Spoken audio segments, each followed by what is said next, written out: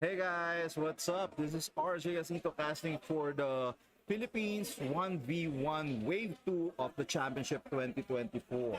So we just started and players are just going through their corresponding tables. And hope you guys are having fun because we might have some more waiting time because the stream, the featured match is still setting up. But I have, I think, a signal here that we have a very interesting match. This was kind of new leaders. The other one is kind of new. Well, it's a new leader. The other one is an old one, but kind of new because you barely see people playing this. So our first match is going to be RY Sabo versus Blackbeard. Let me post that one up on my X account. Again, thank you for tuning in. We might have to wait for a few minutes more.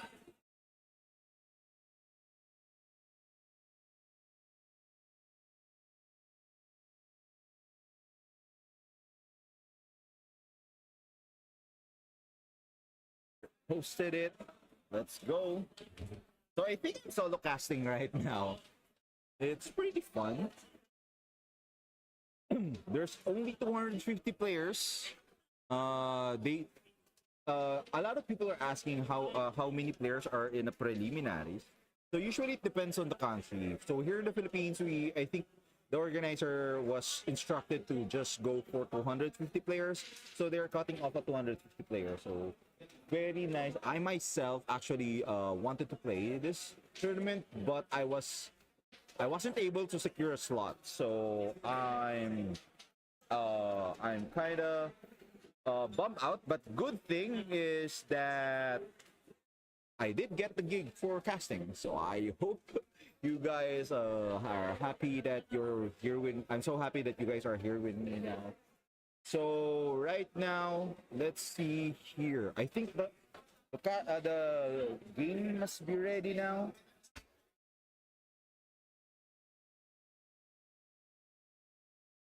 I'm just waiting for the signal from the featured match. Okay, let's shift that one up.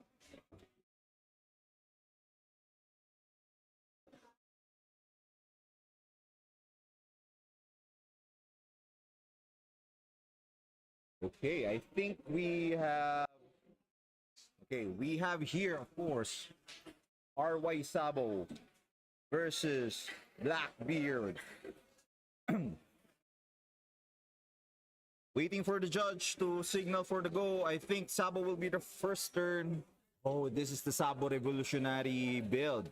So we have turn 1 Bldg searching for revolutionary army. So there's, I think, 3 variant of RY Sabo now. The one with basically the rush build, wherein you want to play around the leader ability so that you can hit with bigger attacks.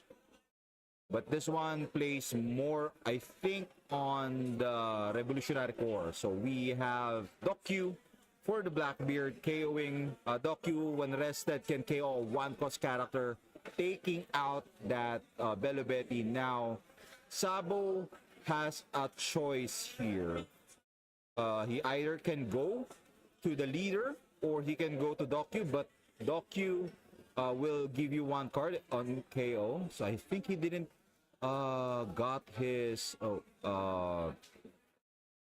usually they play Shanks, sorry, not Shanks, Zoro there. But I think given that he's on Revo 4, there's no Zoro on his build. We have 6k, 5k attack. So this might be a Laboon, which, oh, that's why he chose not to play, or chose not to play anything. That's a Vankov letting you play Revolutionary Army on counter. So he might go for the Ivankov. So that Ivankov activate main. I think if there's a 7k character or 7k powered character, can call a Revo from the deck. Oh, the timer effort.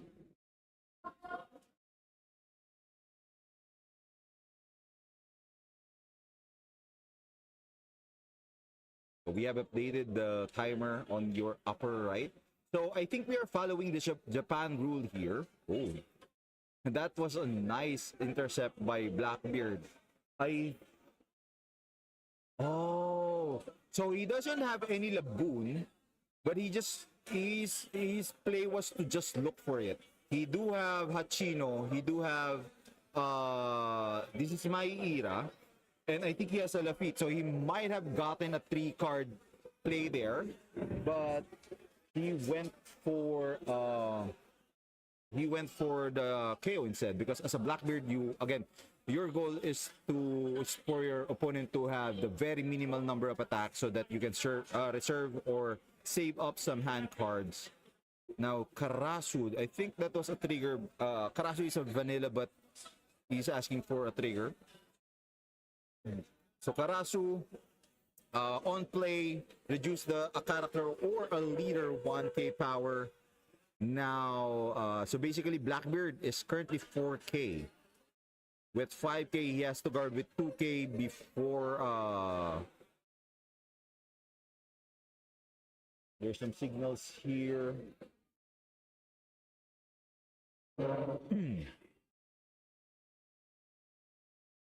So he took one. 6 Don turn. Usually you'd want to have a cost reduction here. I think he has Van Ogre, given that he's holding 5 Dons. So he can KO Karasu. Van Ogre, activate main, reduce the character's cost by 3. So he can reduce the cost of Karasu by 3. So that's down to 1. And then KO it Docu. That's the usual go-to combo of Blackbeard.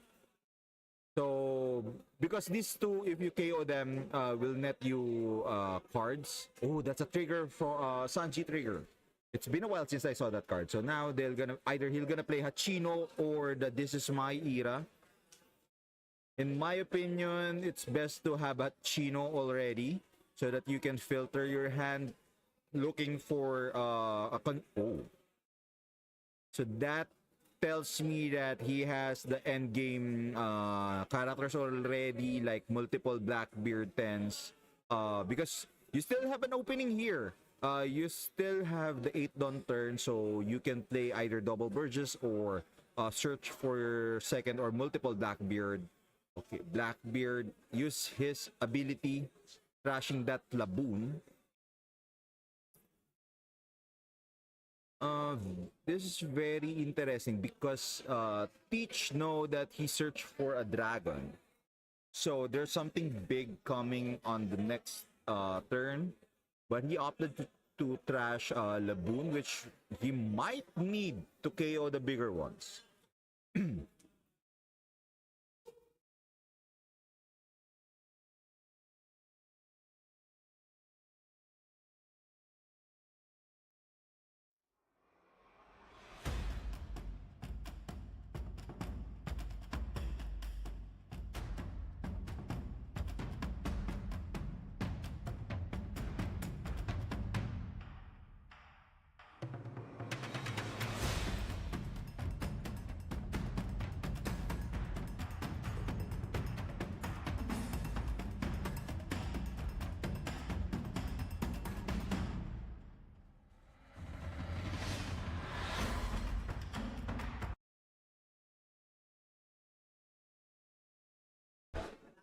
Okay, thank you. So we have received some information that there might be a repair here.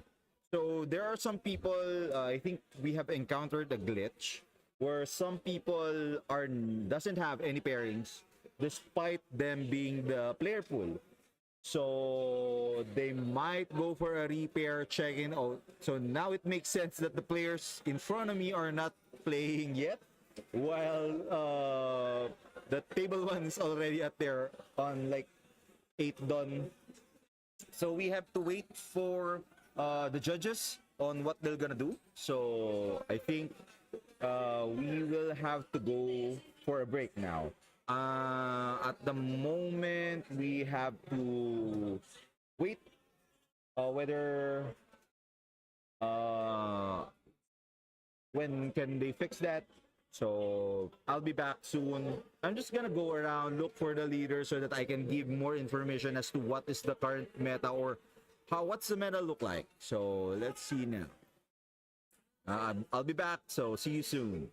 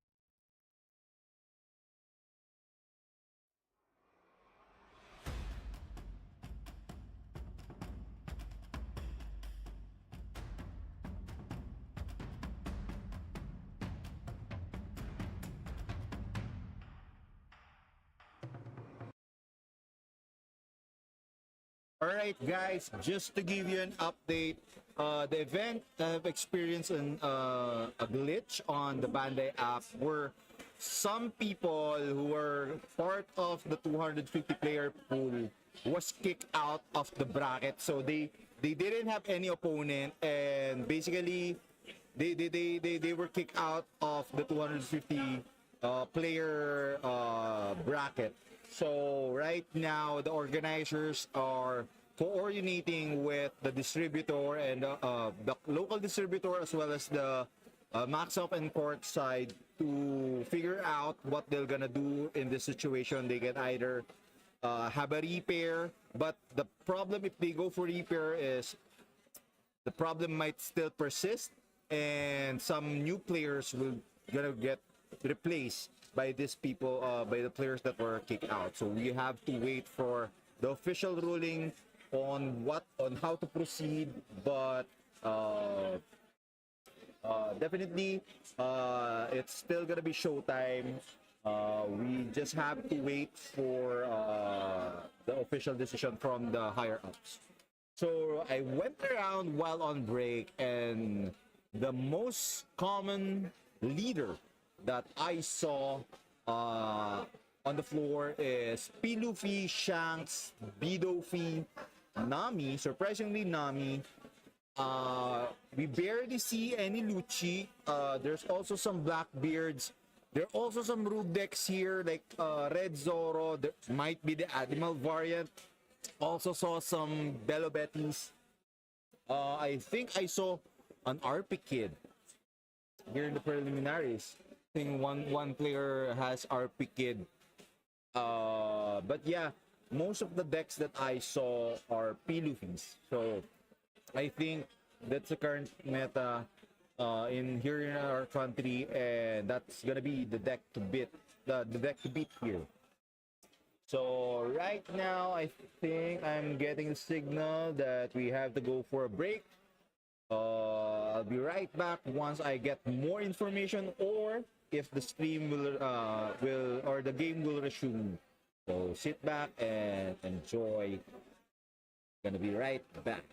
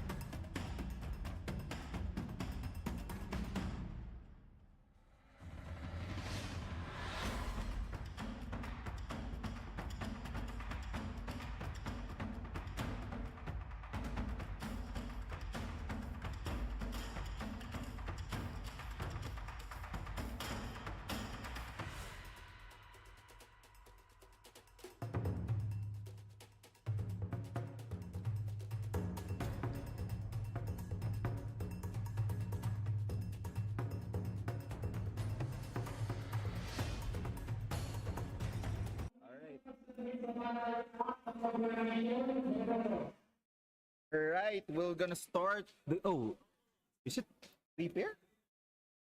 So rewind. Ulit na sila. Alright. So I think there won't be any repairs, but there we will continue as usual, but the streamed match will have to restart.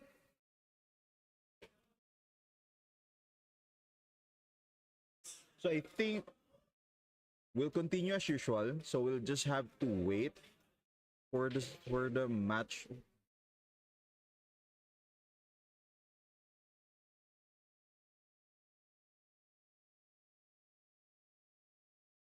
Okay, we're just waiting for the players to shuffle and get their opening hands.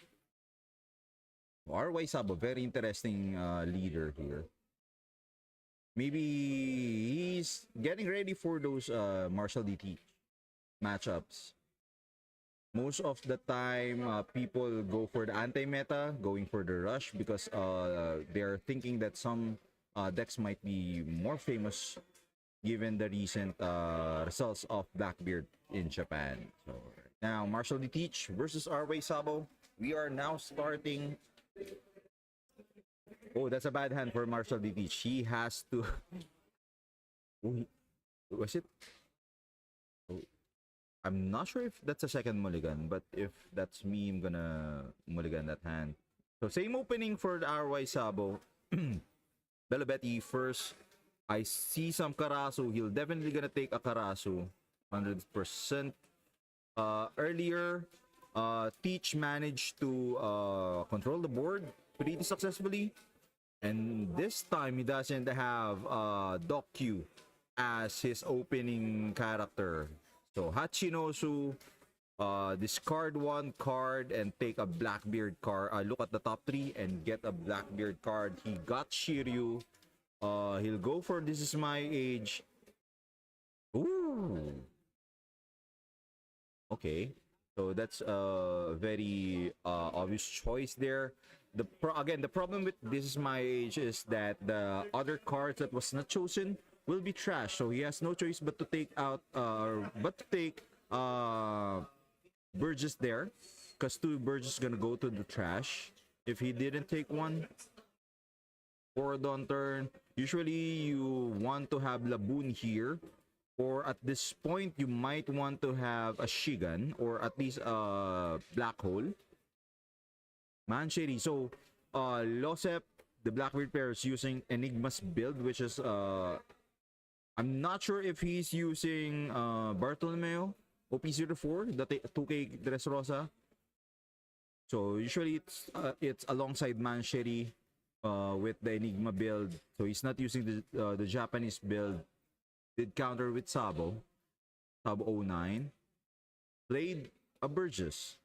Currently, Burgess is still at 5k, so that's just gonna be a sitting duck there. He won't be attacking with it at the moment because that's gonna be an easy kill. Remember, RY Sabo has that Karasu that definitely gonna counter that Burgess, even though you can KO Burgess.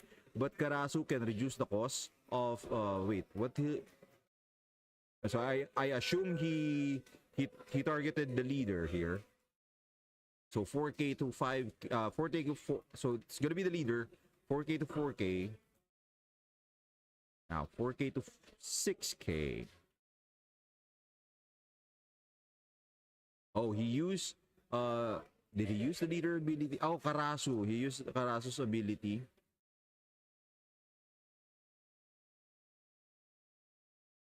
So let me see what Karasu can do. Gonna do a quick search here.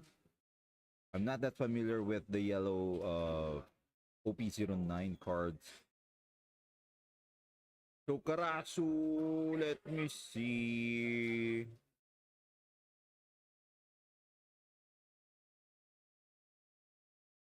So Karasu is a blocker.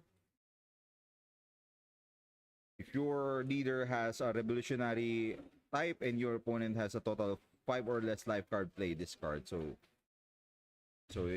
it checks. It's like a Yamato wherein you add both your life and then a trigger happens or something happens. Ooh, Karasu was triggered. So now how many cards does Teach has? I think he has around 8 cards. So safe to assume that Burgess has +2 and then another 1. Oh, I think it's you should go for black hole here. Most of the revolutionary army has small cost. Hachino, Docu, he needed that Docu. I don't think he's playing Jack. His build's not playing Jack, so he do have 5 costs more. 5 don't open. So does he have a Van Ogre? So he can trigger Karaso actually if he attacks now. He can trigger Karaso because both of their lives, the total should be at around 5 before he can play that card. So Karaso will just gonna be back to Cedric's hand here. I think he's going for 7k and then play Shiryu. He really have to dig for something. 7k. I think. Oh, he wants that to be played. You want. We're gonna go all with. So that's 8, 9k leader. He took one. That's gonna suck for Cedric. And he goes for the Dock Q. Using trashing Shiryu for the leader ability. So don't mind the dice. It's just emphasizes the leader ability. So Cedric's now at 9 don. Usually you play Dragon at this 7 don. So he do have okay, so he did get Sanji. You want to attack not Doku here, but you want to take out Burgess as early as possible. But currently I think Burgess at 8k. I think. So 2 Don. There's Koala minus 3k. Minus 3k Burgess, so that's gonna be up to 5k. Sabo might be going for Burgess here. Wait, is it minus 2k or minus 3k? Koala, I think minus 2k.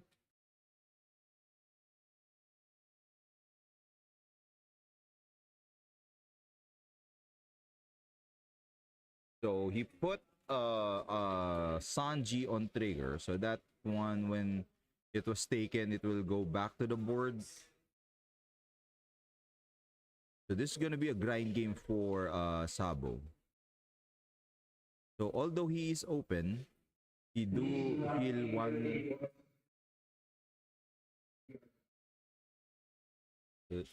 Okay, so they are giving up some promo packs here. Hopefully something goes my way also.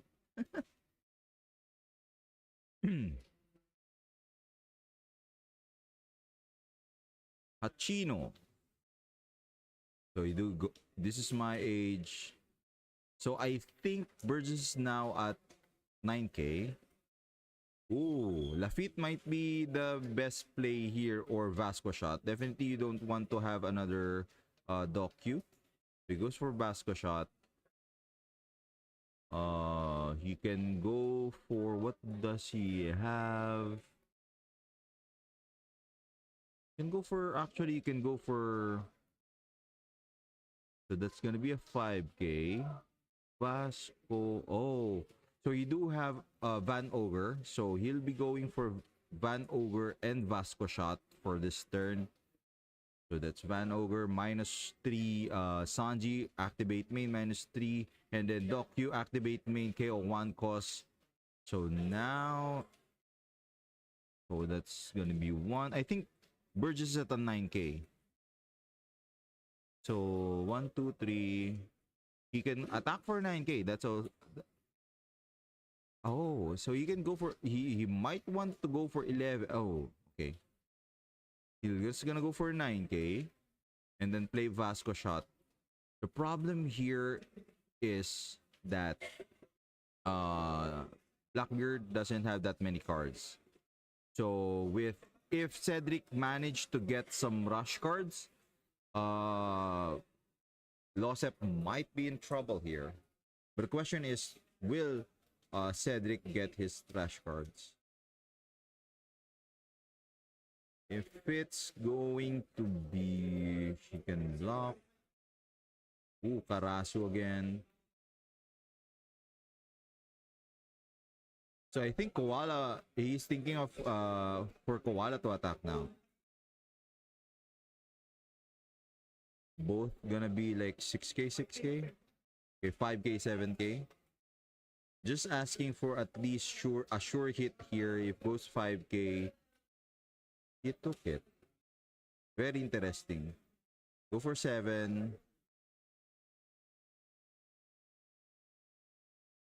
Planting Karaso again.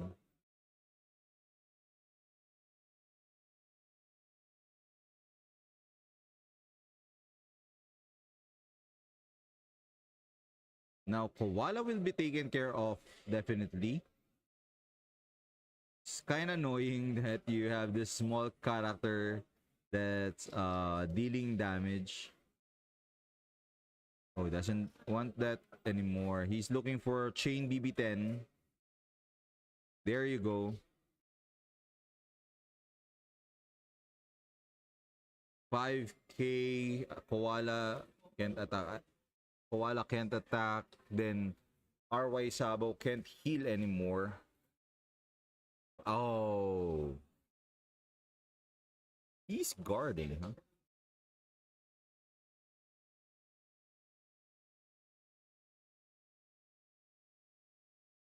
I thought he attacked Koala and he guarded. I think the 5k is for the leader. Okay. So now Blackbeard will go down. Interesting there. It's kind of interesting because what I would have done is I'll let Sanji. So it triggers, then play BB10, nullify Sanji, then nullify can't attack Sanji. Go for Van Ogre can attack RY Sabo. I think Cedric only has one hand that time, so he might be taking one. Maybe he's afraid of the triggers, but he has a Blackbeard 10 standing there, so RY Sabo won't do anything at that point. Ooh, Sabo 6. So he'll gonna KO, I think. He'll definitely gonna KO. I think that's minus, right? Minus cost. He just wants. Wait, it's. Oh yeah. So if that what you call that, if that, oh, he passed with, should have attacked. Oh, Koala can't attack, right? What's the hand card of Cedric? Hachino. This is my age. Burgess. So he's gonna be, I think he's gonna he'll gonna build the board. I think he'll gonna build the board here. He might not. He really doesn't need to go for another Blackbeard 10 here. You need to go from the control to the offensive now. You have to play the Burgess. Just attack with bigs. So he'll keep on taking those.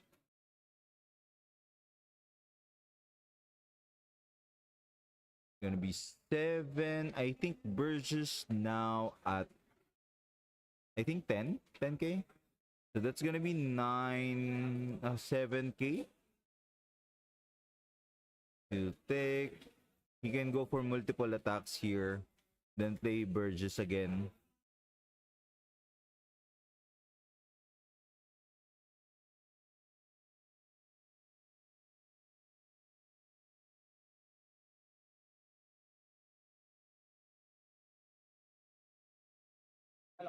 He can also go for Koala here, just to make sure he doesn't have any more characters.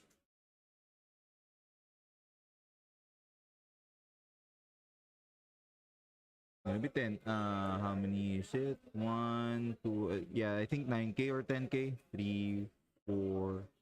So that's gonna be a 10k. He took one again. Oh, he did. He do have a stronger, so he can go for stronger.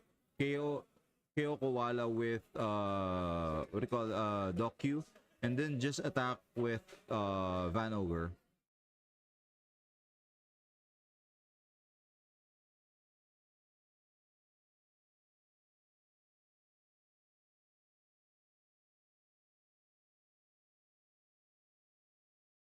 Leader ability. Now RWA Sabo is in a big trouble here. He doesn't have any board, although he can't go through BB10. Karasu, he'll gonna heal definitely.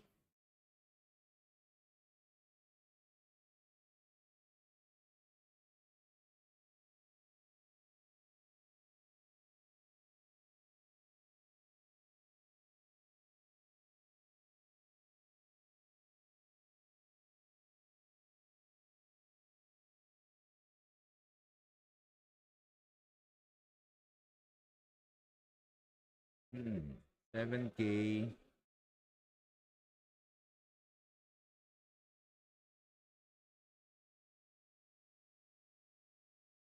I think he doesn't have a choice. He can go all in here. Blackbeard won't block because at that point he has 12k power. So that's a BB10. He has to attack. He has to take that one.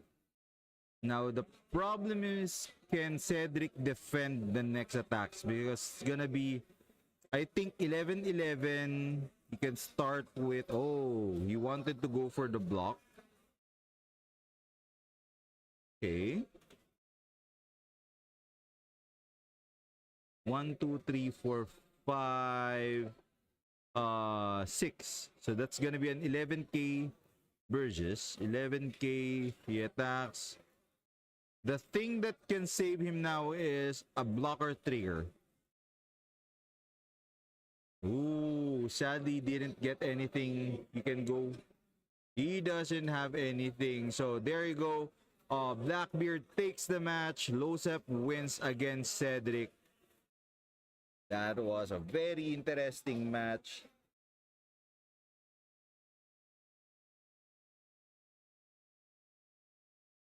So yeah, it was an interesting match. Sabo has this points wherein he could have won if he managed to drop a big character. He didn't get his big rushers like Dragon. He didn't get the usual Revo core of Ivankov to Karasus and the other shenanigans that he has. Sadly, you didn't have any board to pressure Blackbeard, and Blackbeard is actually free to do whatever he wants. He's actually has this a lot of options. Usually you want to corner Blackbeard in a corner wherein he doesn't have any choice but to play control. But at that point, he's already way behind in board advantage, in board presence, that Blackbeard has very huge board advantage, and he's actually just gonna have to choose whether to play Burgess or Tenkos. You want Blackbeard to in that corner actually, and he failed to do that, so Blackbeard takes over the game. And off to game, I think we're just waiting for the other players to finish their round 1. And we will be right back after this short break, and we're just gonna wait for round 2.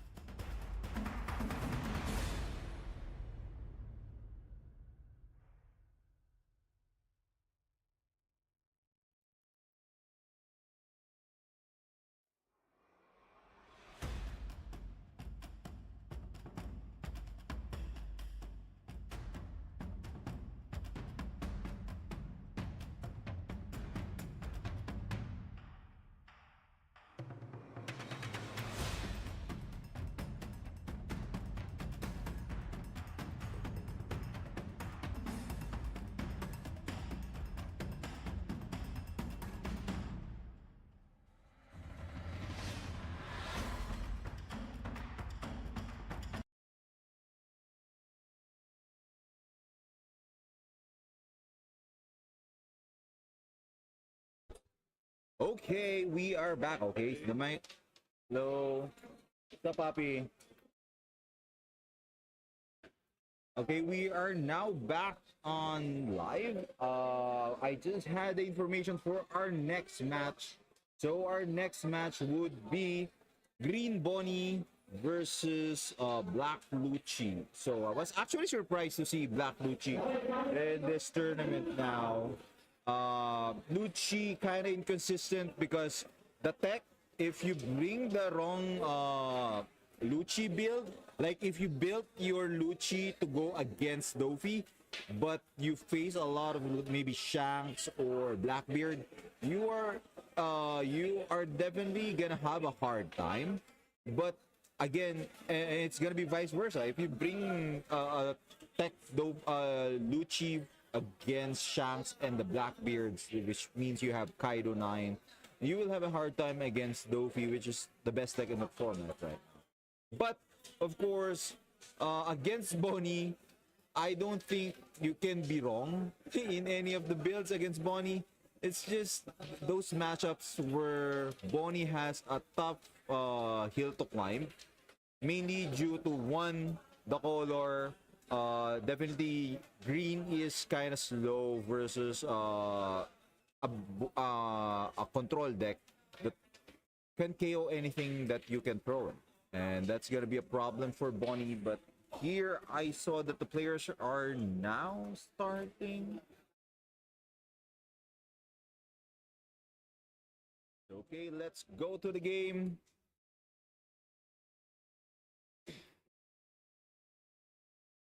Actually, actually, I was allowed to speak in Tagalog, but since I know that most of the watchers will be uh, from the West, I've decided to discuss in pure English.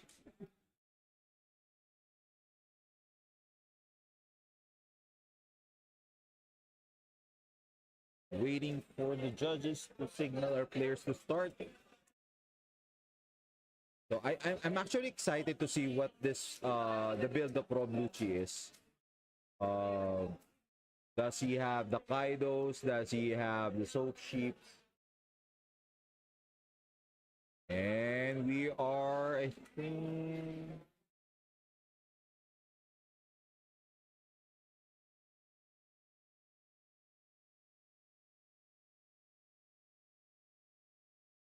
Okay, we are good to go. I think I saw a zombie Luffy there. So this is the Lucci build. I think that was used by, or I think is the build that's kind of used in Taiwan, wherein they have zombie Luffy. They have this. They gathered all this when attacking, just to tech out against BB. And actually, that's actually okay against Bonnie. Bonnie, on the other hand, has to ensure that he has those protection or at least those immune characters like Hawkins. I think I saw him using Rocinante 8. So that might help him prevent the early control of Lucci.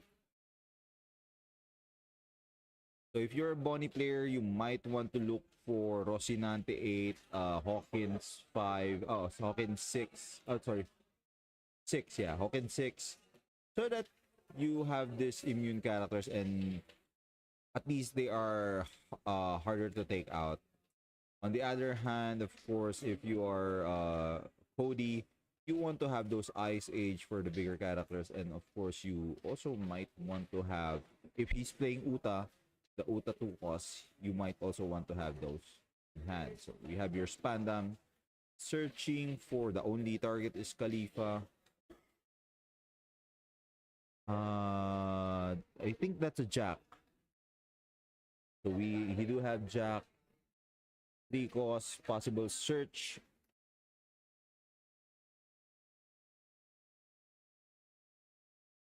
Usually they just go for search and then go 7k or 6k.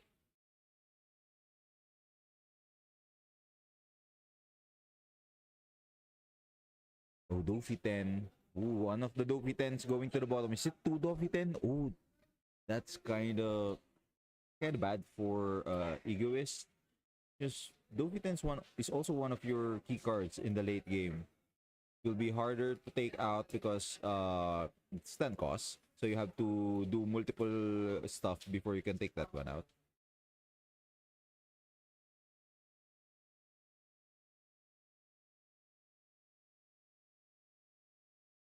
Oh, Egoist going for 5k. Cody immediately take that one.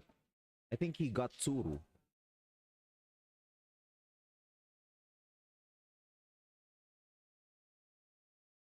Oh, okay. So definitely both these Bonnie will gonna taken out. Okay, Hawkins, one of your key stallers for this matchup, managed to take that one out, or at least managed to get that one. Of course, both Bonnies.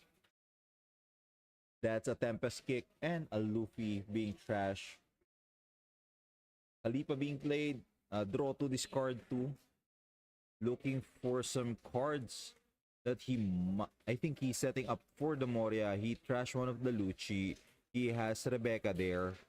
He also trashed Tsuru. Again, even though it's a 2k counter, we know that Bonnie, if on curve, doesn't have that many dons to use when attacking. So usually, you don't really 2k or 1k doesn't matter that much.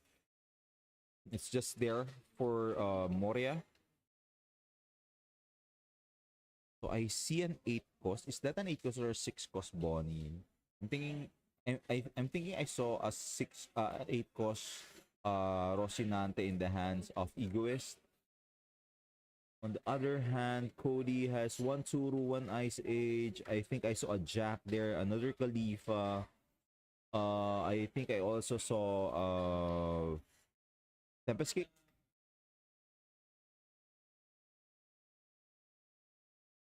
So you can go 4 don, 6 don turn. You'll definitely gonna see, we might see, if he's playing Luffy, we might see another Khalifa going down. Just he's looking for those cards. Oh, we do have, I think two Moria. Baby 5 for Baby 5 almost missed there. I'm not quite sure what he's looking for at the moment. The odds of him finding the Dofi might not be that great. Two of the Dofis already in the bottom. So he's looking for those other two. Might also be looking for the Rocinante. But I think he already have one in his hand.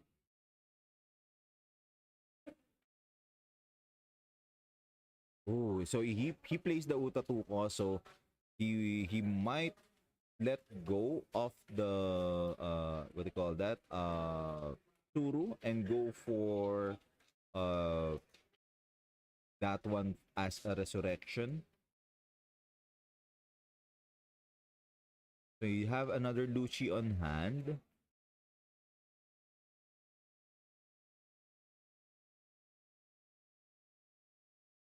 Oh, you're definitely gonna be playing Hawkins here. Hawkins leaving one done open. Hawkins pass. That's actually the best play that he has here. Leaving one done open for that ability, resting one character. So you can only attack for one. Now the question, though he has Jack, he doesn't have how many dons? Oh, okay. So he can go for Tempest. That's yeah, he can go for Tempest, draw one, and then play Jack. Yeah, he can play Jack now. And sadly, he's still on curve, so that Hawkins can't rest any of the characters, so that has to go. Now, well, it's a given that Rob Lucci is on an advantage here, so he definitely has controlled the board now. The question is, what will Bonnie have to do I think there's still a possibility here. He has 5 lives. Egoist has 5 lives. If he managed to draw multiple, maybe Rocinantes, and then turtle up and find those Dofi 10s, he might still have a chance here. But at the moment, things are looking good for Rob Lucci. He doesn't. He has 2 characters on board. He have a big one with Jack.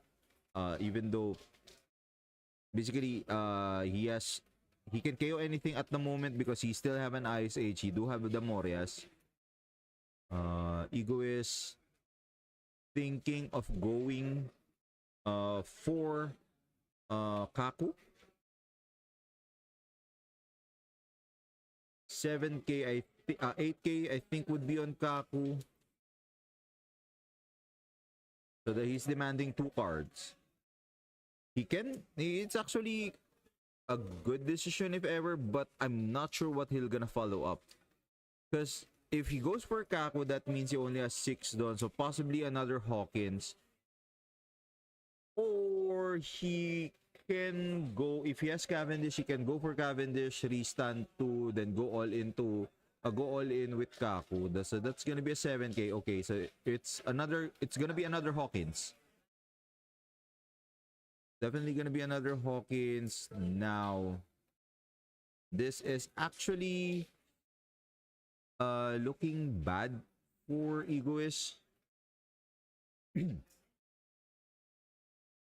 Oh, wait. Go for Tempest again. -3. Oh no. Bro, he can target Kaku. No, he's still not KO'd. Wow. Okay, so now he'll play Moria. He'll definitely gonna go now for Lucci. He'll gonna go for Tsuru. Go for Brook. That was actually bad because if he managed to attack, oh, he doesn't have a choice because if he attacks with Kaku, Jack will be rested and doesn't have a choice. But it could have been better.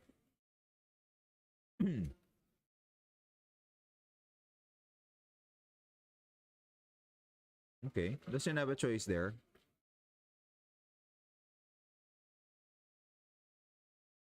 Will he have another play there? I think there is, right? No. Because regardless of what he'll play, okay, it's really a bait. Okay, I understand it now. So it's really a bait because even if you, let's say, Bonnie rested Jack, if he plays Moria, he can still KO. He can still save.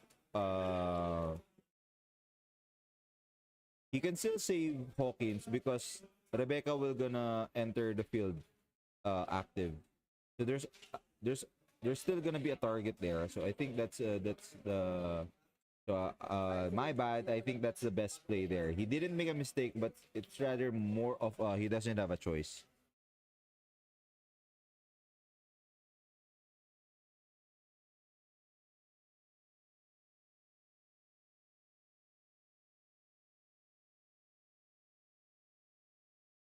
Hmm. Oh, Egoist. I saw. I think Electric Luna, which is actually a good card here. He went for Brook.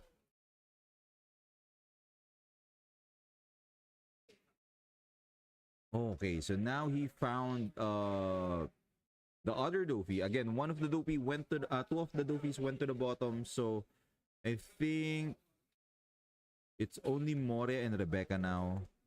He did have Cody. So if he managed to go chain, what's trigger? If he managed to chain that Dofi, he might still be able to make it. The question, how many Moria does Cody has? So he do have Ice Age, so that's gonna be Dofy -5 down to 5.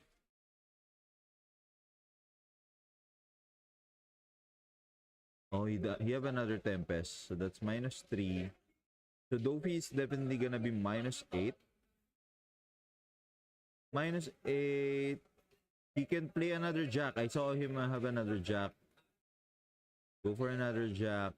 So Luffy is now gone. And he still have one done open.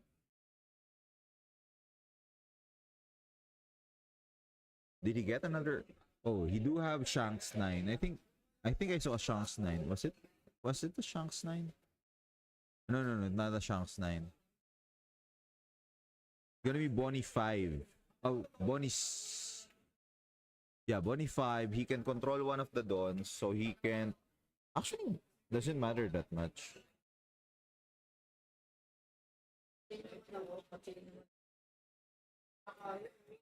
Oh, the sad part is he has to make those Dofi 10. At least try to make those Dofi 10 go up by searching. But he didn't get as many searches as well. He goes for a Hody Jones here. So this 8k. He'll gonna attack Bonnie. He wants just to get rid of Kaku. But is it worth it? One life for one character. Well, although he did establish a 7 cost, but with just 1 and 2 jacks there, you might, yeah, there's a possibility that Cody doesn't have enough. Oh, I saw a Dofi 10 in the hands of Egoist. I think that was the life that he managed to get from Hody Jones. I think he'll just go for multiple attack here. So he do have Ice Age, so that's gonna be -5. He can keep one of the Jack. So doesn't have a choice. He can Jack will attack. So he now trash Electric Luna. So next turn he can rest or freeze Moria and the 2 jacks. -3. He doesn't want to get rid of that Ice Age yet. For one of the jacks. He's keeping that Ice Age up. Then he goes, I think, 12. He's going for 9. Okay, he's now going all, he went all in, so that's gonna be a 12k. He took one. I think he'll gonna freeze Moria and the 2 jacks here. But Cody has an Ice Age, so he can easily take care of that Dofi that's coming. Ooh, another. He have another Moria in hand.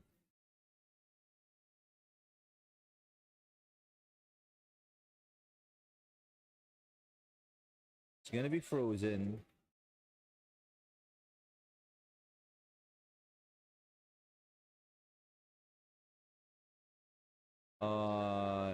The Dons are up.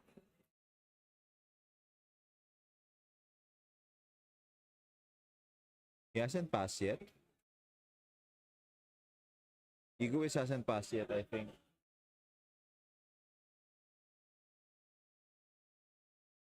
Or I think there's a miscommunication between the two. Ah, he was thinking of the other character or the last card to freeze. So he just decided it's gonna be the 3 big characters on the board. It's gonna be a 5k -1. Ice Age gonna be -5, so that's -6. Then Leader -7, and then he has another Moria. So he'll gonna get rid of that Brook now. That's Lucci mathematics for you guys. 7 down to 3. Go for Moria. He has another Tsuru. He can go for Force Trash Brook. Go for Rebecca. He can go for Rebecca. I think he trashed a lot of...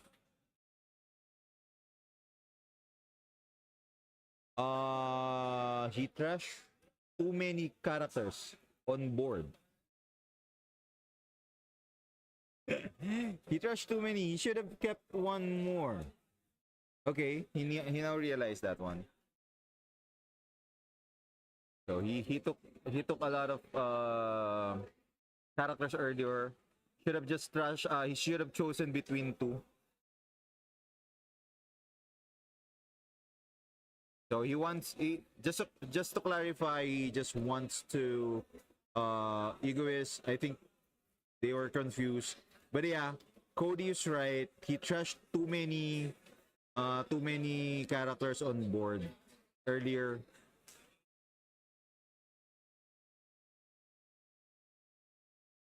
So he chose to take out one of the Moria, which is actually good. Moria is only I think 1k power higher than Jack, but Jack has more utility, given that he can just, if he can't attack, he'll just gonna rest to KO at 3 cost. 5k to Brook, and now he's gonna go for 9 KO one of the Jacks. The question is, does he... Oh. Was that a Laboon? I'm not sure what I'm seeing here. Oh, that's a Spandin and an Uta. So, -2, -3 for Lucci. He just needs -4. Oh no, that's gonna be rested. He can't attack there. Jack will be rested, so he won't have... Ooh. Jack, he just sacrificed Jack. So I think Shanks will live to tell another day, if what I'm seeing is right.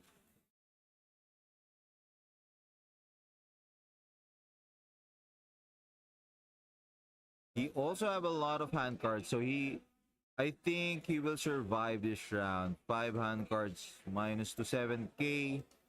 If he takes this one, we might see how many Dons? 8 Dons. So that's gonna be an 11k 12k attack on Brook, and that's gonna be GG, I believe. There's only 2.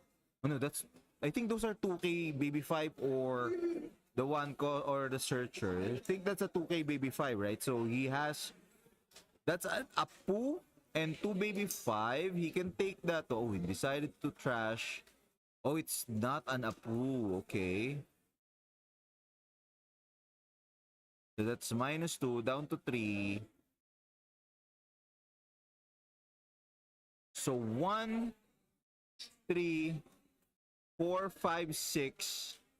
And oh, okay. So you do have a Kaku.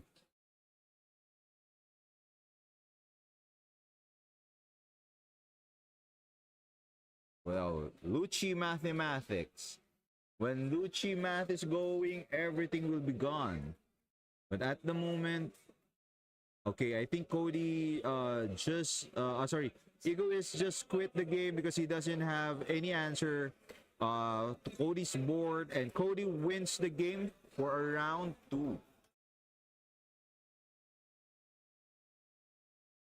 So that was an El Clasico match. Of course, again, I can't blame Bonnie there. It was really a tough match. He didn't saw his Rocinantes. He only saw, I think, 1 or 2 Hawkins.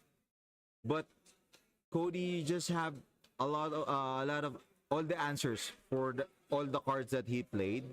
So it's really a game for Lucci to lose at that point. So he didn't have the board presence. Cody managed to control the board, and with multiple Morias on board, even Trash won. Just really, really good game for the Lucci. So, if you're Jewelry Bonnie, I don't think you can. I can't think of something that can make you bounce back on that game. Two Dofis went to the bottom. All your threats was answered. Even though you have Hawkins, it was answered. No, I think no threat was able to survive a single round. But yeah, again, if Lucci math is going, Lucci math is going. So now we're gonna wait for the next round. Just waiting for the other players to finish their rounds, and I think there will be another 10-minute break after. So stay tuned, and we will be back with game number 3. Peace.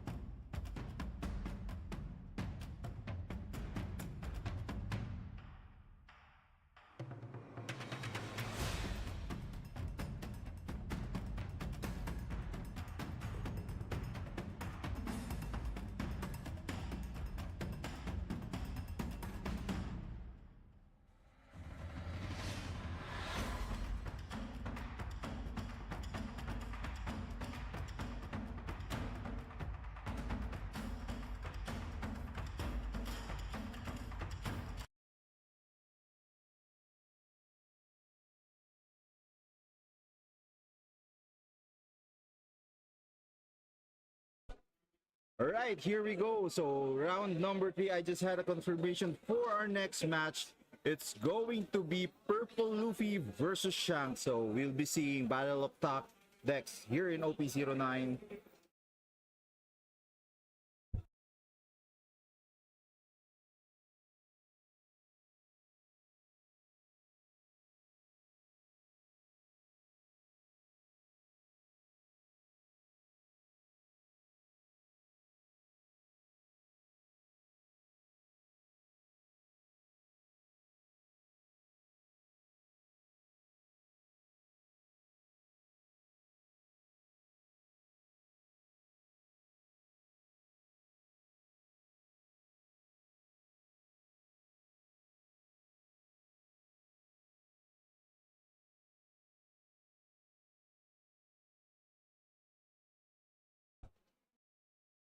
So now we're going to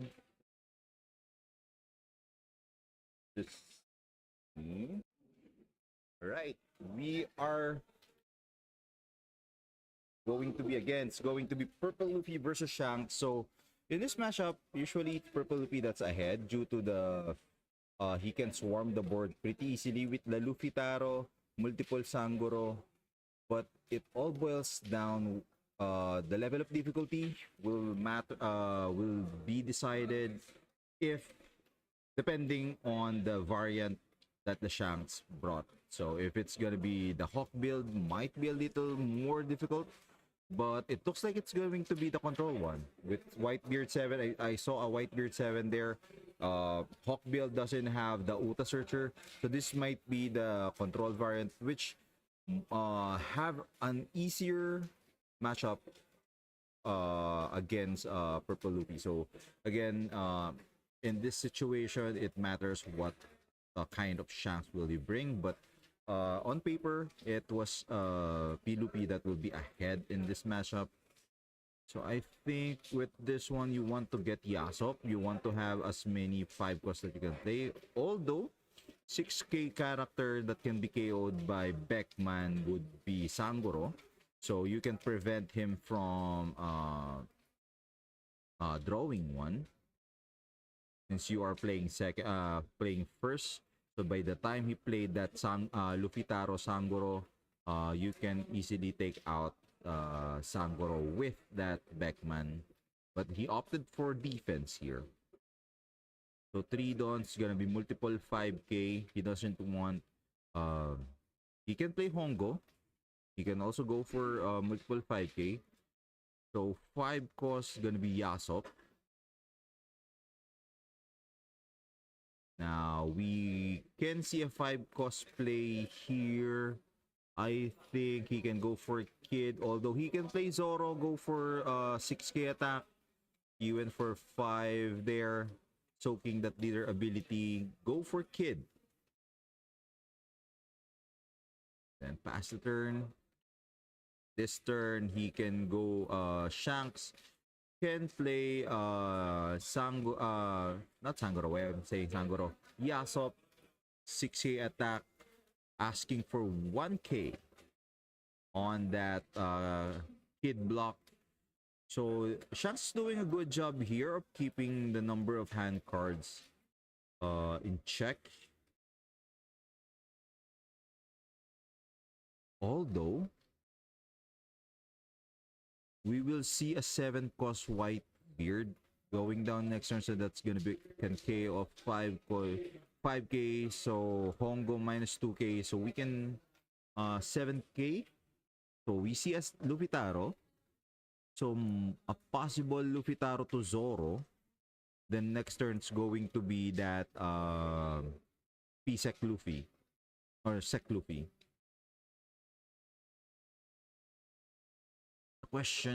My question now is, what Ariel has the variant of P Luffy? So most of P Luffy variants if they use Sec Luffy, they don't use Big Mom 9 anymore, but some still use the hybrid So we can check here if he will go for... So he opted not to go for another ramp. Leader ability. Oh, he just narrowly missed that Sangoro. He has to go for 2k counters now. He doesn't have that many counters in hand. He only had 3. So he might... So Uzohachi might be the target there. He can go for another. Although he do have one cost. I think that's a Gum Gum Giant. He went for Sangoro again. A very interesting play here. Because... Well, he doesn't know that Shanks has Whitebeard 7 on his hand now.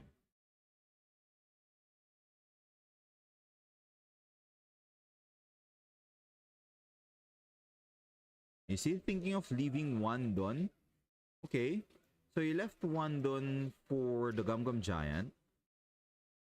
But at the moment, if it's gonna be Whitebeard 7, that's just gonna be multiple 5k, 6k attacks. 5k, 6k attack.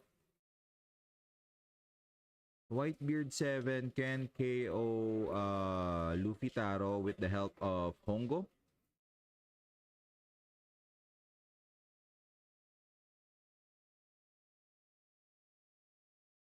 So 7k 7k leader, reducing the cost of Luffy Taro. So that's minus 1k. Luffy Taro is now 7k. With Hongo's effect, gonna go down to 5, and then it's now reachable by Whitebeard 7. Although the leader can't attack anymore because it will be blocked by Kid.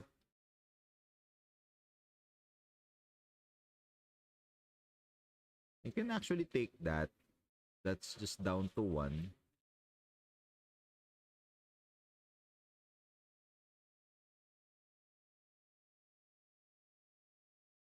Is he thinking of just going for Gum Gum here? 7. Okay. Not sure. He only has 4 cards, so I'm not sure. Pretty the same, but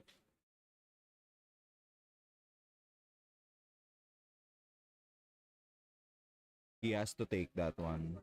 He doesn't have counters anymore. I think he's thinking of going for Gum Gum Giant here. I think that was a misplay on the part of Ariel. Could have just take the 7k and then block the 5k with the Kid, so at least you didn't lose a 2k counter. Although this turn he can play 9 cost Luffy. He can, well, Shank has Otama. I think multiple 2Ks. So I think he can go 10k KO Whitebeard.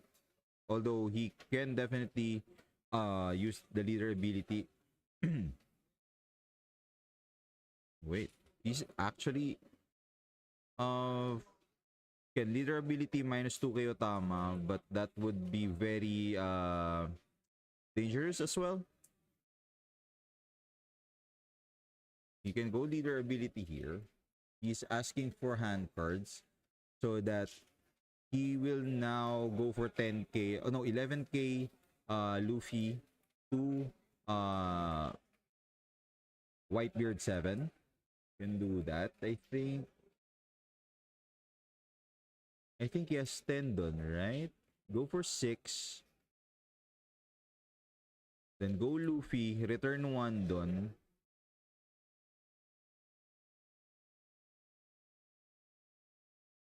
Oh. Go Luffy, 1 done. Draw 1.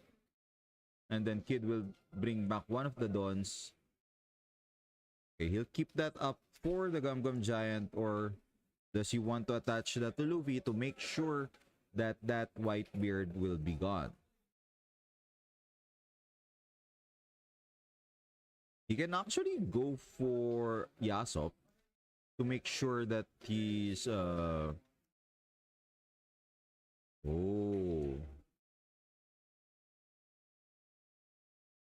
Kev defending old. Now Ariel might be in trouble here. You can go 7k to Kid or 8k to Kid. What did he draw? I think he drew Beckman. You can actually go for Kid, attack minus, reduce the cost of Zoro, or you can go for Zoro, reduce the cost of Kid. One of them will surely gonna get KO'd by Whitebeard. And then if he has Beckman, he can use the other one. You can use Beckman to take care of the other one. Although board presence or board advantage goes to the side of Shanks, he's lacking with cards now. So I think that if Ariel managed to draw some good cards, like bigger cards, on top of that Gum Gum Giant, he might turn things around.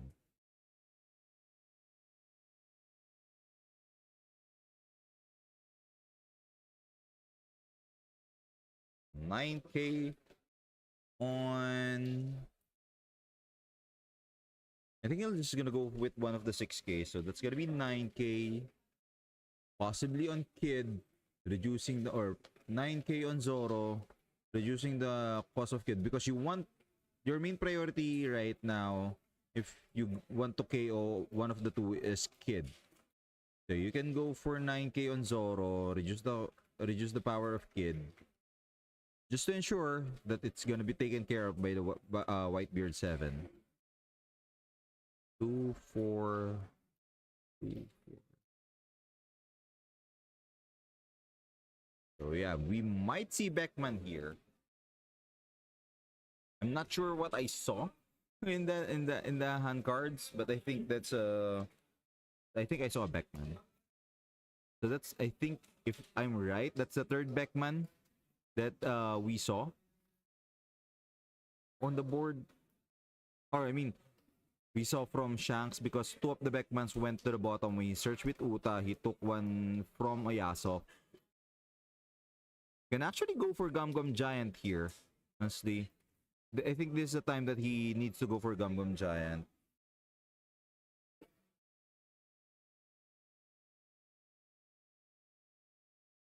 He can trash one of the Zoros, draw 2.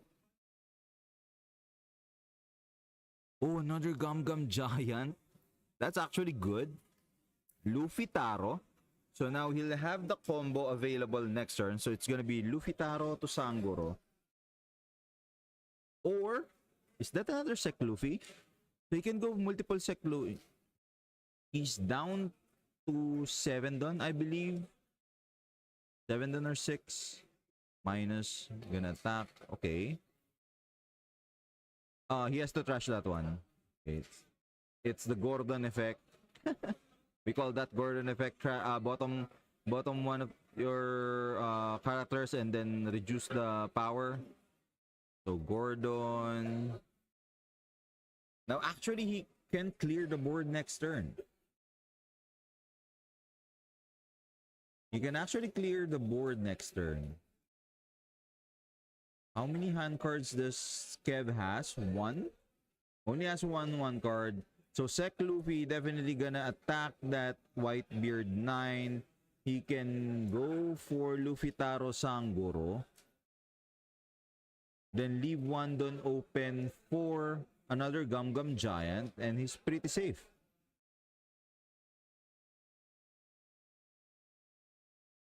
Does he have 8? Is my don count correct? If he has 8, he has enough. Oh no, he has 9. Yeah, 9. So he can go 6k on Yasop just to counter check. If he guards, he still have 7 dons. 7 dons.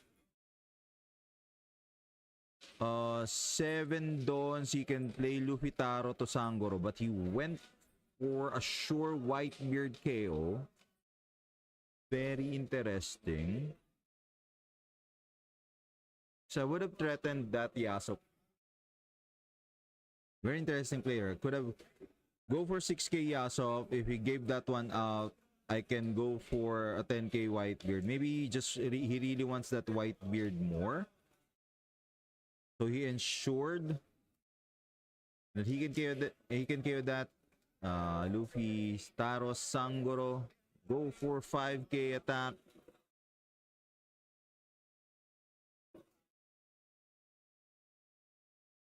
Oh no. Yeah, I know now. My bad. If he goes for 6k on Yasop, it's just gonna be leader ability. So he really made sure that he can KO Whitebeard. So even if you go use leader ability on Whitebeard on Luffy, still assured KO on Whitebeard. So now we'll go 9k. 9k leader.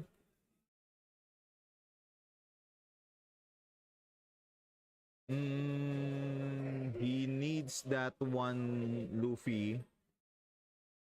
Go 9k. I would take that. No, I wouldn't take that one. So Luffy is now minus 1k. What does he have in? Is that a 0 cost? I think that was a 0 cost. So Crash Course. 7k attack on Ace. He still have 4 Dons. 7k. I think you can go for Gum Gum here. So you'll be down again to 6 Don. Then you can go up to 8. Then you can leader ability for 9 if you really want to use Luffy 9. But instead he opted for that two card counter. So that's a Kid, Gum Gum Giant, Sek Luffy, and is that Sangoro? I think that's a Sangoro. On the other hand, I can't see the hand of Kev. Draw 2. What did he draw? 5k Uta. he scratches it even though it's not itchy. 5k. Oh. You really have to use. Oh, so he wants to play the 5 cost Kid here because he would have taken out that for 1k counter.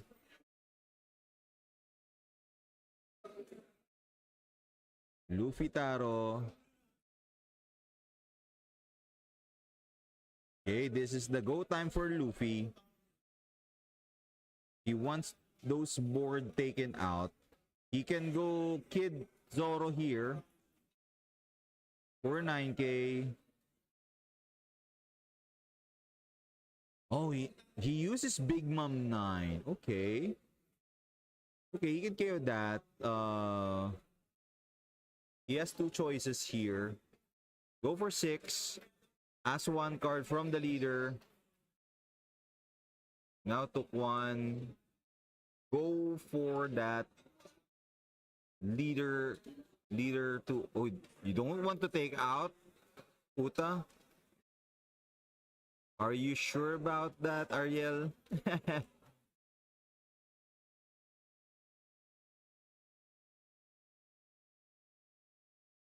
So he already used 2 of his Gum Gum Giant. He's thinking of using 9 cost Luffy versus the 5-4 Kid and Zoro.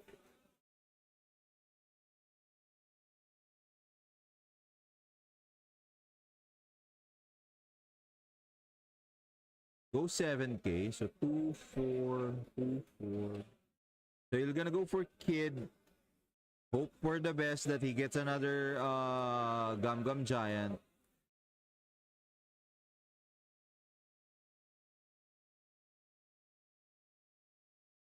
So we will see. Did Kev manage to draw a Shanks? If he didn't manage to draw Shanks, we will see Uta attacking again, definitely. Oh, he didn't draw.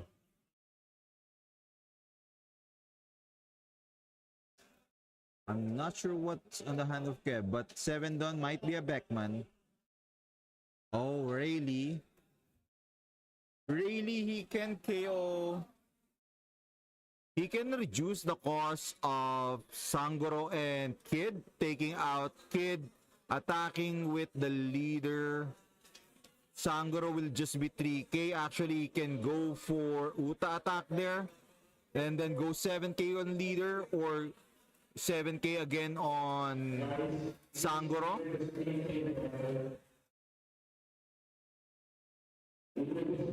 Oh, you want to go for Beckman. So that's gonna be multiple 5k.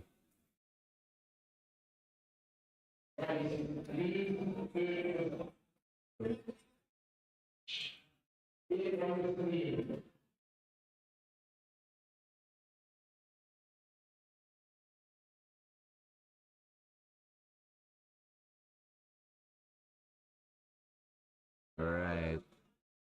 Next turn, he has to be very defensive. One Shanks could mean the game for Kev here.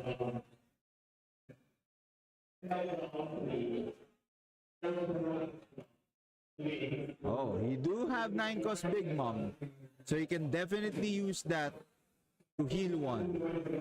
So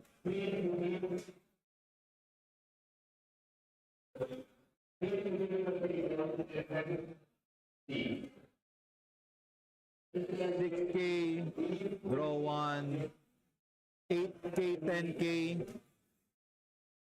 8k, 10k, and then go for Big Mom. I think he only has 8 Don. Does he have only 8 Don? How many Dons does he have?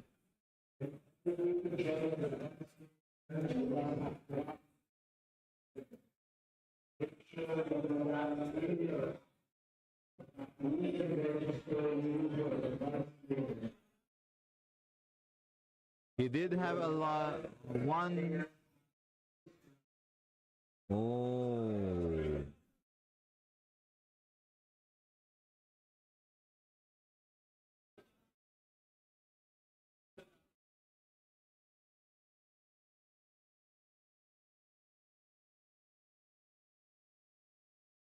Very interesting there. He's opting to go for double 5 costs, but that means he would have to reduce his counters with 2k again. And again, one Shanks can definitely go for 8. Kev has Rayleigh. So if he plays a Kid, definitely Kev will play Rayleigh. And then reduce the cost of Sangoro. That's gonna be taken care of again. He can go 7k, 7k, 7k, or 5k, 9k. Depends on the situation. He still have one PSEC Rayleigh on his hand, or PSR Rayleigh. Oh. He do have 10 Dons. I thought he was just putting 1 Don there.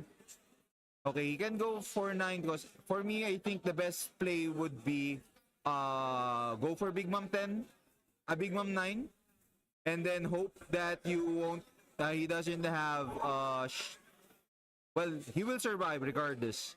If he goes for Shanks, he can survive. We do have, I think, 4k counter in hand.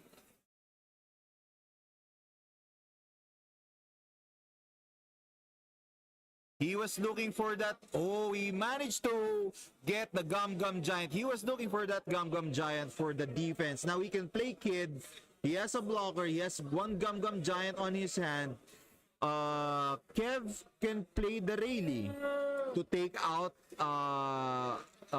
Kid, but Ariel can still survive because the remaining Don will be 2, just gonna be 7k, 7k, or like 5k, 9k. And with the Gum Gum Giant, he will definitely survive until next round. And Kev will be faced with at least 5 attackers next turn with only 2 cards in hand. One of them is Rayleigh. He might not have what it takes to defend his life once the turn passes. I'm not sure what Kev draw from this turn, but it's not looking good for Kev. He only has 2 cards. After he play, we do have, is that a 10 cost? So he doesn't have any counter aside from that Hongo. So I think he's going for, no, you can't go for lethal. There's no way you can go lethal here. That's just a lot of cards. They go for Rayleigh. So he's going for the board now. He'll KO Kid. He'll open up possible Sangoro. It's okay that. It's gonna be last 3 turns for this two as well. No, we started late, so they still have time. We're not following the Japanese rules, so we're still gonna go for the last 3 turns. So really, what do you have? No, he can finish the game next turn. He can. Why? Oh, is that guardable? 7 to a 5k.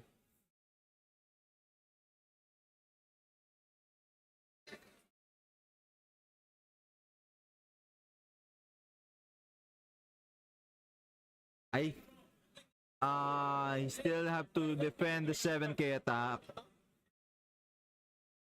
So -2, that's gonna be 4, 2 2ks. Does he have? He has 1 Usohachi. He's now required to throw 3 cards here. I think the better one there was to just give out Sanguro and then leave Luffy on your hand, so you can have 10k, 10k, 6k, 5k on leader, 7k on Zoro, 8k on Luffy Taro, then 2 10ks.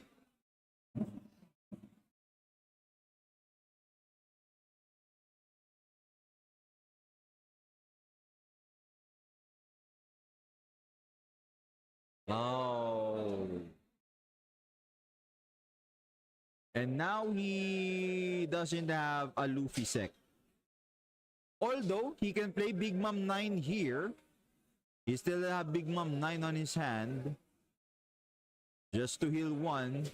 He can go 5, 6, 8, 10, Big Mom.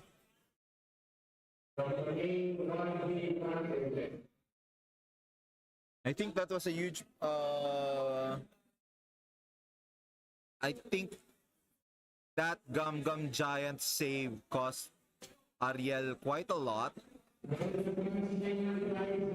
You can go 7. Kev, I think, has to take this one. He might he will be taking the 7k, but he will be reducing the power of Luffy.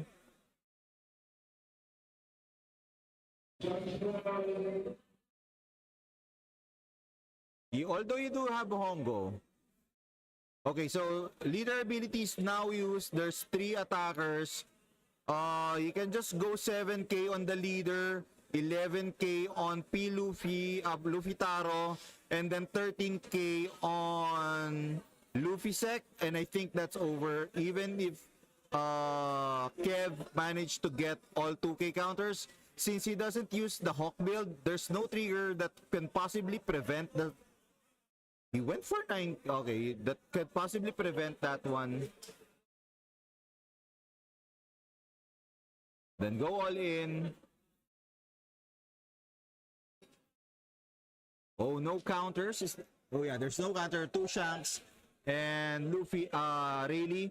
So Ariel won. P. Luffy won the matchup. The goal cashers. That was a very close fight. I thought that Gum Gum Giant would cost Ariel the game, but he managed to find the lethal that he's looking for. Although it was a close one, because if you believe that Shanks still has those Hawk on their build, despite showing a lot of red hair pirates, you might get afraid to go for lethal on that one. But I don't know, it was somebody pressed. But yeah, Ariel managed to find the lethal and P. Luffy won. I think we're going to round 4, so we'll have a short break after that very long match. And we're gonna wait. We're gonna be on the top table 1 again on round number 4.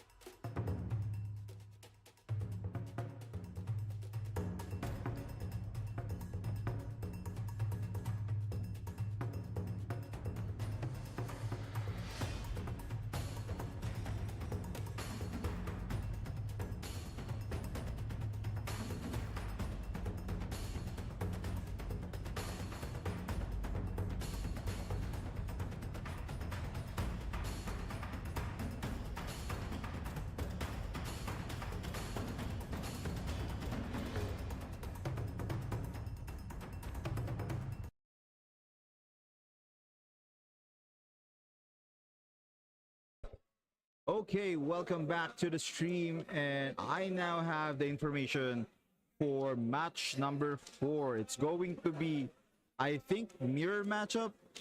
Both players brought.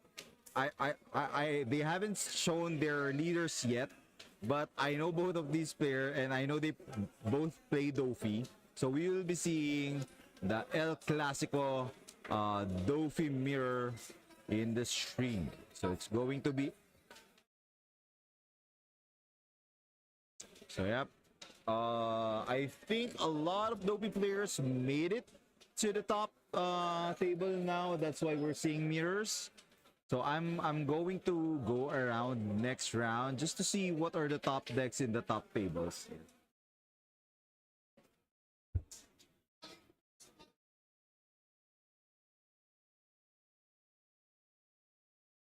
So let's see now. They haven't given a signal on the players yet.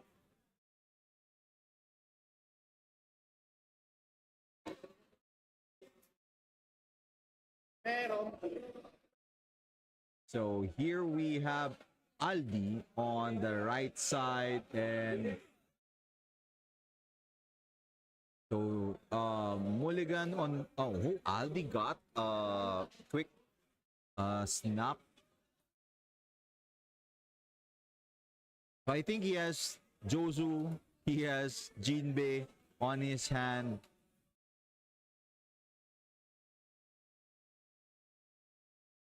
So let's see here.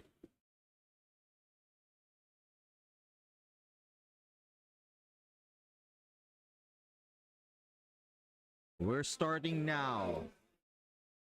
Who's gonna go first? Waiting for the judge's signal to start the round. Okay, to go first. Sengoku. You might want to see Jinbei there. We had seen Jinbei. He do have Weevil and Law Bounce. He opted to go for Law Bounce. He really wants to go for those multiple on-play abilities. Pass the turn from Aldi. 7k. Blind. Jozu miss. Aldi took that damage. 5k. I think Aldi has Jinbei Weevil. That's the best case scenario you can play here. Jinbei Weevil.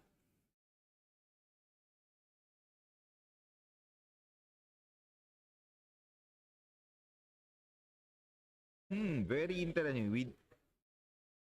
The problem here is he kept 2 law bounce here, and you don't want to bounce any of those 2, Jinbei or Weevil, because their on-play abilities actually gives your opponent more. He went for the bounce. He went for, okay. Weevil, totally understandable in that regard. He wants to go for that. He wants to prevent the 6k, although Aldi can draw another hand card, but will he just play it hard cast? We were seeing, is that a Mihawk going to the bottom? So this is the 6th dawn turn. Will we see an early Jozu in the hands of Aldi? So he's looking, I think he's looking to go for 7 leader ability, or he just gonna go for 7k.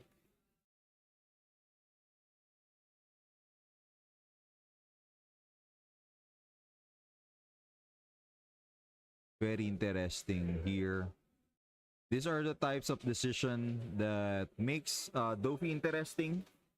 In the mirror matchup, many people would say that this matchup is just going to be who has the most Jinbei loss. But there are certain decisions. I think we're gonna see an early Jozu. He wants to play Jozu, bounce Jinbei. And I think he will bounce the other bounce law. Of course, you don't want Jinbei to be bounced here. Oh, he went for Jinbei and Weevil. Go for Tuko. So gonna be each. How many cards does Aldi have? 1, 2, 3, 4, 5. He has 5 cards in hand. So he can plant one.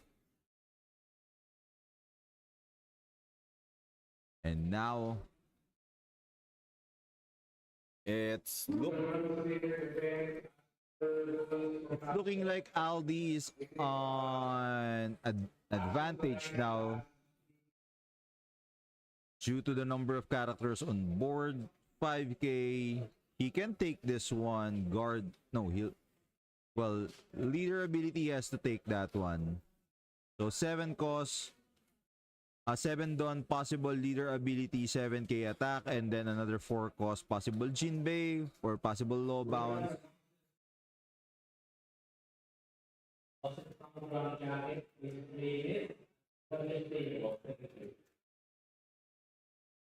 He went for pudding.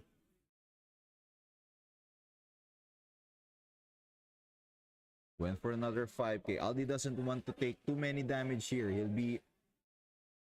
I think they'll just gonna go for the low bounce, bouncing that Jinbei again, just to prevent him from attacking for with a 6k attack. Go for Jinbei.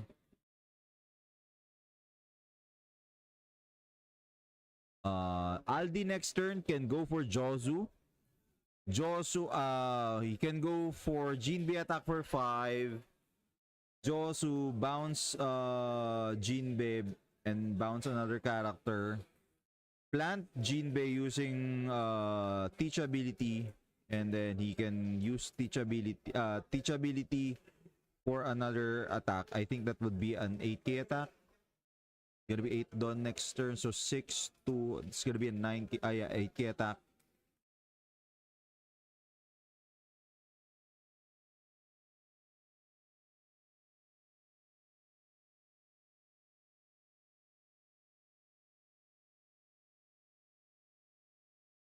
He has to take this one.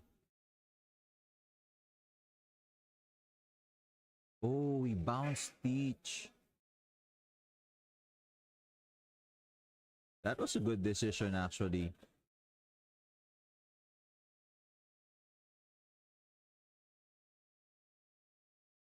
Yeah. Now with 8 Don, Aldi, if he plays Josu, he cannot use leader ability anymore. Because the last 2 remaining Dawn can be used for another teach play.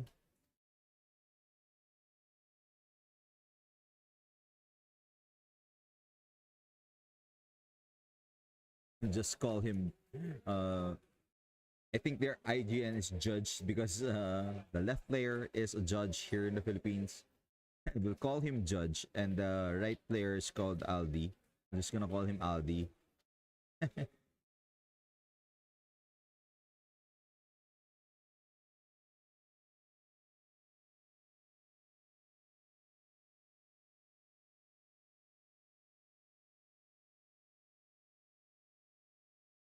Perona.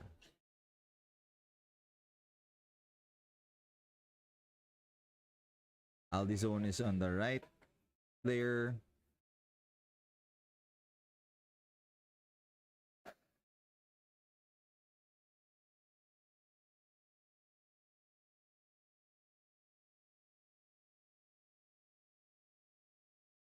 Okay, so Arnie wants to reveal his name, so we'll be calling him by his full name, by his first name, Arnie. I thought he doesn't want his name to be revealed, so I was actually stopping myself from calling him Arnie, but I did. But now I think he wants that one. So 5 on Jinbei. Aldi now going for the board control. I think Jinbei will be targeted. I'm not sure if this is a good thing because yes, you can KO Jinbei, but if Arnie has Moria, he basically the on-play ability of Jinbei can be enabled again, and we might be seeing another multiple law bounce here. Go for 7. Now, what will be the warlord that will be played by Aldi here? I think he still have Weevil on his hand, so that was also a possibility. He just wants to draw another card, replacing Weevil, a non-counter on his hand.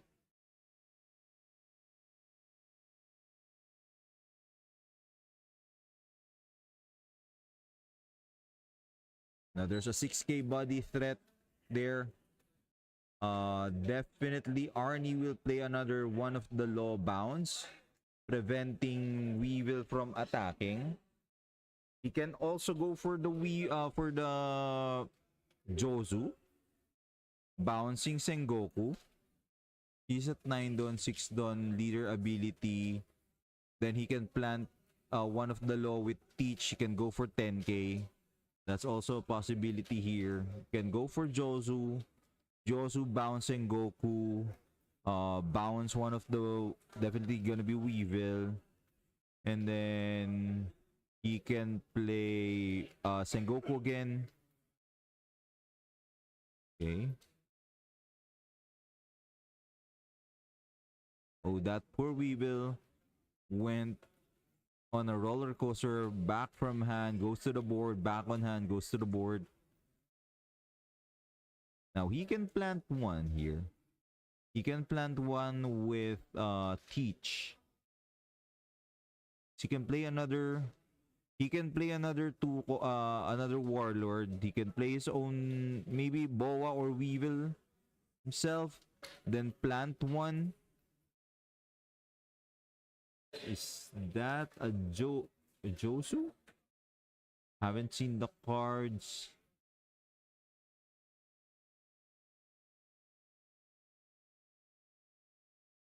Actually, you can go for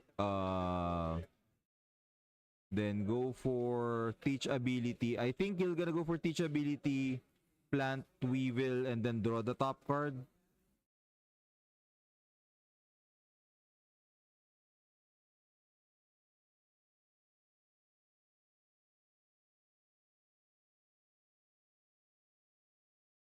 $8k leader, go for law, go for Weevil. I think that's another law. Wow, Arnie draw. I think he already has 3 laws in his hand. Although Aldi, with Arnie's blocker there, he can prevent. Oh, wow, Aldi still has Gravity Blade.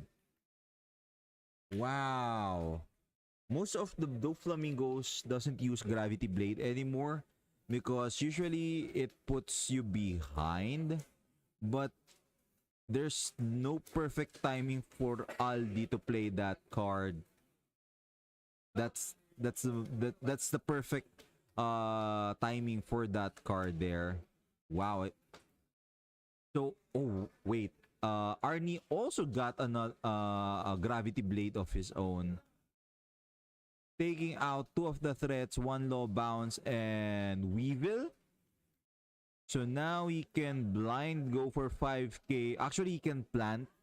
He can go 7k on law and then plant 1 card with Teach and then use Teach ability to 7k leader. And then take this one. The question is, can Aldi finish the game next turn? He went for 7k on. We will bounce. Wow. Arnie controlling the board perfectly. Although not yet over for Aldi. If he managed to get well, he did bounce one of the Jinbeis. He can actually go for Jinbei, another character. Jinbei, another character. play 2 cost Stitch, attack for 7k, clean up that law. Because she's at Tendon now.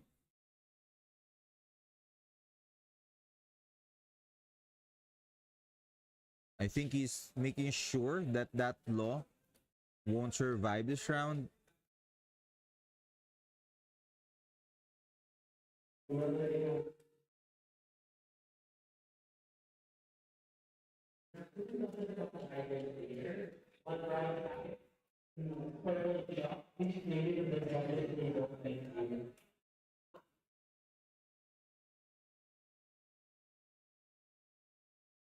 Jinbei to Boa. Wow. Okay, so he can use another leader ability alongside with another another warlord here.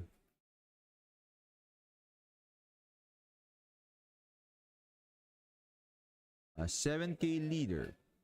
As 7k on law. 7k. Now Aldi can play another Jinbei here if he wants, and he's now back to full board. Go for Weevil. This matchup is really going back and forth. This turn, you don't have a board, but in an instant, as long as you have Jinbei, you can fill the board up quite perfectly. Next turn. Okay, so I think we will be seeing a Boa Hancock here. Top 3.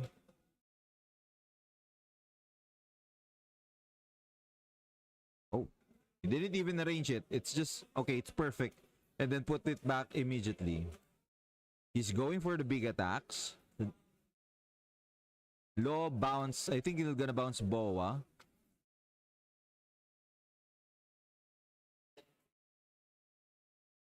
Teachability. What?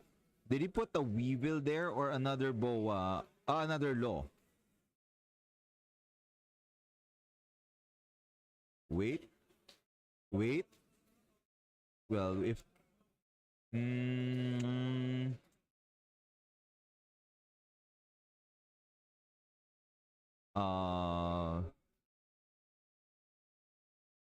Wait. I'm confused. 2 leader... 4 cause he put 1. Okay. So just gonna attach 1 there. 9k. 9k leader. On one of the crocodile. Bounce. Now he's left with Jinbei again. Because he won't guard that crocodile. I think. I mean, that's just 3 hand cards being asked.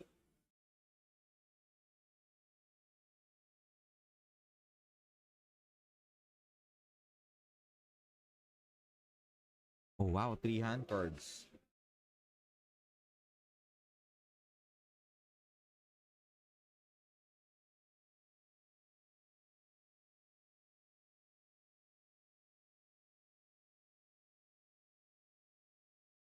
Okay, Aldi decided to let Crocodile go.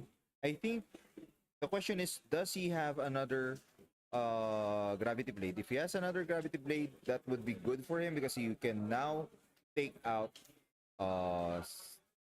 Boa and still has enough done for the leader ability. He went for Buggy, so he's stacking up on his 2Ks. Arnie, if he managed to get a pudding, that would be perfect for him. If he managed to get pudding. Now, Arnie, I think he has perfume on his hand. So his goal right now is to just reduce all this life to 0. And then he can go all in on the last turn that with perfume on his hand.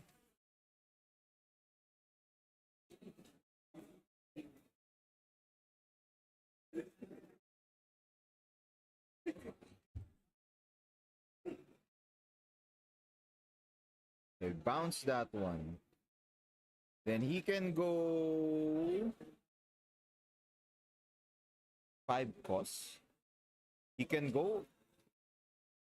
Okay.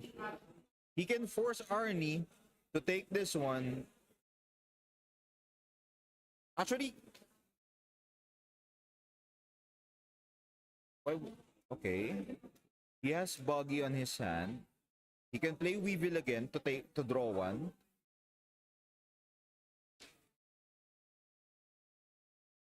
Oh, he played Boa. Then he'll attach it to Jinbei, so that Jinbei will attack with 7k. Arnie will be down to 1 life. He doesn't have any counters. I think he has Gravity Blade, he has Perfume, and 1 Jozo on his hand. So there's really not many counters. Aldi, on the other hand, managed to stock up. He has Buggy on his hand. The question is, will Arnie get a pudding? If he gets a pudding, definitely it will be played. Because Aldi has, I think, 7 or 8 hand cards right now. Gravity Blade, Leader ability. So, Gravity Blade, Teach ability, Plant, maybe Law, Bounce. So, he can bounce maybe itself. And do you really want to bounce Jinbei? But I think you need to bounce it because he doesn't have any counters. So, I think 9k all-in will means game for Aldi here. So I think he needs to bounce that Jinbei just to delay that from attacking. Yeah, I think he went for that Law. So it's gonna be an 8k. Oh no, not 8k attack. Gonna be a 9k attack. He can KO Jinbei instead of bouncing though. He targeted oh, I think that is a gamble that he took. I mean, he could have surely bounced Jinbei to prevent it from attacking this turn, but now since he opted to go for a KO, Aldi can actually counter check him with a 9k. If that pushes through, Aldi will just gonna go all in with an 11k. He'll go for 7k counter check. He go for 7k. That's 2ks. Aldi can also go for a 5k Perona. I don't think Arnie still has counters. He used already Gravity Blade. He have Perfume. He bounce. Okay, Aldi's going for a safer play here. I think he has Boa in his hand. I think he still has Boa on his hand.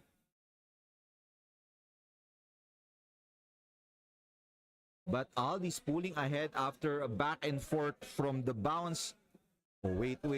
Don't mix that one up. Jinbei to Weevil. And definitely he planted a counter on that second card.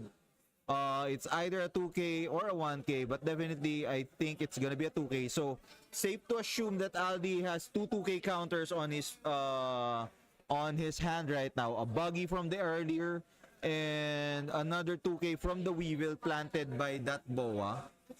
Not Boa, planted by that Perona. So let's see, how many hand cards does Aldi have? Sadly, Arnie didn't get a single pudding. I think all he can do now is an all-in.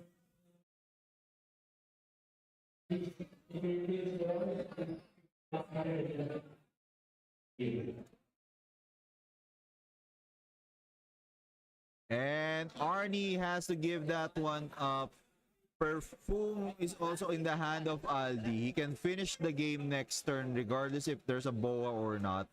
GG's very, very close fight between the Mirror Dopey. It's really hard to predict who will win in that matchup. I think it is the first time I saw someone with more Law bounce loses, but Aldi has more Jinbei. So, I really can't predict what's gonna happen in a Law Mirror. Dofy Mirror.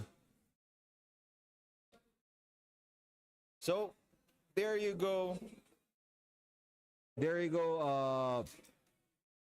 Again, it's a close fight between, but it's really a close fight between the two. Very unpredictable matchup. That's actually the reason why I didn't play Dofi, even though I played that leader before. I just don't like the mirror matchup where the number of Jinbeis, the number of law bounds can decide. But again, I might be wrong because Aldi has the lesser number of law, but he managed to win that matchup. Although he did played more Jinbei than Arnie, and he also managed to punish Arnie after that Gravity Blade play. So it was really tough to call that match up. We will be seeing round 5 next match. So players are now being filtered. Then the side event Gunslinger will now start. So the X3s, the players with 3 losses will now be taken out of the bracket, and they will gonna play the side event. So the players will be filtered, and we will be seeing, I think, it will now be harder to see a rogue deck on the top. I'll be looking around. Maybe let's see if we can find a rogue deck in the wild to put in the stream. But I think right now it's gonna be the meta decks that we will be seeing on the next matches. But hopefully here's to more entertaining matches. We'll be right back with game number 5.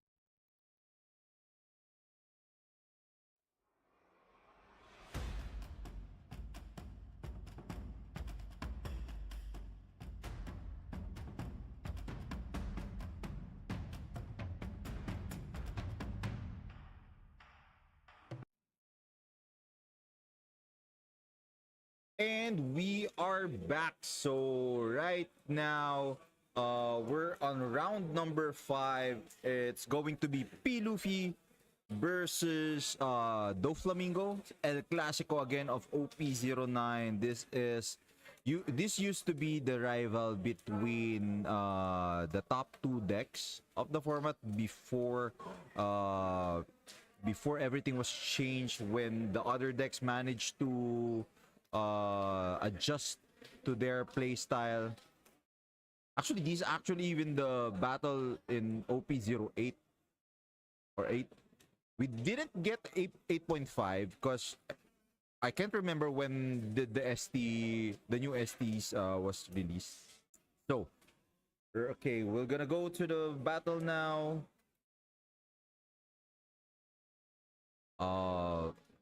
Wait, in here. So Dovey going for that teach ability, planting a Jinbe, going for a Jinbe Weevil combo. That was very strong start from the Doflamingo player. He knows the next card that he will draw. He has a Tukos Teach here. He has 2 Warlords on board and managed to draw another one. So 4 costs. The problem here with Luffy is he has to take 1, inflicting damage to himself before he can play anything. Before he can play his bigs. And with Dofi's aggression, I'm not sure if he can sustain that. Usually, you want to save some lives versus Dofi, but since it's in your ability to take 1 life, took 1 life, 5 costs, go for Jinbei. Will Ben? Oh, this is Ben of SG. Am I right?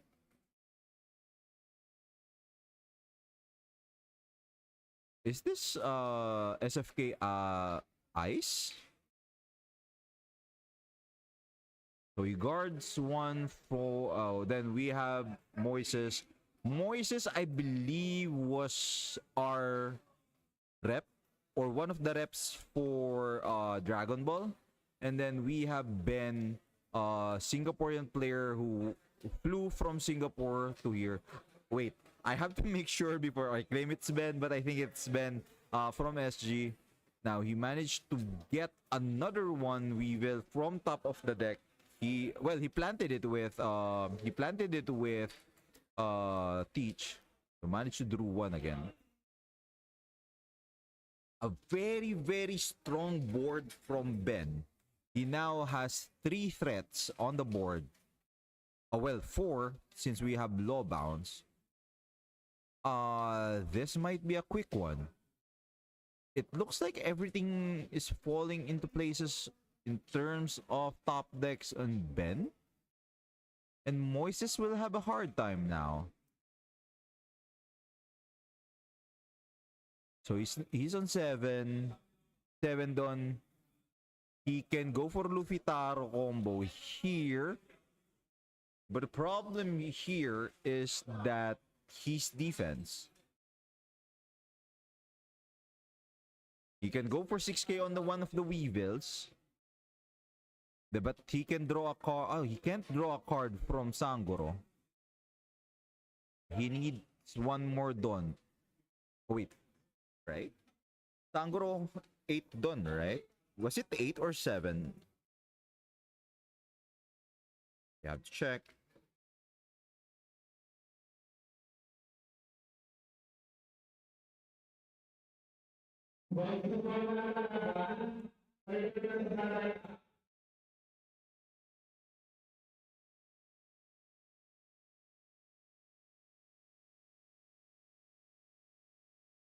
Oh, he did inflict the damage just to get that Sangoro draw.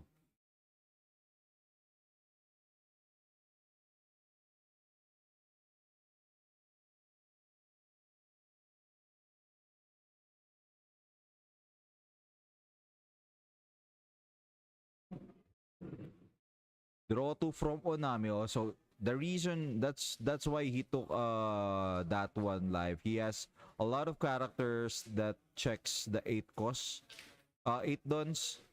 So he has to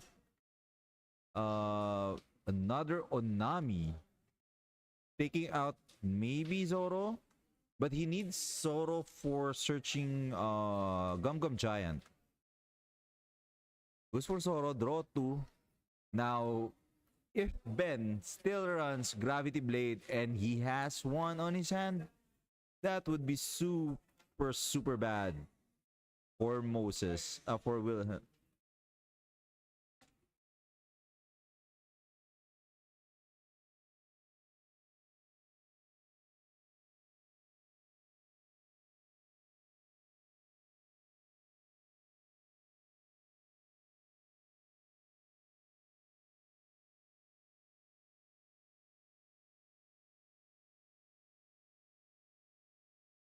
I think Ben is looking to go for lethal now.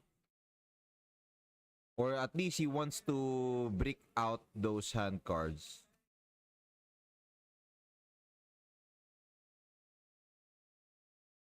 So he still have, if he wants to use leader ability,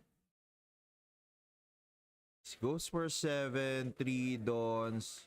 So there's 2 more dons available, 3 more dons available. So that's gonna be 7 on Weevil, 7 on Law. He can go for 7 again, leader ability if he wants to play. Or he can actually go, well, he has to play to use Law. Or I mean to use Teach.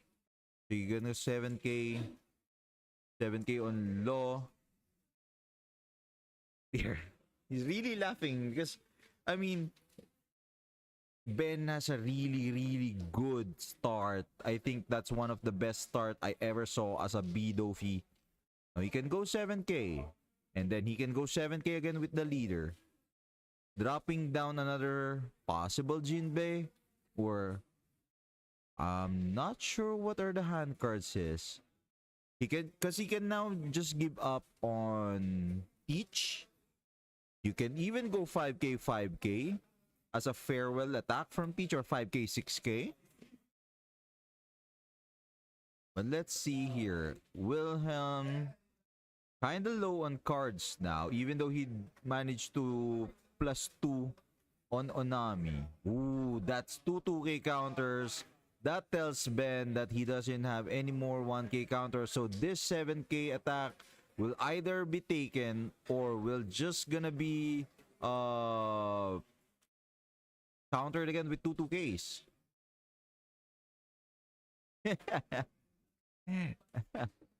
He has to block now. He has to block now. Now,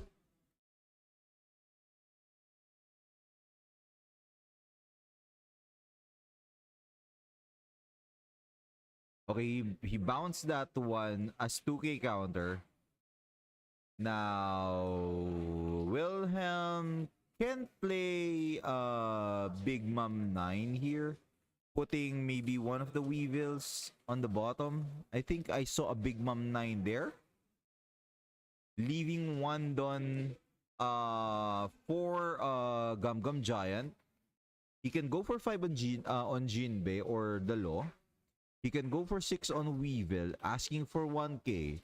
He only knows the 2k counter. Does Ben have one extra counter on his hand? He did have one. So I think we're gonna go for Weevil. The question is, will Ben opt to go 0 hands here? Wow, we have a lot of 9k. Actually, this has a quite familiar feel during the BCF. I forgot what's the match. Who's the Doflamingo there? It was Kapitan that's using P. Luffy. So he managed to come back from early aggression with the help of Big Mom 9. So that's one Big Mom. He did have, I think, he has what do you call that? A Gum Gum Giant. But the problem is if he plays 9 cost Big Mom, he won't have enough done for Gum Gum Giant.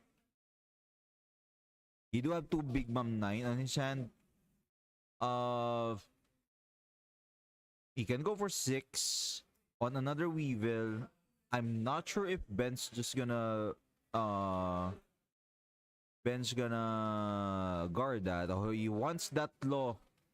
He wants that law. Okay, now he doesn't know the last card. Big Mom 9. Put 1 into the bottom. Weevil in the bottom. So Ben has now 6 life. 3 attackers, 2 lives, 1 Gum Gum Giant.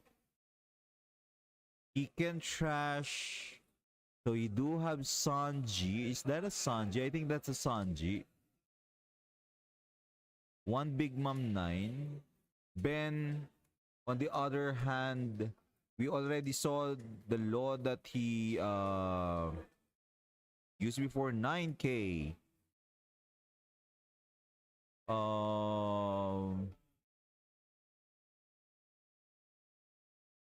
Possible attack would be 8k 7k with leader effect.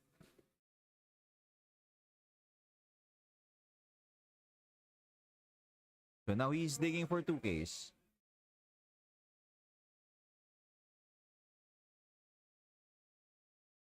So he did get one from Usohachi. He did get one Usohachi. I think he will survive this turn. He'll gonna take. He has Sanji 2k counter. He has Sangoro. So 7k Usohachi Sangoro. And then an 8k could be a take. And then play Big Mom again. Perona. So that's just gonna be another 7k, which he can take. Then return kill, revenge kill with Sangoro, Dofi on Dofi, leader on Dofi, then 9k on Weevil. At least 2 characters from Ben will be taken out after. Although I think this no, this is not a blind because he just used Perona.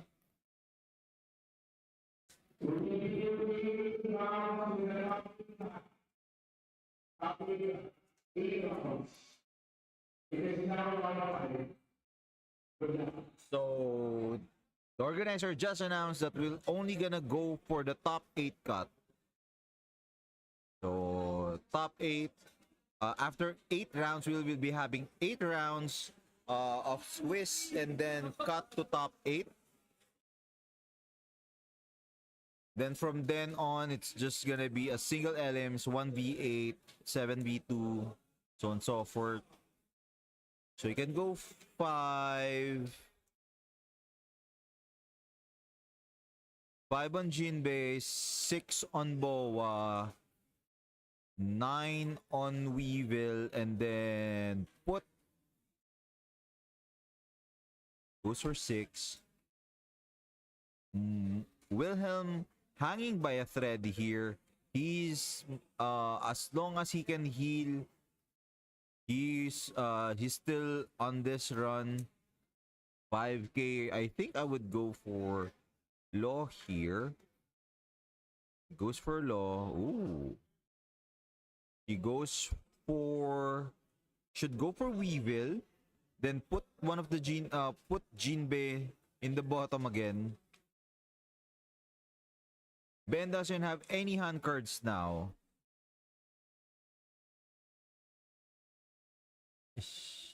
How many? Oh, is that another 2 Big Mom 9?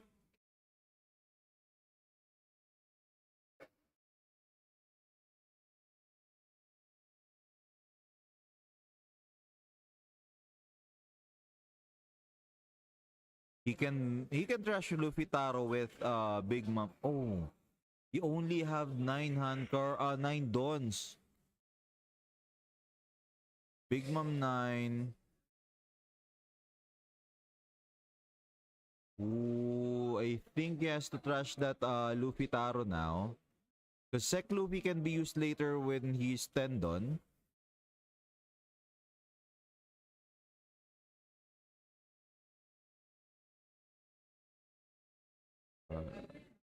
Jinbe on the bottom. Now Ben has 7 life.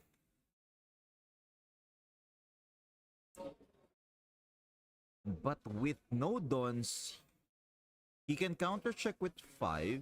Actually, he can counter check with Perona 7. Well, he can counter check. Yeah, 7. I think he can counter check with 7. Leader Abid. Ooh. Wait. That's a very dangerous move by Wilhelm. He got 1 life in exchange for 1 Don open for that Gum Gum Giant. He can go for 9. And then make him use the Gum Gum Giant. Then he can go 7. So the Dons would be 5-2. 5-2. So that's gonna be 7K, 7K.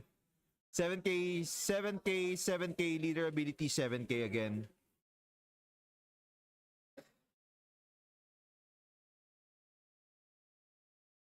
Draw 2. Ooh, did he get a counter?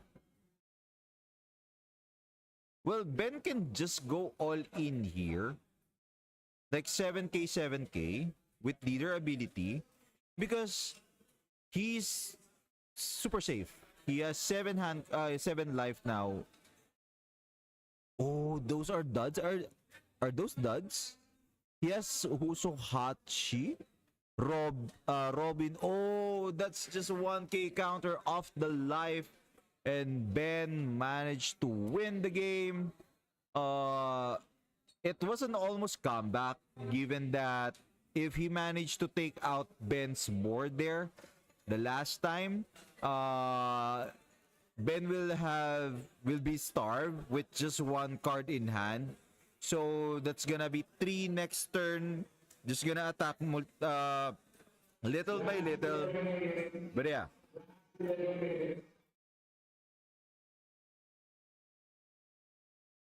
So we have seen Ben take round number 5 against Wilhelm Moises.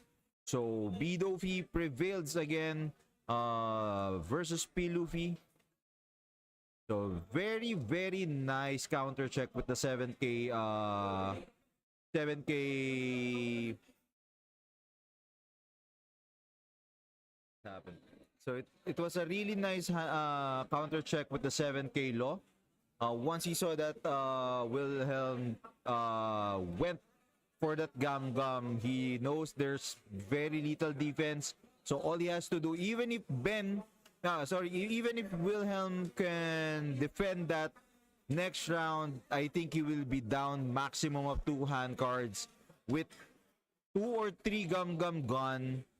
Unless he managed to get another Big Mom 9, he will be left with nothing anymore. So very, very, very strong opening hand from Ben. Managed to build this board pretty super early in just 1 snap. I think turn 2 we managed to put up Jinbe to Weevil with Buggy and Teach on board. And then the next time he went for another Weevil, and that didn't give Wilhelm the space that he needs to take over with the bigger threats, because it's just the ability of Luffy is just counterproductive against Bldg. Bldg wants to take your life, but P. Luffy, you need your life. You need to take one of your life to ramp up to put up faster and bigger threats. But with the threat also of Perfume Famor, it's very, very problematic to go 0 against a Bldg. But yeah, Ben managed to win. We'll just be waiting for round number 6 again. This is the Championship 2024 PH Preliminaries Wave 2 1v1. It's going to be 8 rounds, cut to top 8, and then we will find out who will join the previous slot winners for the PH finals, who will go to the regional finals to go up against the winners of the other countries, Malaysia, Singapore. I think Thailand has their own, Malaysia, Singapore, I think was it Vietnam or Indonesia is also part of that regional finals, and then whoever wins that one will go to Japan for the world finals. I've seen Guanrong here. Although he can win the event, he cannot get the slot here because the rules of the nationality rules applies, where the top local player will get the slot if a foreigner wins the whole tournament. So it's just a slot. They can still get, the foreigners can still get the prize cards that they deserve for the win. But yeah, we will be back after a short break for round number 6.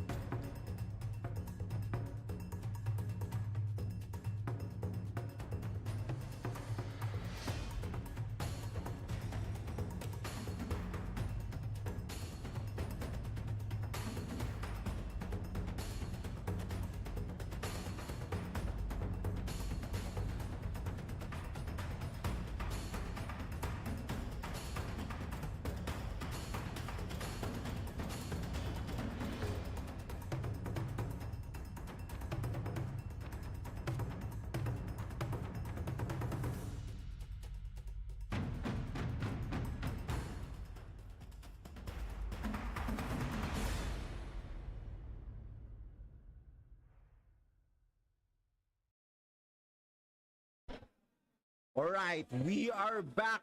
This is round number 6. There's gonna be a returning player on the top table.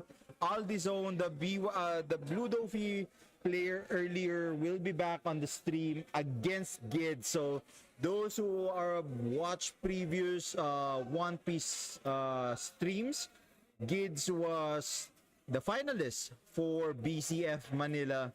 Gids plays BY Luffy, so it's gonna be El Clasico again of OP09 BY Luffy versus Blue Dofi.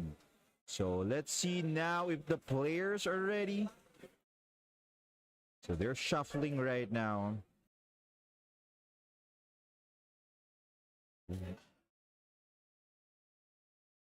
This might be the revenge Gids needs. Because in BCF Manila, he also faced a Dofi in the hands of Adri. He loses that one and gave Adri the championship. So he might have some vendetta against Dofis. It was a very close fight, if I remember it correctly. He just needs one more, I think, attacker to finish the game, but Adri managed to finish the game. Adri, if I remember correctly, Adri managed to Gravity Blade Sabo and a Luffy there back then, and Gids never saw another copy of Sabo, so he played the game without any adults. So we already saw that Aldi has Gravity Blade on his deck. So let's see now. Game starts. Aldi with a turn 1 pass. Kids, I think that's a Viola with some. I think I also saw a Raigo there. Flampe, Fist Luffy. So Fist Luffy is actually good if it's gonna be a flex card, whether Aldi goes for a starve strategy against Gids, which I don't think he will because of Teach. He played Teach there. Gonna be a Weevil drawing one. Take 1 life. Of course, Gids will be happy to take some life here. The question is, can he unclog the last life once Aldi put the brakes after taking out 2 more? I think he has. No, that's a Viola. Ooh, Flampe. 2 Flampes went to the bottom. Another Viola. He missed. I think that's a miss, right? 1 Moria, Makino, Flampe, Viola. I'm not sure what's the other card, but those went to the bottom. Not a good start for Gids here. 5k on Weevil. You want to keep that one up.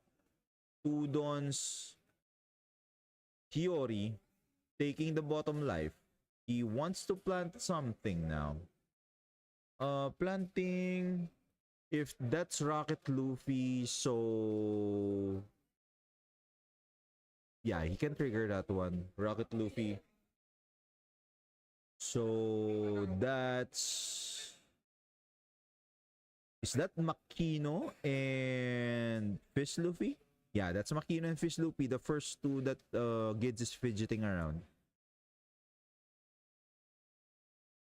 So with Hiyori play there, Aldi can, well, it's safe to think that that's gonna be a Fist Luffy.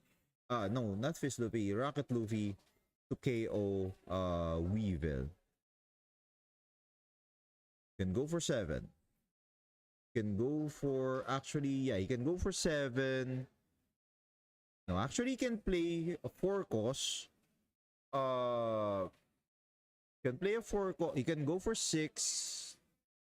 Or at least build the board first. He can go for 4 cost. Plant with teachability. leader ability, or at least 6k, 6k Weevil, 7k leader.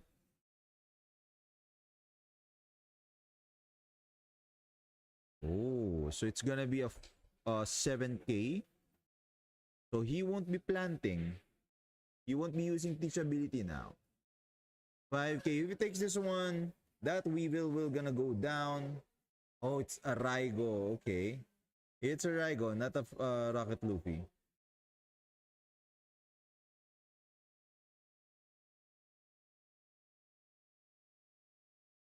Okay, very interesting play here from Aldi.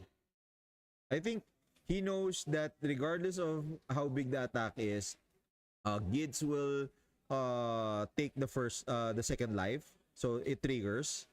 And oh, Aldi bottomed the top 3 of his deck. So now we see Kid Luffy, Rocket Fist Luffy, Kid Luffy. Now we see a Rocket Luffy. Actually, you can go for Rocket here. KO Boa. Go for 6. Draw 1. Go for 6. Took 1. Rocket. Rocket Boa. So I think Aldi is just at this point I would be surprised if Aldi still hasn't have the Gravity Blade. He used Perona. He's looking for that. Remember he bottomed the cards. Oh. These players are doing those facial expressions that tells us that they don't like what they saw. Gates during the midst of the search.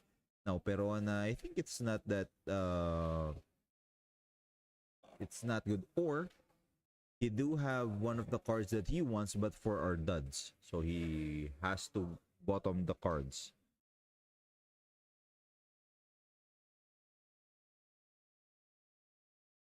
So if he goes 5k, 5k, he can go for 7k, 7 yeah, he can go for 5k.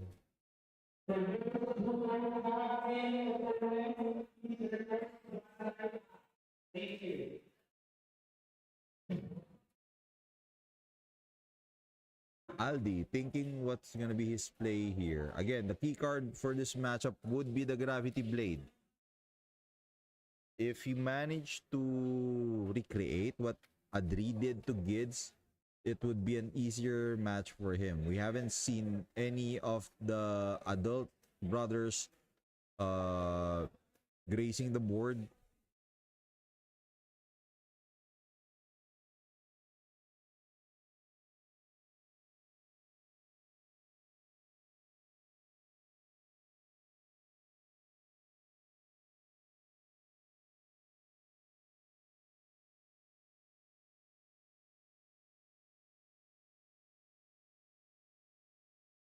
Okay ba naman po? Yeah, doing good. We have casted longer na before po. Yes. Thank you din po. So now Aldi's still looking for that his turn. We're still waiting what will Aldi do. Okay, he keep that one. So I think we might be seeing a Weevil here. Getting that card. Oh, oh, okay.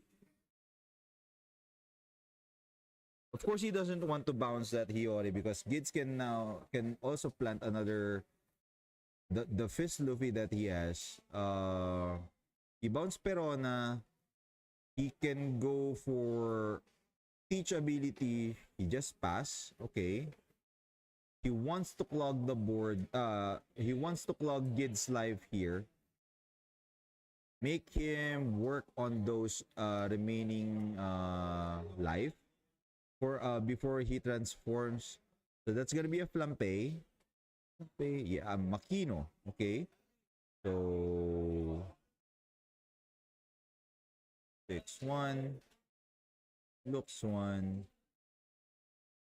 Gonna be 7. I think that's gonna be a brother. If that's a brother, he'll gonna play a kid. Okay, so that's gonna be a Luffy. Wow, Rocket Luffy. Gids +2. Now he can go bigger unless he wants to play 2 kids here.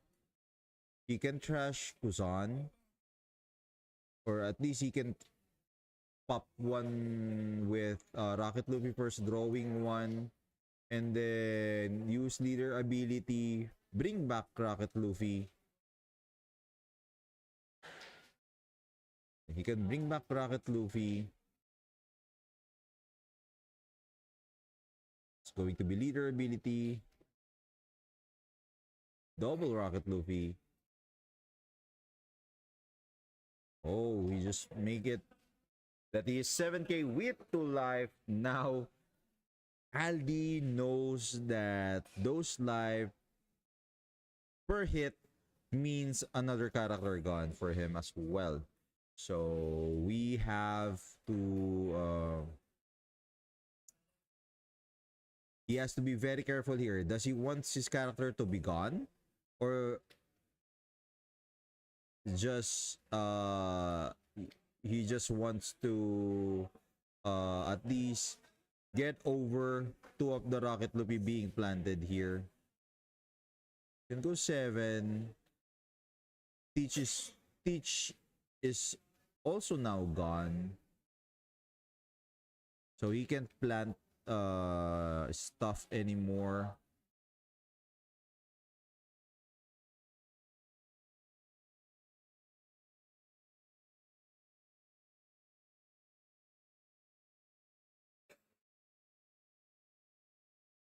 King Darcy, how many people are there? This is a 250 people tournament. That's the cap. Could have been more, but I think that's the rules that the distributor made. So the organizer has to cap it out at 250.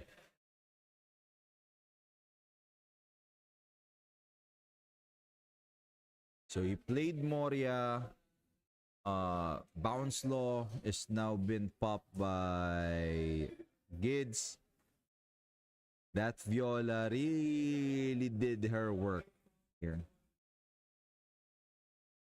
So there's 2 Rocket Luffys. So there's 3 Rocket Luffys. He haven't seen the Fist, Ace, and Sabo. So if he goes 7k again, Gids will be happy to take that one out. I think it's best to pass here. Pudding. Oh wow, I think he managed to take out Fizz and Sabo. He also have Kusan there, but Gids will actually be more happy with it because there's a chance the Moria that he put in the bottom, he can now draw it.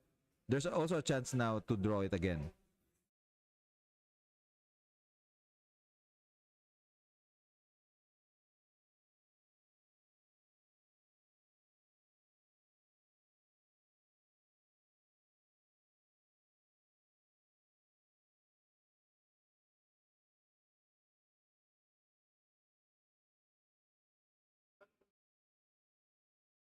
Okay, that's the new set of 5. Well, 6 given for the new draw. Wow, Moria. Triple Moria. The smile on Gids gave it away. Is that triple Moria or it's a Sabo? I think that's triple Moria, right?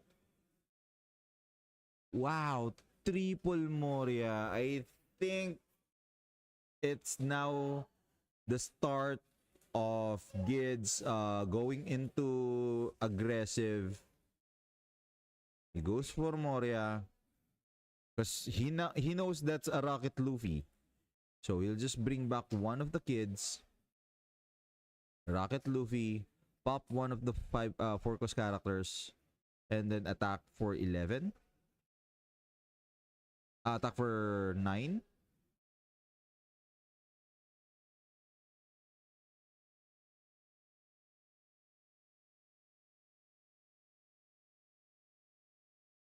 Leader ability.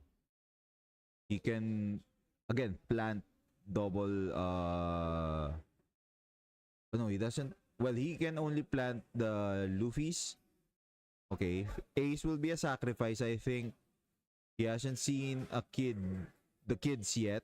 So that's the only deciding or not determining factor here is how many kids will Gid see in the next draws. Oh, he do have Ace kid.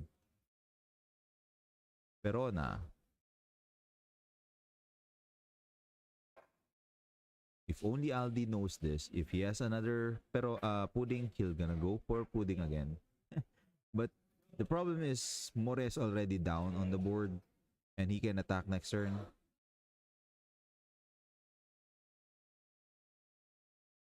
Now it's gonna be really, really hard.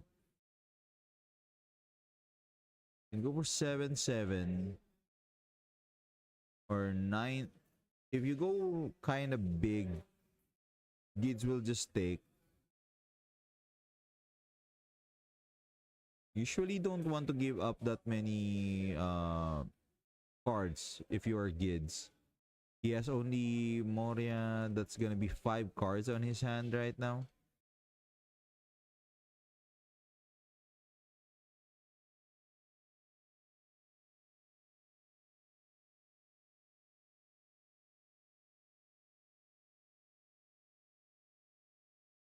Can be 7 leader with leader ability. He used Perona, so he knows the top 5 cards of his deck right now.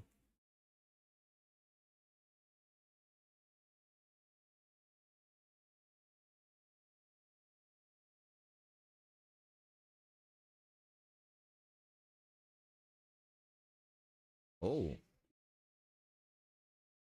But definitely Gids will start trashing some of the kids now.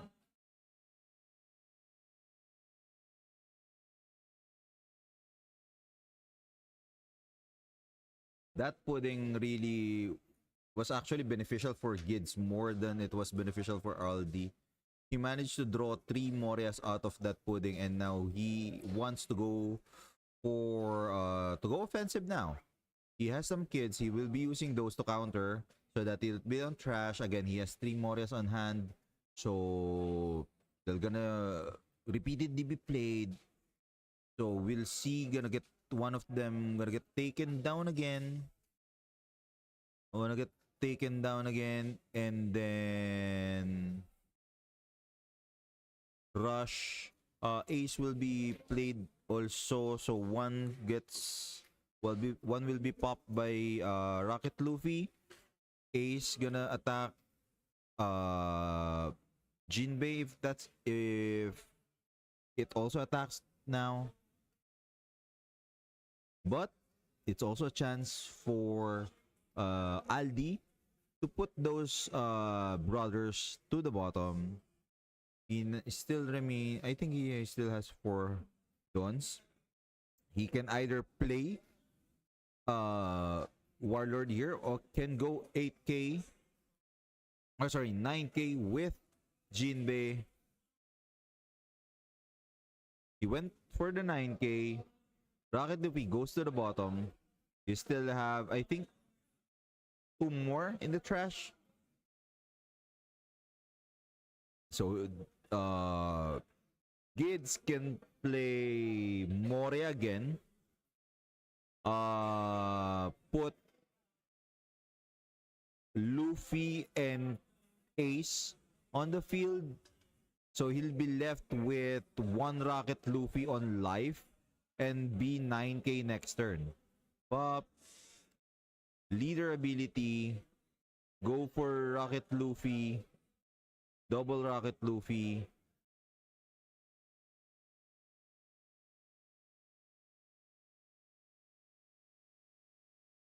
Rocket Luffy. 11. He can actually clear the board here. He can pop one. Definitely gonna be Weevil. Oh.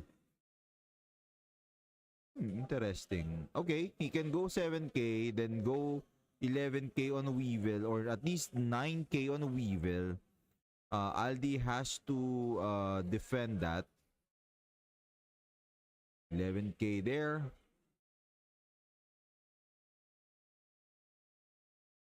Now, how can Aldi come back from this? Not sure actually. I think the only way he can come back from this if he managed to clog Gid's life. 7 on ace. Drop a croc.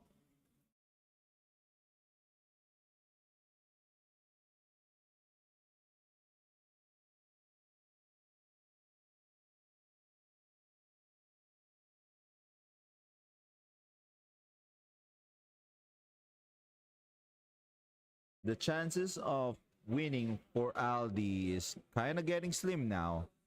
With 2 Morias on board, Doflamingo, a good friend of mine told me that if you are a Doflamingo and you are in you're in the defense, you are losing.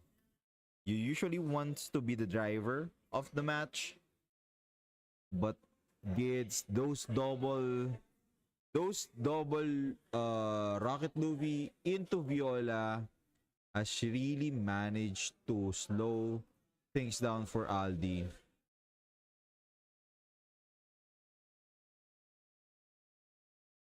So he's paying the cost of that croc to bounce back Perona, and then maybe he'll play Perona again. Oh, he'll gonna play Jozu. Bouncing croc, and then bounce Viola.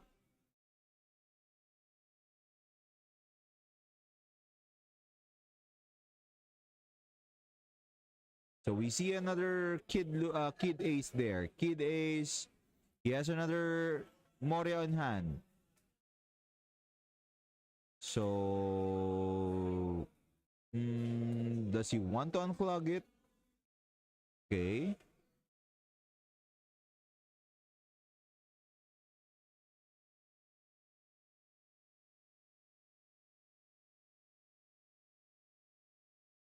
$9K leader starting the turn.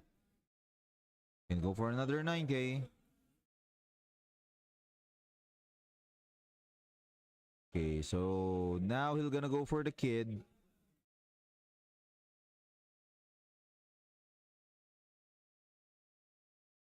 Oh, you just went for Makino taking one. Leader ability. These are the things that you have to remember when playing BY Luffy. How to unclog your life so that you can use leader's ability. Does he really want to? He'll gonna stay at 7K. So it's gonna be a 9K attack. So the next attack would be 10K.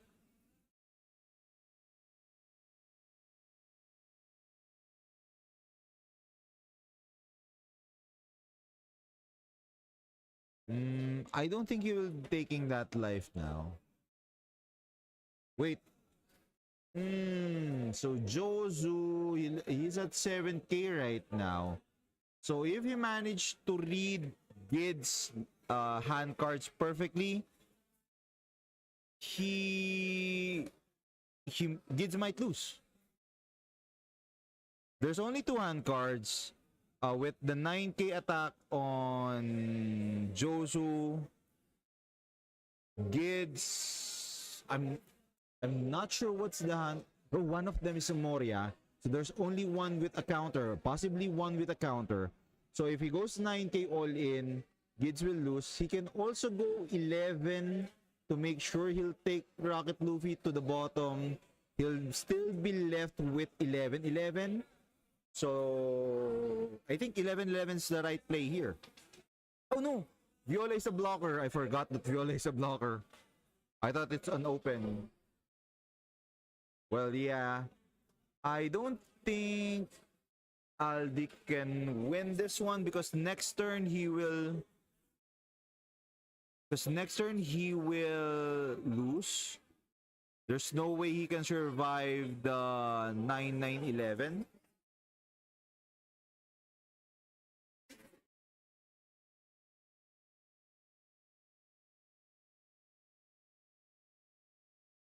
Yeah, I think this already.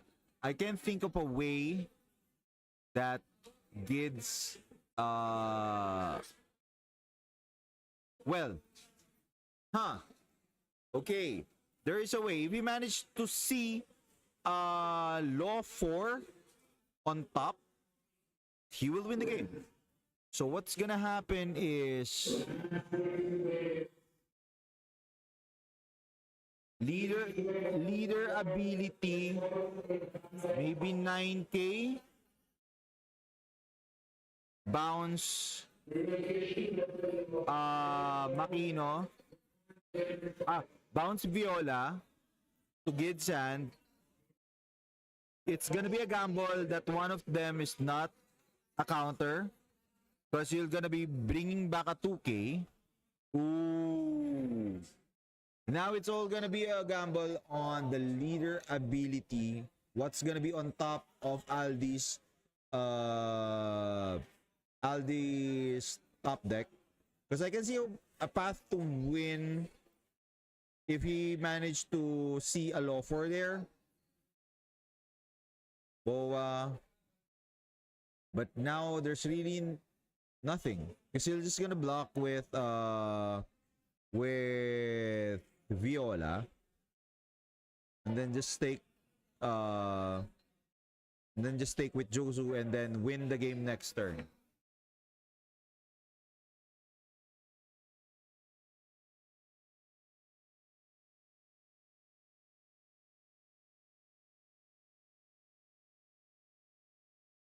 It's gonna be 9k.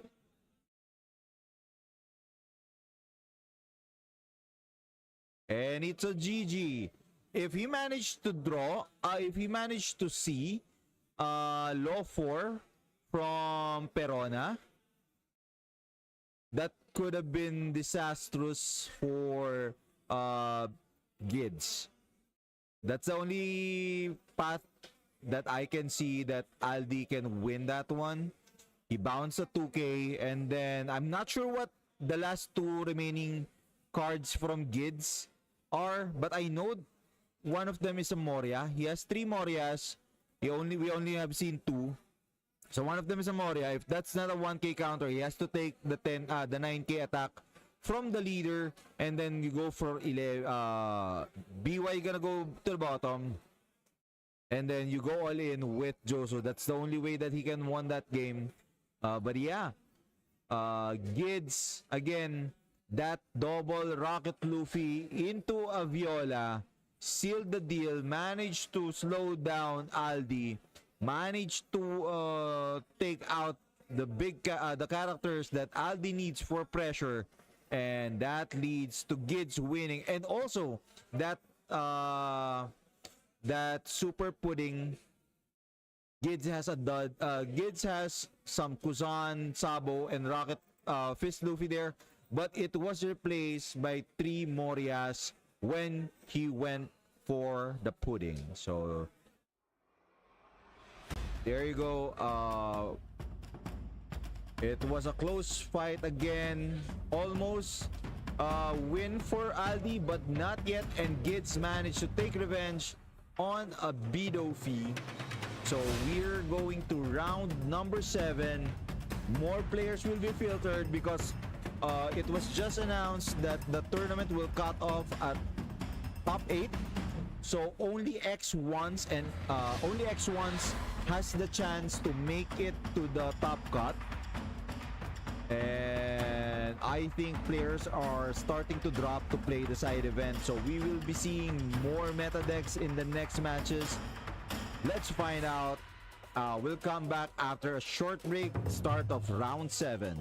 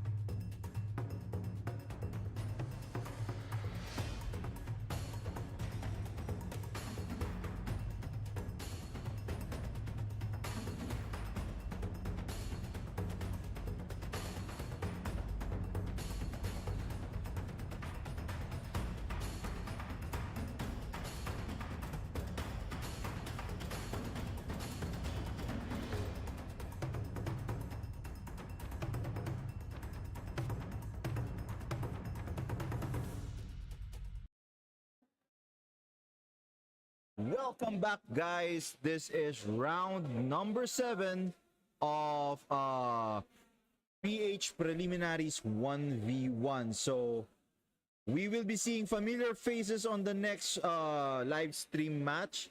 Gids will be returning to the top table, and I think people, especially the West, knows who his opponent will be. Let me show you guys who will be the matchup. Another classic matchup in OP09. It's going to be Green Bonnie versus BY Luffy. Now, if you remember, back in BCF Manila, it was Gids who eliminated Luta in the contention for the BCF Manila slot. I can remember that Luta was kinda greedy on keeping his hand. He managed to keep multiple Dofi 10 and Hody Jones, but he never had a mid game, and it was punished by Gids when he started using the Raigos, basically the characters that push Luta to keep his hand was technically rendered useless due to the Raigo, and Gids managed to snatch the win away from Green Bonnie despite the matchup being skewed over Green Bonnie. So we will be seeing another Bandai Card Fest Manila rematch here in the CS 2024 PH Regional Preliminaries here in the Philippines. And again, thank you to the organizers, LUDO, Board Game, and Board Game Bar and Cafe, and Gamersshop.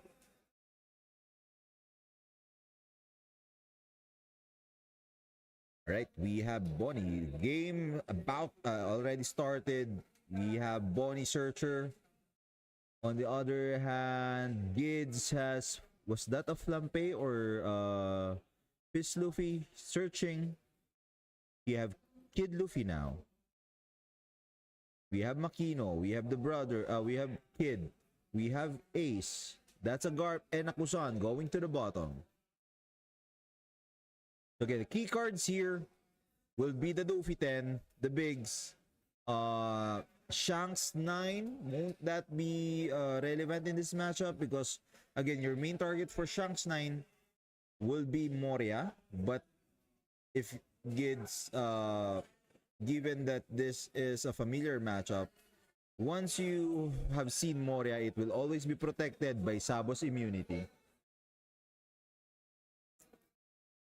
So, can't see what Luta is searching. Can't see what Luta is holding.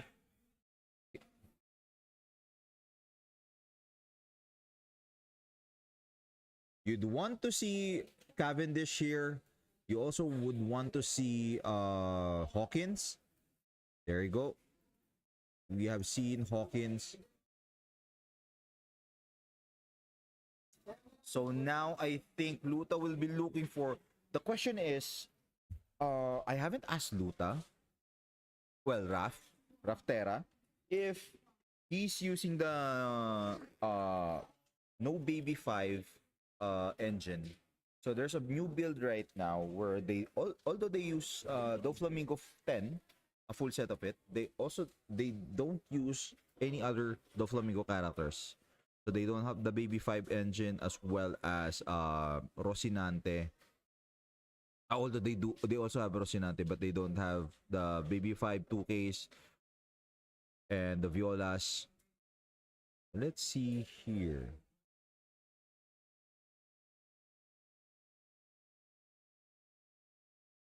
Oh, he just planted a baby there. If he can play 5 cost Cavendish here, would be good. Cavendish, go for 6. There's no trigger that can KO. Aside from Raigo, there's no trigger that can KO Cavendish. Ooh. Gids were surprised. Those Apus are usually used as 2K counters, but this time Apu was used to rest one of the kid, and it was taken out before it can be used. I think that I think Gids wasn't expecting that Apu, but Raftera was really just smiling all this time. So maybe he knows he has what it takes to take out the kid before it was used. So Gids has a lot of uncloggers here. He has multiple Flampe. I think no, Hiyori. I can see a Makino. Went for 6. Fist Luffy. Garp. So now we go back to the question of, is it really urgent to go to your awakened form now? Raf is at 7 done. 7 done. Let's see here.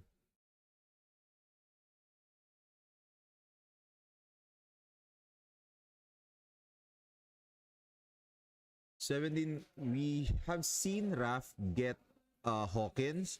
So it's possible that you can also play Hawkins here, just for protection, because he will be bash with 8k attacks next turn.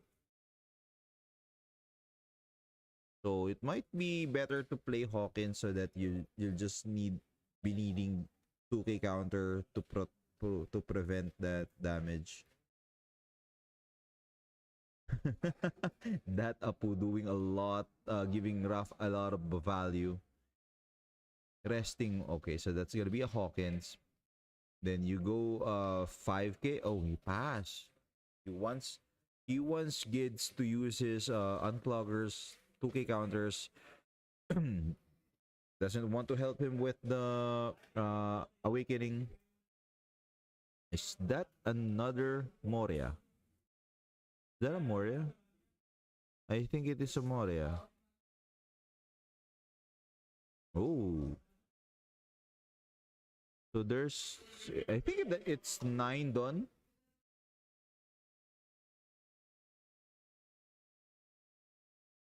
Oh, the Hiyori. You can actually... how can you KO? You can actually go for Flampe. Go for Flampe. You can go double kids. Does he have kids though?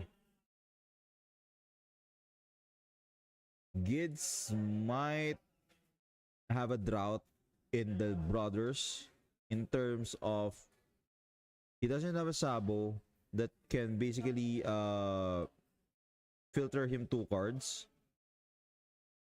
He has to gamble this one. He wants to have those Sabos, because that's gonna be an added protection for him. He did get a baby Sabo, but I don't think we have seen a big Sabo here.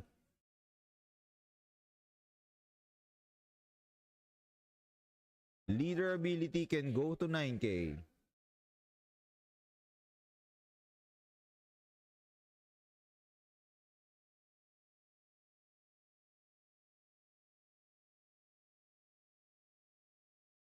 So that's gonna be a 9k.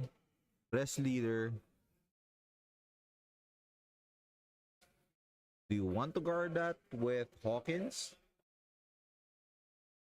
Hawkins 2 cards, or you want to take that? I would say just take it. There's no current threat on the board. Oh, we did get Sabo. Wait.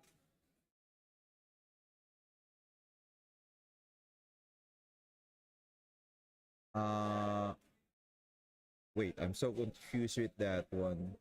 How did he manage to put... Oh, okay.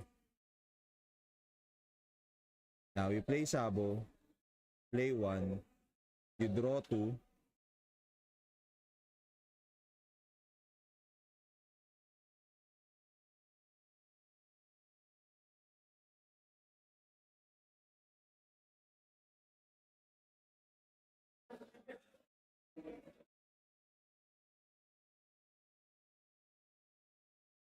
So it's Raph's turn. Now Sabo is up. That's gonna be a Rocket Luffy. So it can KO anything. I think if he has Hoodie, this is the time to play Hoodie. If Raph has that Hoodie. He can go Hoodie. Attack for big attacks. Just ask for hand cards. Especially that Gids is only 7k at the moment. So 4 hand cards. Gonna go. Yeah, I think he has Hoodie. So Hoodie. You can actually. Then Apu will that Apu really gave a lot of value. Apu to Biola, 7k on Cavendish, restand to Dons. You can also 7k on your leader and then go for 8k, and then you still have one Don open. Just asking for hand cards. You just want to ask for hand cards. Oh, he went for Sabo. Okay. That's also good. You can go 7k, 9k. Ask Gids will definitely gonna take one. Or you can actually go 8k, 8k. This Gid. Oh, he's targeting Fist Luffy? He wants to target Fist Luffy, I think.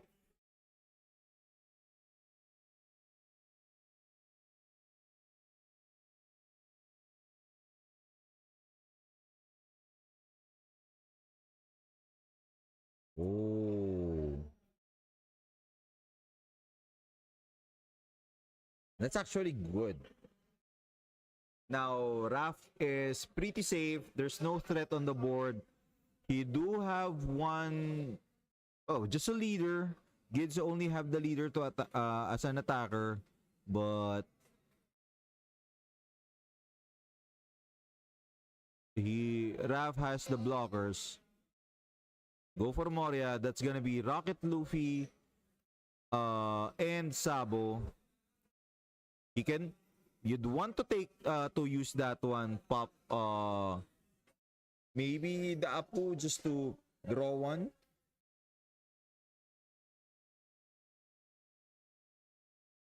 So Raph has 8 hand cards. You might want to gamble on that Rocket Luffy.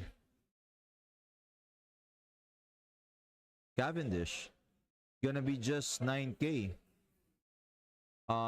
He can easily block with Hawkins.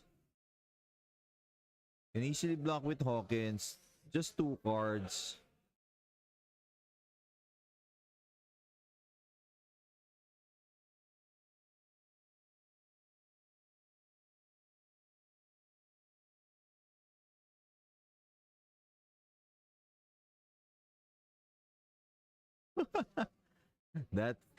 That Winnie's battle is really satisfying.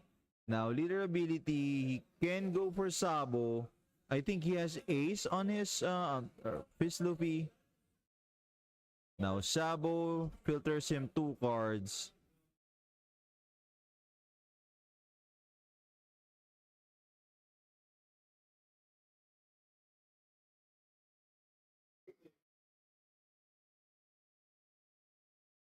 That's a lot of 2k counters. I think I saw 3 Hiyori. Was it 3 or 2? Then that's another Moria. One of the kids. And is that a Makino?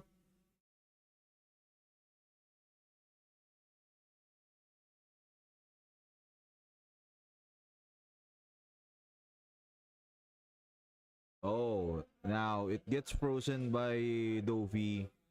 I think he have multiple copies of Dovi 10 in his hand now. So goes for 7. Goes for 6. Putting up 1 on. He can attack for 9. Can go for 9. Actually, he can attack 5 on Flampe. Just take out that Flampe.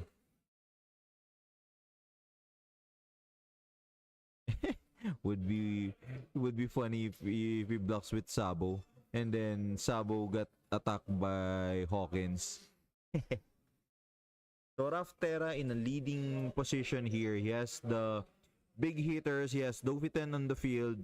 He also has Hody.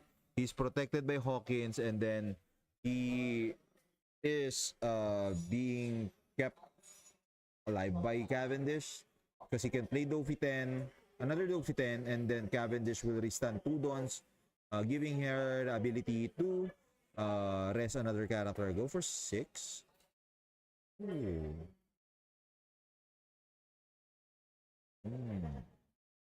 So that's gonna be Rocket Luffy. So that's gonna be another Moria play. So he has to replace Rocket Luffy and the... There's Moria. Oh, he doesn't want... Oh, okay.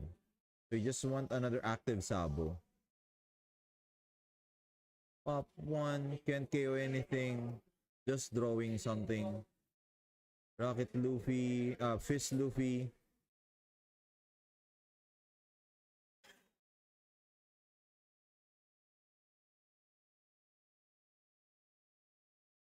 You can go Sabo for protection. And let's see filter 2 actually.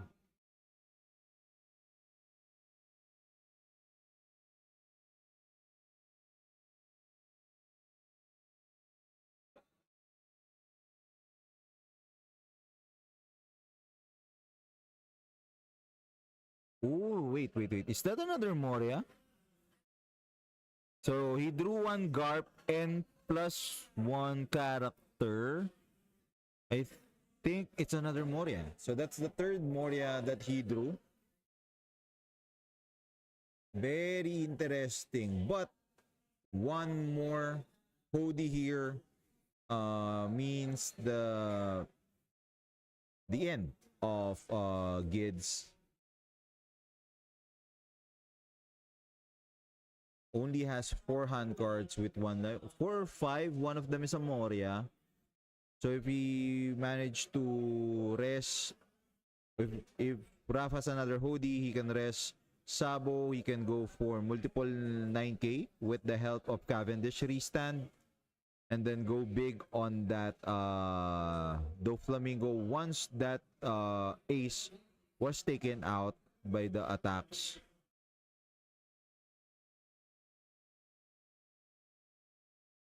Question now is, does he have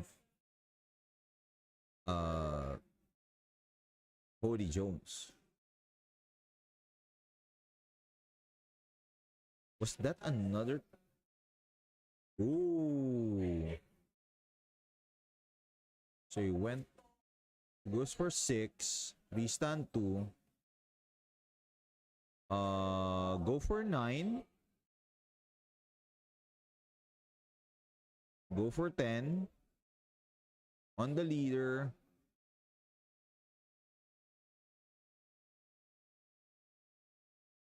But I think he has to block this one because it's, I mean, you're still gonna replace it with Moria though.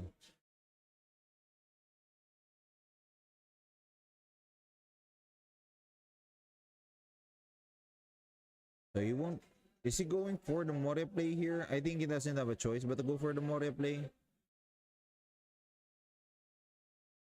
Oh. Gids is in a very tight spot here. That's gonna be hoping he gets more 2k counters off the next Sabo. Doesn't have that many counters. He has 1 kid, I think an event, and a Moria. He has 4 cards. I can't see the other one.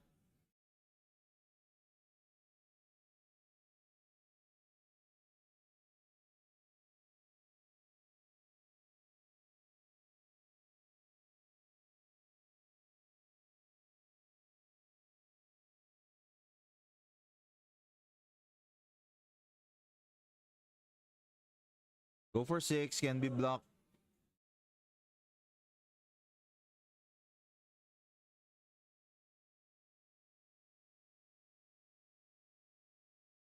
You can ask. Well, he still doesn't know.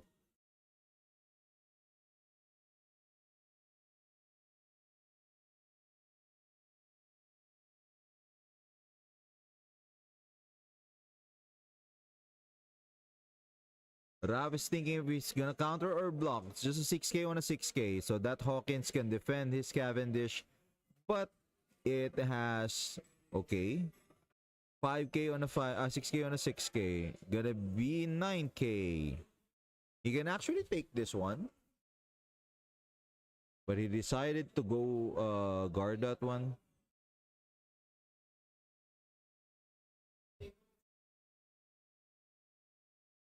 He can go for Moria. He has to replace the other Moria. Then go for Gids. The problem is if Gids or if Raftera managed to get Cody Jones, it's gonna be game over. Actually, wait. 2 Don. He has Moria. He has an event. He only has 1k. So that's gonna be just a 10k. The question is, will he decide to leave one of the brothers open? Because if that's the case, the arrangement would be wrong. You'd want to be having Sabo on board, and then the sacrifice would be the Fist Luffy. But you're just gonna be at 7k there.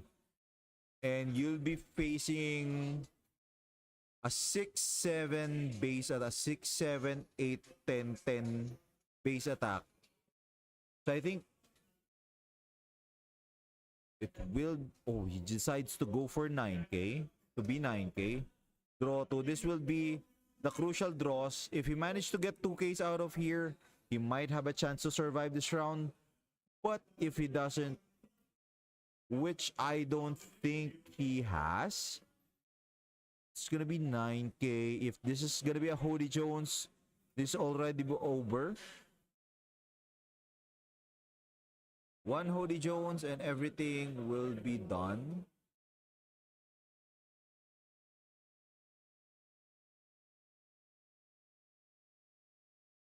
Actually, 4 hand cards, 9k. He can go 11-11.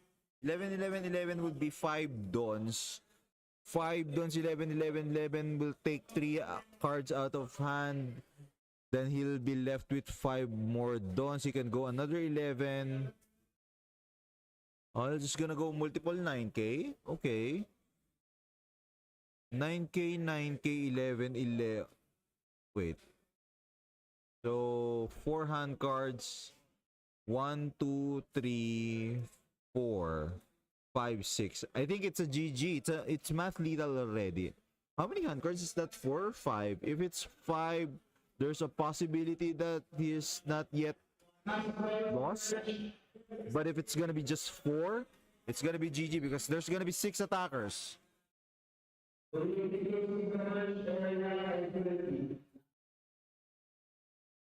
Yep, it's gonna be 999 guard, block. Yeah, it's gonna be 9k. One of the two. That's only 3, and it's a GG to and it's a GG on Raftera. Raftera got his revenge from the BCF Manila, taking out Gids. So Gids still has in a good position to make it to the top 8 here. Again, with the new announcement that the top cut will only just be the top 8, Kid still has a possibility of making it to the top cut. Only X1s will make it. So let's see if we will be seeing Gids on the next stage of the tournament. But Raftera managed to get his revenge on Gids for the BCF Manila loss. These two already know each other so well. And even with multiple Moria, it's gonna be a tough climb for Gids. That Hody play in the early stage punished Gids so much. and that actually swing the favor on Raftera's side, in my opinion. But yeah, we will be having the last round of Swiss next round. Round number 8 coming right up, and then we will be having the top 8 after the organizer do some deck checks, and then yeah, see you again next round. We'll be back after a short break.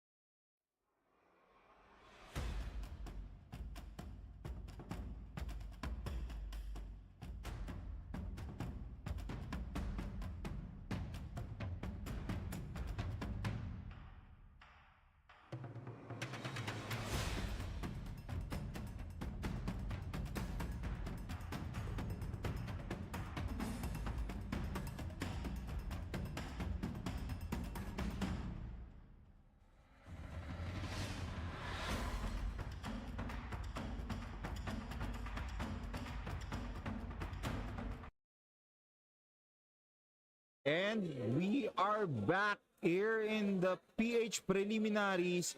We are gonna be seeing this is the round 8, this is the last round of the Swiss. Then after this there will be a top 8 top cut.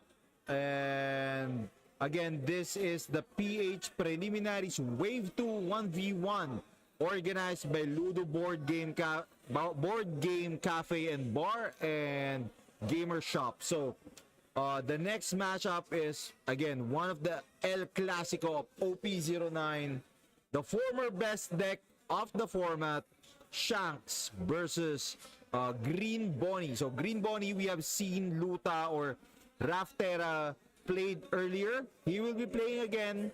So if there are any fans of Green Bonnie as well as Luta out there, you have to check this match out. We will be seeing another, he'll be facing another veteran of the game, Jack Lim. So let's get into the game.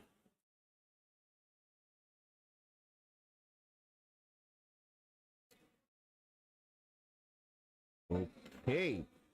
Now, Jack with his red Shanks and Raftera on the left, on the right with his green Bonnie.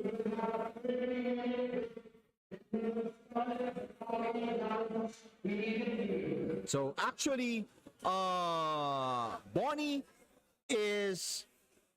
will have a hard time against Shanks. Well, depends on the build. If it's gonna be the Hawk variant, would have an easier time. But if this is the pure red hair pirates, Luta is in for a tough time, because the problem with this matchup is the top ends of Jack is searchable by Uta, while the top end of Raf, which would be needed in this matchup, he needs 9 cost Shanks. He needs 9 cost green Shanks. It's not searchable, as well as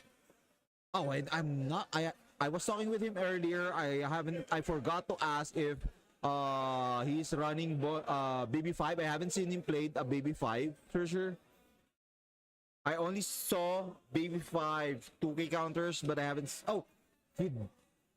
If I remember correctly, he did use Baby 5. So he's running the Baby 5 engine. So we do have Dofi 10s. But what he needs here is the Shanks 9. So I think he's looking for that in his opening hand.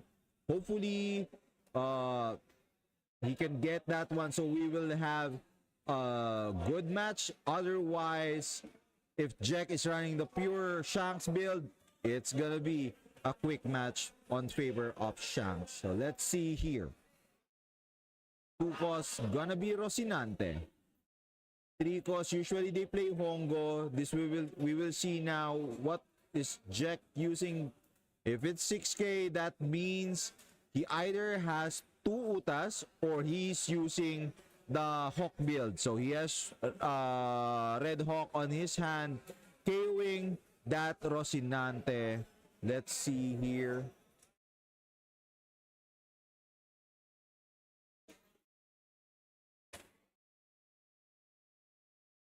That's a Red Hawk. Okay. So that means Jack will be instead of the usual Yasop, Beckman, Rayleigh, Dragon to Shanks. We will be seeing Ace. We can also see Goldie Roger, Shanks 10. There's no Shanks 10 KO. It's gonna be Shanks Rush. So let's see here. Are we gonna see Ace 5 here? So that's gonna be 7K. So that's gonna be a Hongo.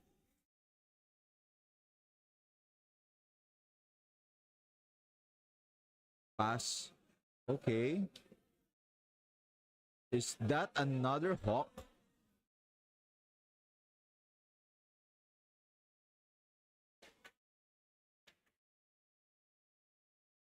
Raf, so that's going to be Cavendish to 7K and then leaving one done open.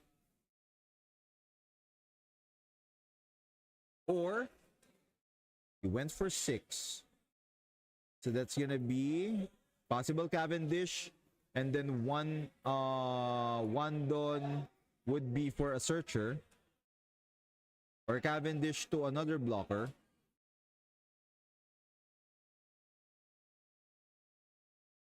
Bartolomeo. Okay, so he wants to filter that hand. He's trying to look for that Shanks 9.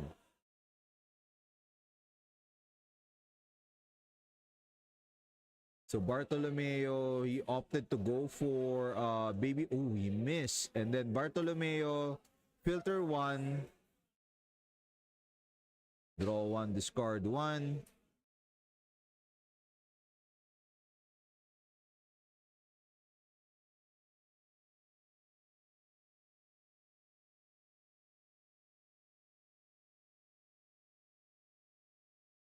Jack will be at 7 Don. Possible ace to Hawk.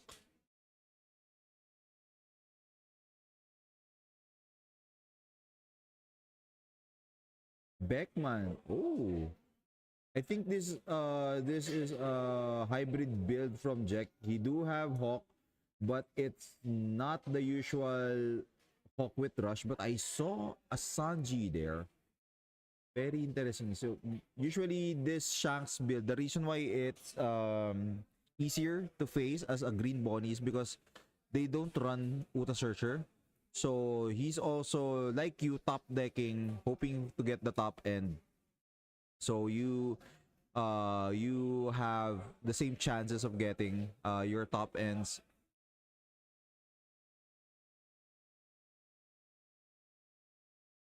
It's gonna be 7. 7 don, 2, 4, 6, 7 dons for Raph. It's gonna be 8, right? 2, 1, 2, 3, 4, 5. Is he missing a don? So that's 2. Should be 8, right? Oh, there you go. Actually, he might actually be just also counting. So 1, 2, 3, 4, 5, 6, 7, 8. Yeah. 8 don on Raph. He can go, if he goes Cavendish, that's gonna be 5. Yeah, to 7k leader. Leader ability. Go for another Sanji. Wow, Jack hasn't taken a single damage yet. Okay, just put it there for damage. Usually, when you are facing Shanks, every turn you want to deal or you want to take one card away from his hand, or at least deal damage, so that he will be going into the late game without a healthy hand cards.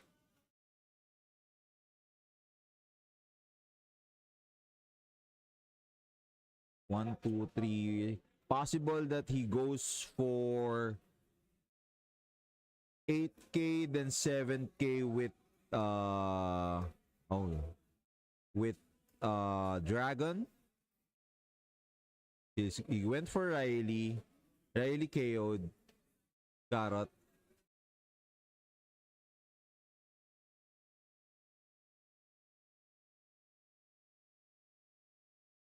So now Luta or Raftera is in 10 don. Might be 10 cause Dofy. The good thing for Jack here is Luta doesn't have a Cavendish. So he didn't manage to bring up 1 don. So his raid is free to attack. 9 cost would 9 cost is will also be Dragon. No, it's not gonna be a Dragon because that would, yep, it's gonna be Dragon. Oh, we wanted it to Dragon himself, so that's gonna be an 11k. Now, this is a big turning point for Luta. If he has another 10 cost Dofy here, he will be able to delay the game and possibly can go for like 2 more turns. But if not, he's at, I think, how many hand cards? About 9 hand cards. He might have a problem here.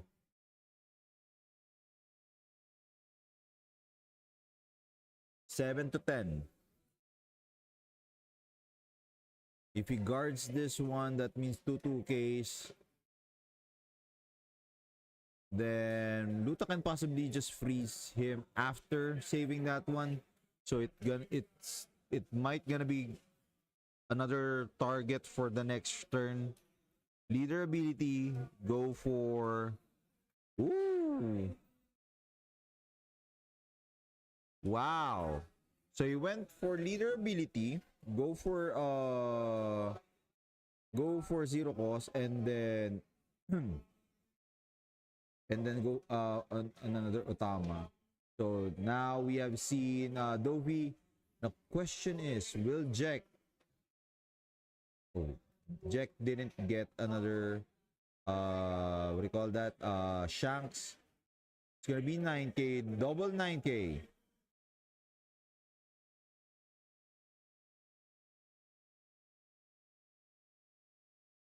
So all Jack is now asking Luta for 3 hand cards.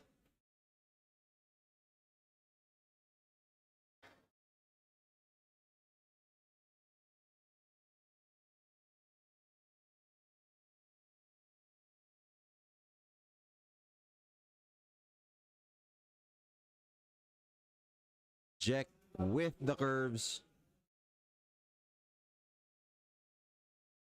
Another 9K here.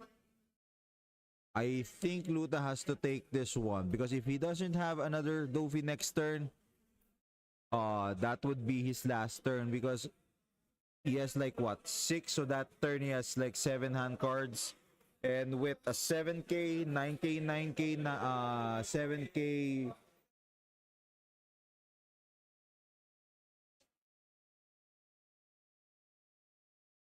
Now, Jack has Hongo in his hand, 1 Marco. I saw a Marco. I'm not sure what his last card is. So he can only guard a 3K. So if Luta attacks to Beckman, that's gonna be taken care of. Dofi on Rayleigh.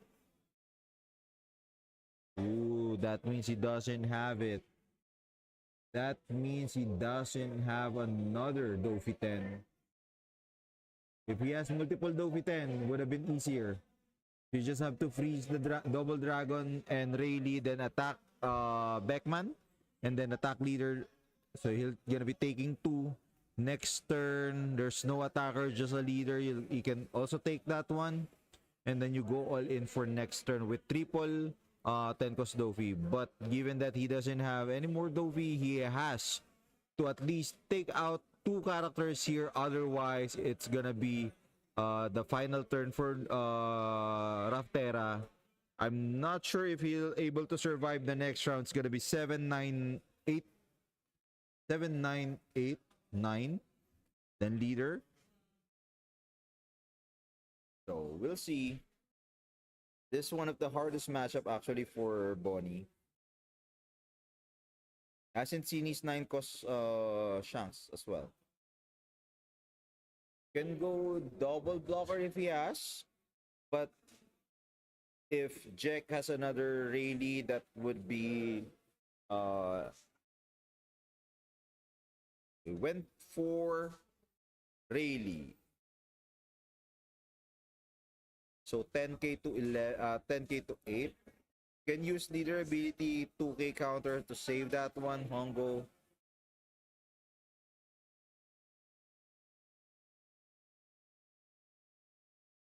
Doflamingo can push the issue here for another attack on Rayleigh.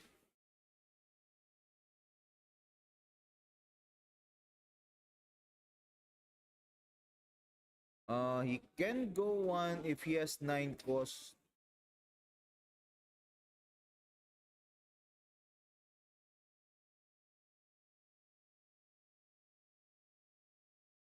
Let's see here.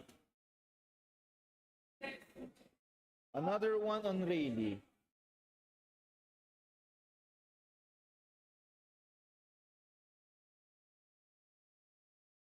Uh, Actually, if we manage to get oh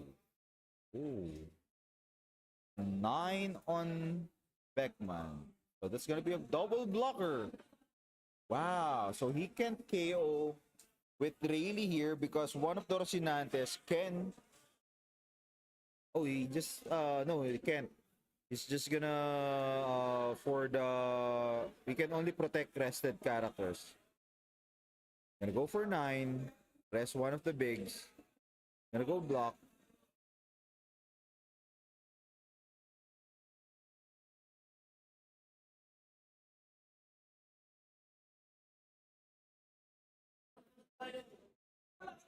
Oh, Marco 5.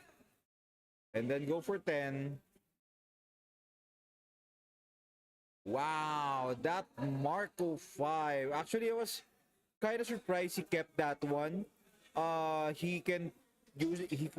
In my thinking that it should have been Marco that was trash with the zero cost, but he opted to go for Otama, which kind of double over counter. But I mean, that choice already paid its due. Marco 5 taking out the last blocker of Luta or Raftera, and that pushed Shanks to have a 10k attack on Luta. So not even 10 cost Dofi can save him because Marco is active, so he can just go 16k next turn. I'm not sure what Luta can do here. I think that's the third Rocinante that we have seen. I think the first turn was there's two Rocinante 2 as well. Ooh, 8 cost kid. Okay. But there's no Rocinante.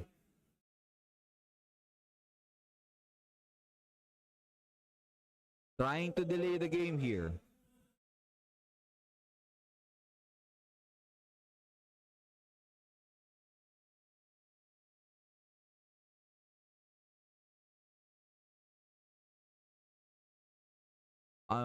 Luta, I think only. Oh, he doesn't have any more hand cards.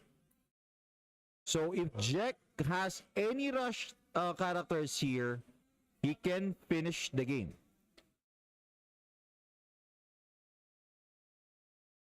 So possible 8. Oh, Luta still has 1 life. No, that's a hand card, right? 1 hand card. He'll gonna rest.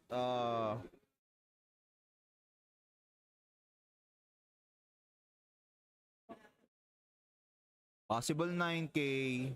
7 cost, so that's gonna be a blocker.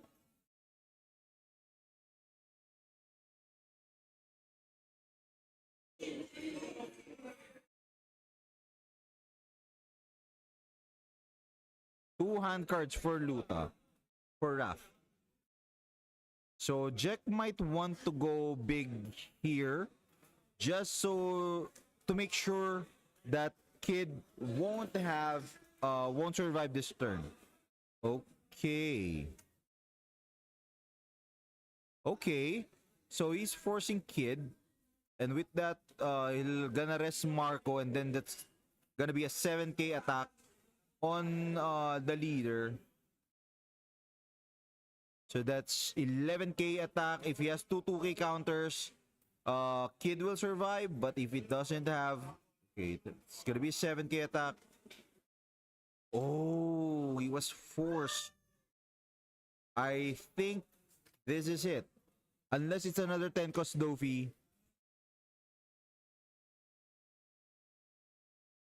This is Luta's last, won't be, if he has 10 cost Dofi, won't be the last turn. But if it's gonna be 10 cost Dofi, that's gonna be the last turn, I would say. He's gonna go big to KO that dragon. He went for Marco. Controlling the board, but an all-in is also possible. That's gonna be 2, 4, 6. Are we seeing Hawkins? The 3 Donso can... Oh, 7K. You're gonna take this one. So, okay. It's a GG. Raft. Well, it's only an Apu. So, Jack will gonna be taking the game. Raftera still has a good chance on making it to the top cut. Jack will definitely be part of the top cut. I think he's the undefeated here. And with Raf, those Jack says that he didn't need all those searchers because he managed to get I think three dragons, right? So that's 3 dragons, 2 Rayleigh, 1 Beckman, 1 Rayleigh, or 2 Rayleigh. So the draws are in favor of Jack. Managed to get the top ends despite those not being searchable, and that punished Raftera quite heavily because he didn't have the answers to those big attacks. And Jack will be taking the undefeated and the sure slot to the top cut. Raftera, I'm not sure if all X1s will be sure to be part of the top 8. I'm not sure. I believe there are some X1s that will be taken out of the competition. But again, we will be back. There will be a top cut, so we will have a longer break this time because they will be conducting a deck check. Again, Jack Lim winning or being the undefeated for the championship 2024 PH Preliminaries 1v1 Wave 2. So see you next on the next stage of the tournament. We will be right back.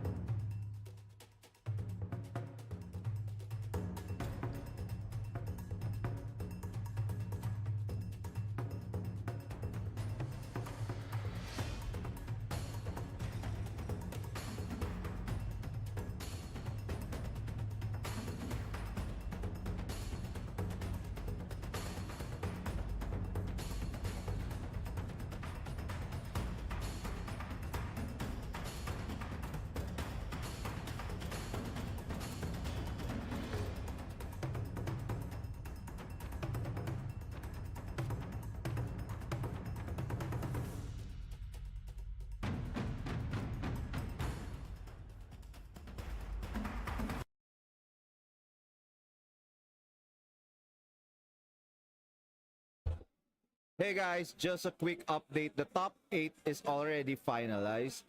So let me share you the leader distribution of the top 8 of the PH Wave 2 1v1 CS 2024 preliminary. So the undefeated is Jack Lim with Shanks.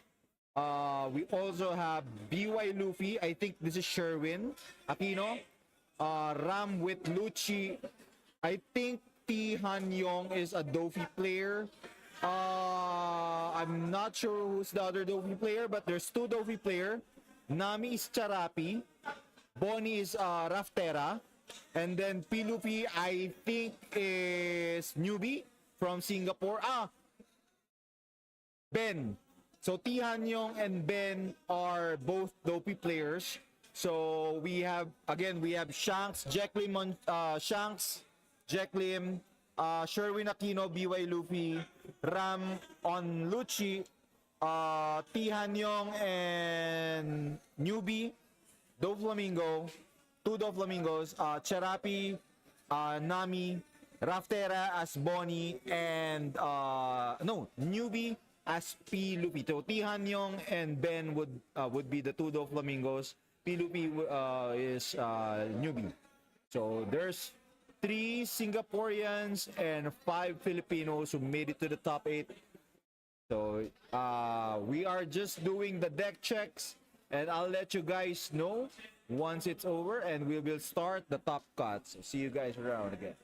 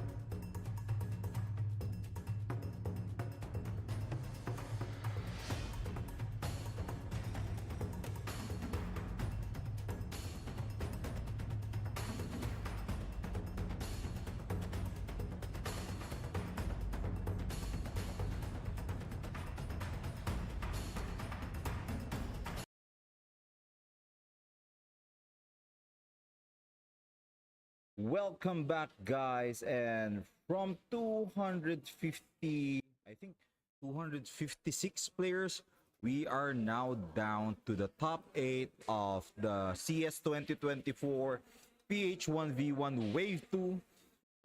We have in our, I think the next game would be Gerard from Singapore playing his Luffy versus Jack Lim, the undefeated of our Swiss round, with his Shanks. So we have here Newbie and Jack Lim. So usually Shanks is advantageous against Luffy here, but Gerard or Newbie is also a veteran player, so we might see some intense action. This is already the best of the best, so it's definitely the cream of the crop here in the Philippines. The top 8 round 1 of the top cut. So actually it's whoever loses here won't get anything because the prize is only for the top 4. So this is your one match away from a secured, I think, Shirahoshi for the top 4. So all the top 4 will get their own Shirahoshi, and the top 2 will get I think Vivi.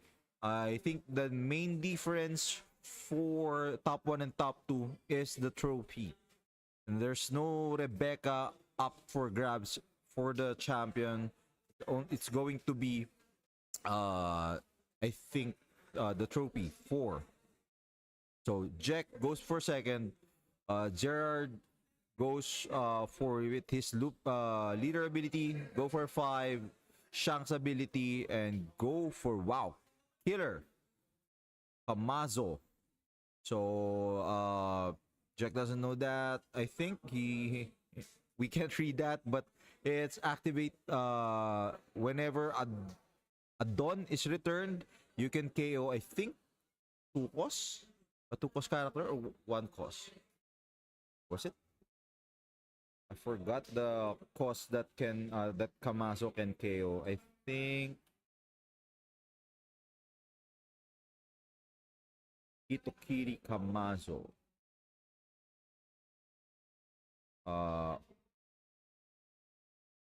2 or less, I'm right. So 6k with Hongo.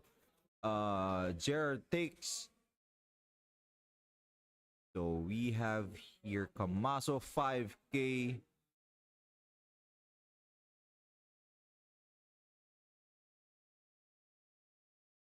Let's see here. Sorry, 6k. So Sanji will be used here. Gonna be still 5 done for Gerard here. Might be seeing Kid. Wow, so the return Dawn combo is now online for Gerard. So you return a Dawn, you restand a Dawn, get 1 Dawn active from Kid, and then you KO a 2 cost via the Kamazo trigger. So with 5 Dawn open, I think that's gonna be either an ace. Interesting. I think with 6, he can block with Kid here and then give 1 Dawn.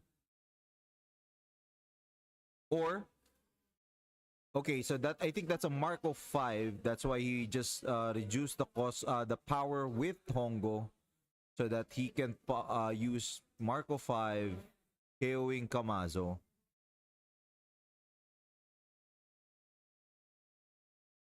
$5K on Hongo. So Gerard can go actually for 9k 9 cost character, right? Oh, so leader abilities used with Marco. Now Lin putting Marco on the bottom of the, I think on the bottom of the, oh, on top. Okay, I thought they will put it on top, on the bottom of the life.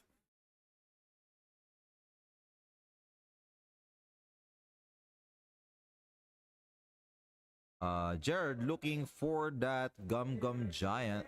Law cannot use that Gum Gum Giant. He can only fetch 2 costs or higher. We cannot use Gum Gum Giant there. Luffy Taro. I think he grabbed a Luffy Taro. And I saw, I think he has a Zoro on his hand. Is that a Zoro? He can go for Luffy Taro. Go for Zoro.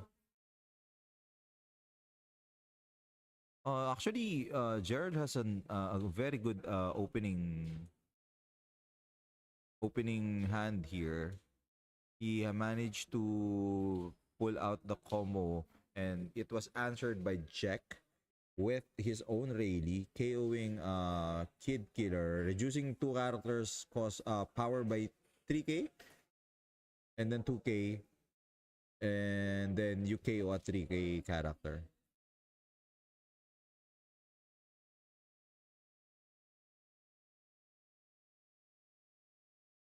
Let's see here. He can go for 5k. Oh, Luffy Sec. One Dondro can go for 10k and then go for 5k. So he's waiting for Jack to use his Shanks ability, but he won't be using it because it will save him 1 card should Jared attack with his leader. Now pass to Jack. So I think, ooh, I think we might be seeing a Shanks here. We might be seeing a Shanks. There you go, Shanks. This is the Rush Shanks. Again, usually Hawk users doesn't use the 10 cost, sorry, the 10k killer. So Shanks, it's gonna be 8k, 12k versus 8k because it reduces the cost, the power of all characters on board. Now Jared use his Gum Gum Giant, so Big Mom has plus 4k, and now Rayleigh, it's gonna be 8k to 8k.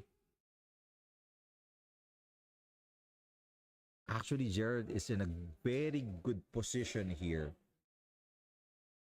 If he can reduce Jack's life down to the remaining Marco, Jack might not use his second Shanks because that he might lose the game after that one.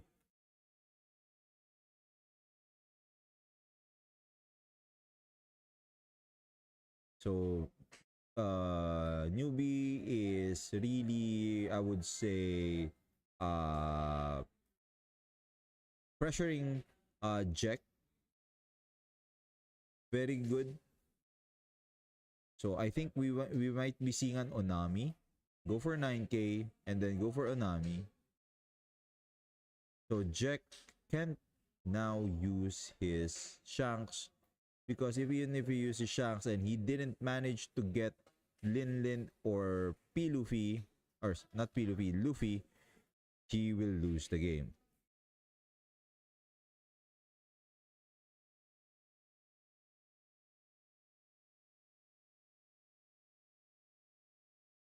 Okay, ball is on Jack's hands now. He can go for actually he can go for, if he has a Rayleigh, he can go for Rayleigh. Oh, he will force the other Shanks. So that's, although that's minus 2k to all characters. Lin. Oh. So I think he'll gonna go for another Shanks. Leader. He went for leader. He wants, oh, Jack has I think Jack has, oh no, I thought that he'll gonna force Newbie to go to down to 0 because I think he has, does he has what do you call that, Goldie Roger? Now opting for double blocker. So Jack filtering 2. So really on play, if your opponent has 2 characters with original power of 5,000 or more, you can draw 2, discard 2. Was it discard 2 or discard 1? Basically, it's a draw 1.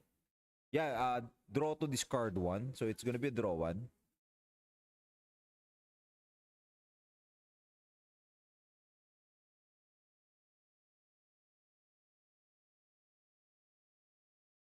Now, newbie attacking with multiple 10k. Actually, 9k because there's Shanks. So, Luffy was 9k. All characters minus 1k.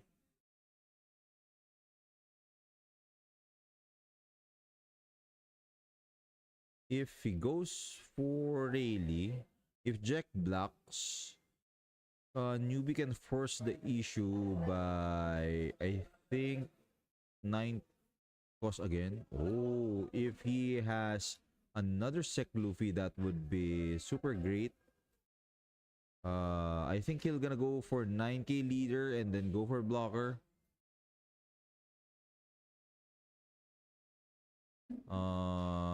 I think I saw another Nami there on his hand. So if it goes, yeah, there I saw some. He do have Sanji. So Sanji 6 cost can also be a an option here. You still have 9 dons. So 3-3. So you can go 7.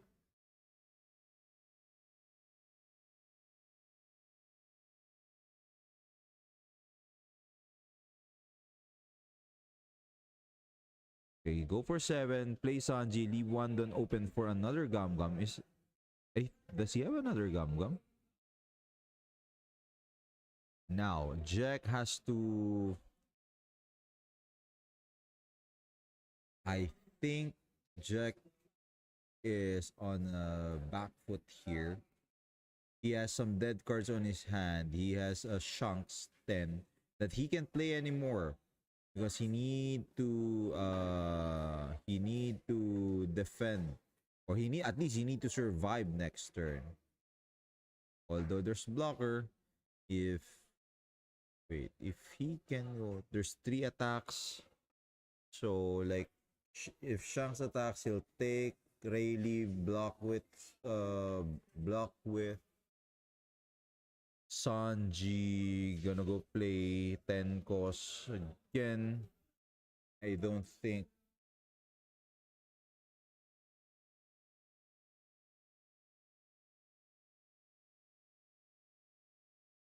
Let's see here. If he managed to put Jack managed to put Gerard down to 0, could have been easier with just Goldie Roger. So newbie is now counting all the 2Ks. There's 5 2Ks already. That deck has a lot of 2Ks, usually 12 to 16. Am I right? So Otama, Lime Juice, Hongo, and Sanji. So that's 16 2Ks. So 5 is only 5 hasn't been used. So there's 11 more.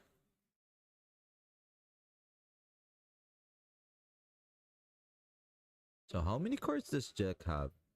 So he might try to go he might try to pick up Lin or Luffy. The problem is there's a blocker.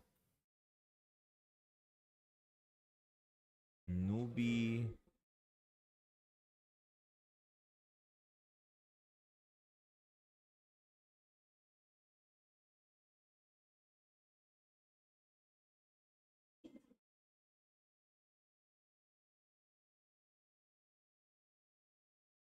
Leader. Goes for leader.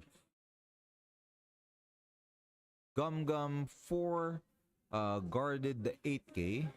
Ooh. That's kind of rough because he already had 1 Zoro non-counter. Now the question is, will Jack survive? Then I don't think Jack can survive the next attacks.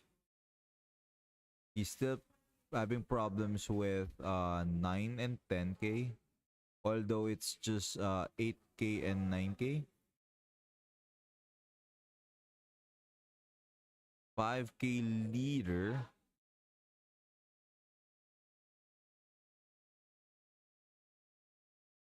You can actually go 5k.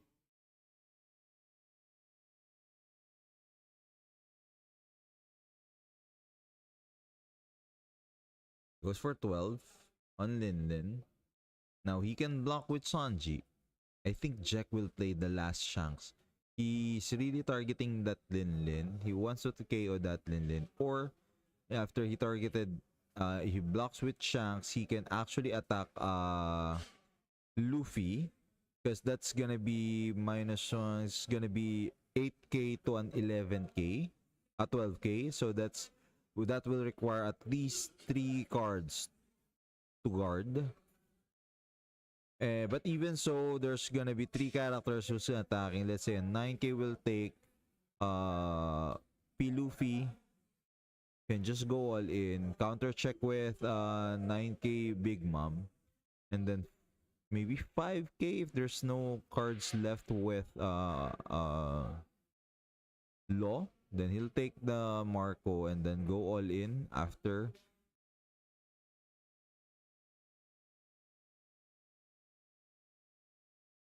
Oh, he went for Dragon.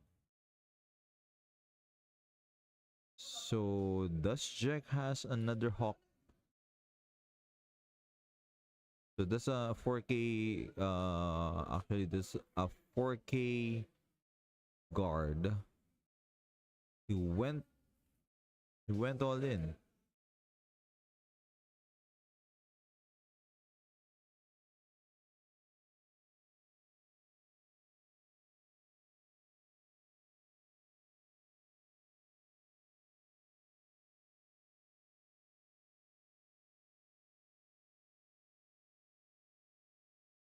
How many cards does Jack have? 3 or 4? So with 4, he can go just 10k. So 10 Luffy is 9k. You can just go 9k. Counter check. So can be a leader Hawk. And then you go, so Law will be KO'd by Den. Then you can start with just 2 Dawns. You can start oh, he went for 11.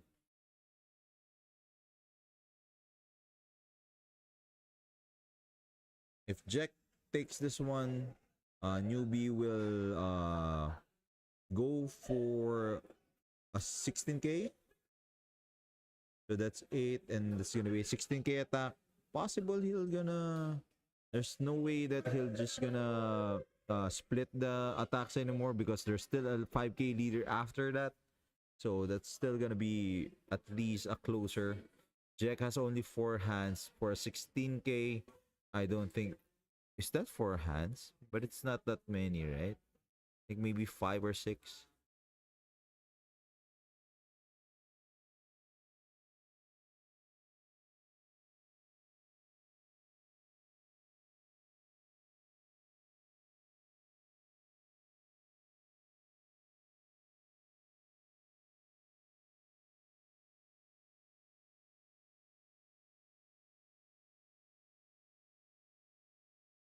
So 11k attack. Leader ability. So that's now a 10k attack. If he has 3 2ks, he can still guard it. He can go for Hawk 2k. And that's still okay. Or Hawk 1k.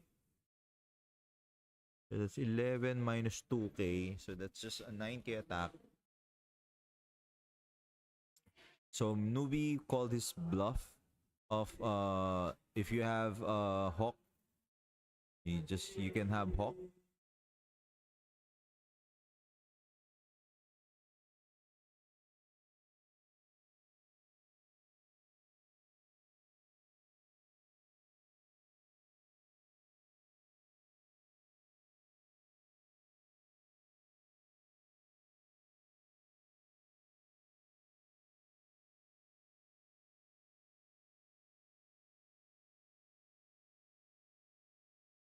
check.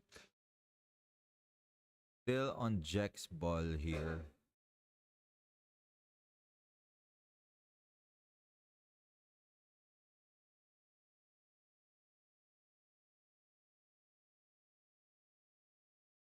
Let's see now. What's the plan?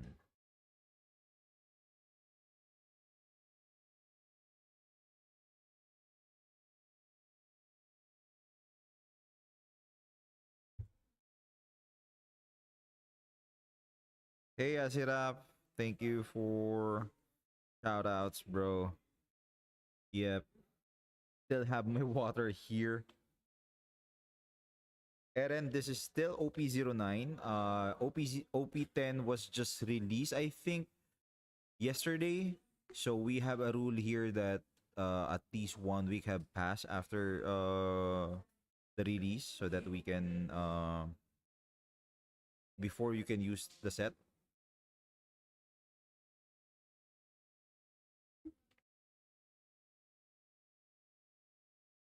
Yeah. So that's Hawk. So now he used Hawk. So leader ability and Hawk was used. Oh, he didn't use. So that's 11. Still, that's just 9. That's just 10. So 9 plus 2, 11. So that's gonna be guarded. Now Jared has to split this one, and he has to guess the counters properly. Otherwise, he will lose the game next turn.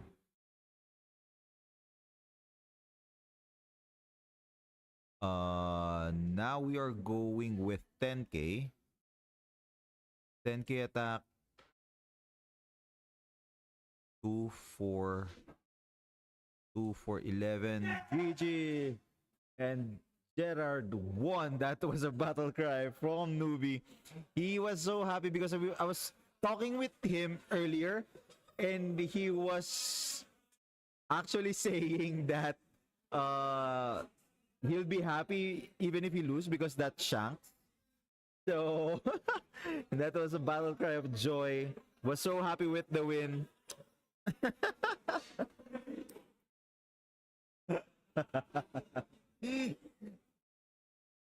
Yeah, the pop off. So actually, I was actually talking with newbie earlier, and he told me, bro, I'm so I'll be happy even if I lose the game because I'm facing Shanks, and he was watching Jack face off against a Luffy player practicing.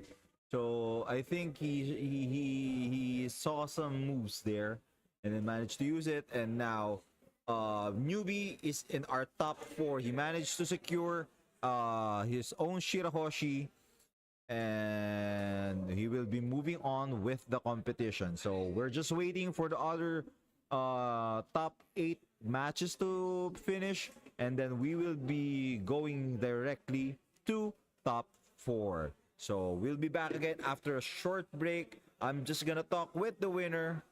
Let's see.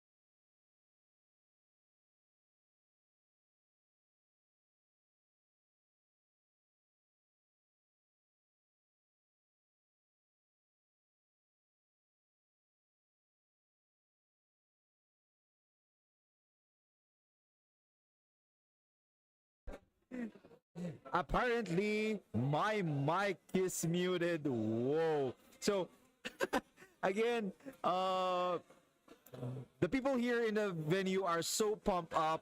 There, I think, 3 bad matchup that was won by upset. So, Raftera loses to a BY Luffy. So, Raftera's Green Bonnie loses to Sherwin Aquino's BY Luffy. Charapi's Nami lost to Rams. Black Lucci. Jack Lim's Shanks loses to Gerard's P. Luffy. And I'm not sure who won the Dofi mirror, but definitely Dofi will be part of the top 4. So the top 4 would be BY Luffy, Black Lucci, P. Luffy, and Doflamingo. So there will be an assured 2 Filipinos and 2 Singaporeans that will make the top 4. So if ever a Singaporean wins the championship, they will get the prize cards, but due to the nationality rule, they cannot get the slot for the regionals. So the slot will be passed to the highest ranking Filipino players. For the new players here, or for the Western counter, our Western friends, that's the rule for the Asian side when it comes to regional slots. So I think the next match up would be battle between the Luffys. I'm just waiting for the signal of the judge on who will be the broadcasted match. So again, the top 4, BY Luffy, Black Lucci, Blue Doflamingo, and P. Luffy. So we will be back after the short break.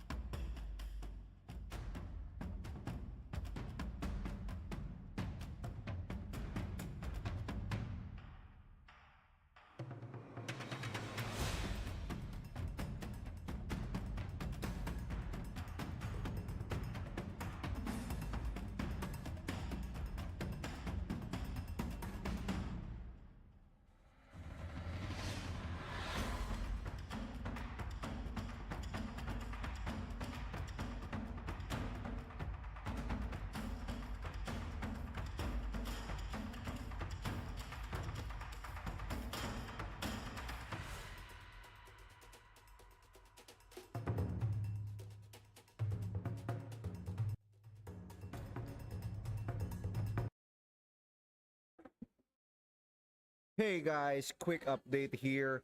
Welcome back to the stream. So, the top 4 matchup has already finalized, and it's gonna be an assured PH versus SG in the finals because the two remaining Filipinos will face each other while the two remaining Singaporeans will be facing against each other, and the Singapore matchup will be our live stream match. So we have Gerard ng or also known as Newbie with his purple Luffy versus Ben.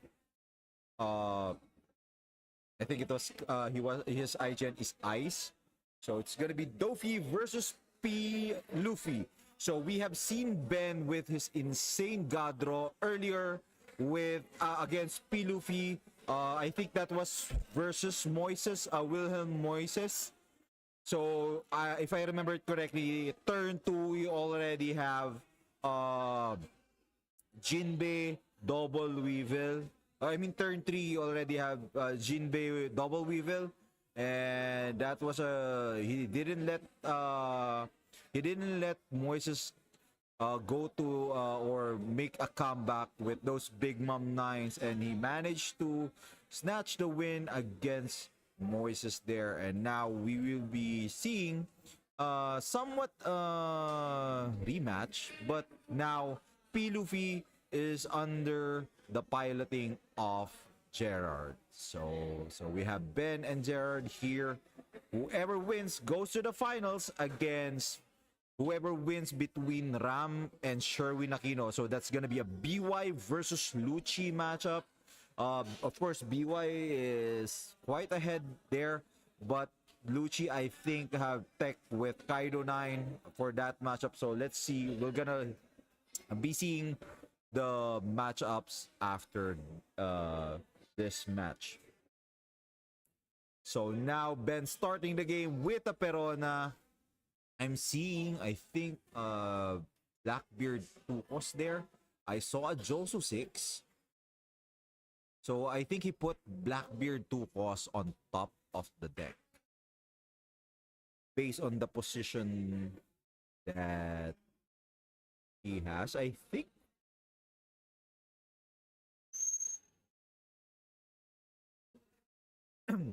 now Jared with his own searcher. So is that a Robin? I think that's a Robin. Wow. So he didn't took Sec Luffy. Very interesting.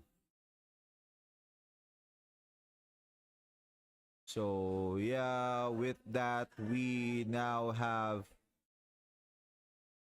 Weevil with the draw 7k. Gerard took the damage.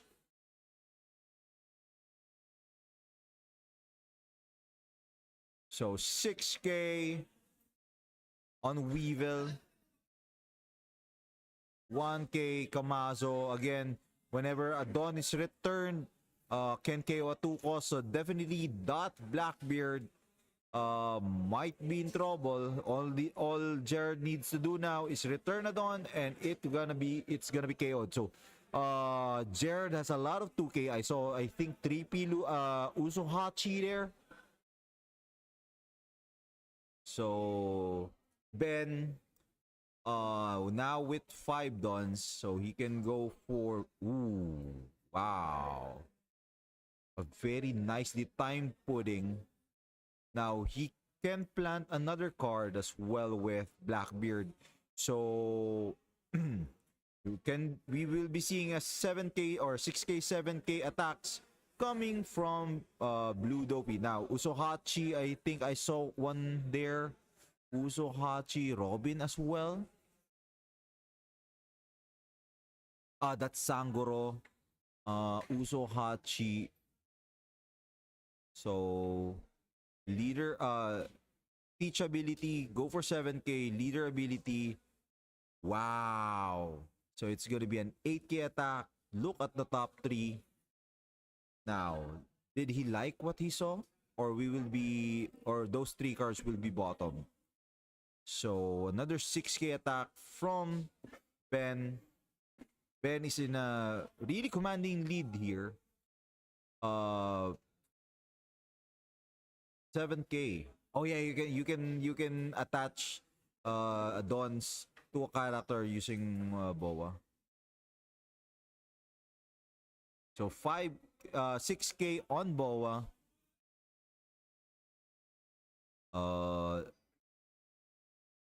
Jared asking hand cards. Ben only has 2 hand cards now. So definitely Boa or Weevil will be taken down, but definitely the priority should be Boa. So I'm not sure if Jared has a way to return a Dawn so that he can also KO the engine that's currently running for Ben with the Blackbeard. 6K, another 6K on. Oh, now we have the Kid Killer Dawn return combo.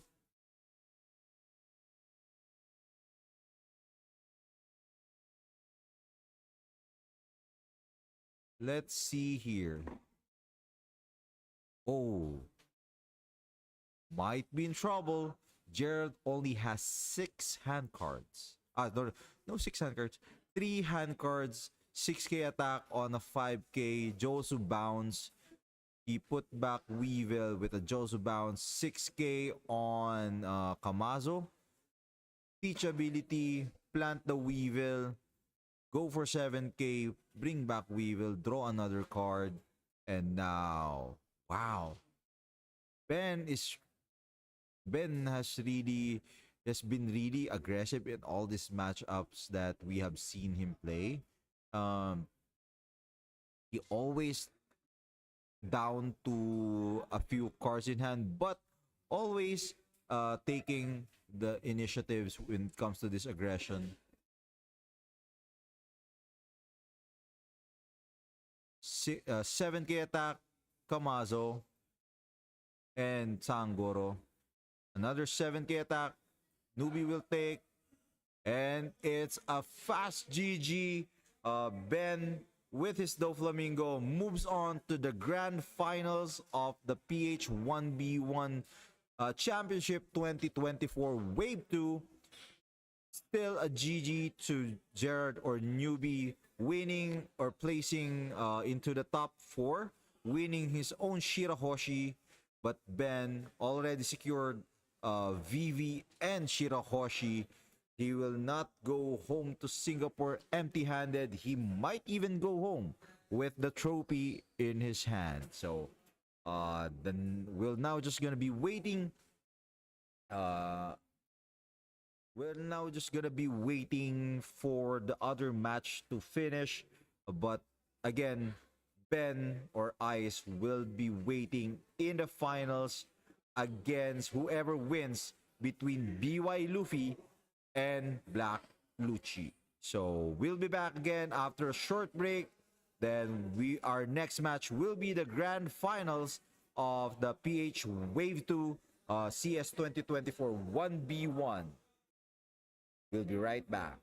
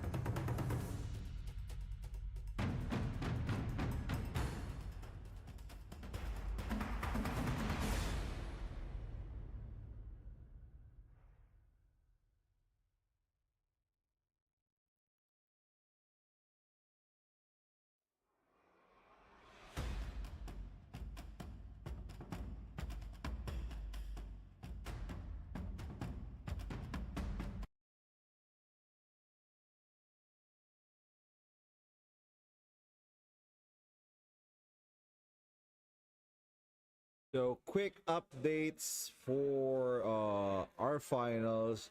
Uh, as you have watched, Ben took out Gerard and BY Sherwin won against Rams Lucci. So we will be having a finals.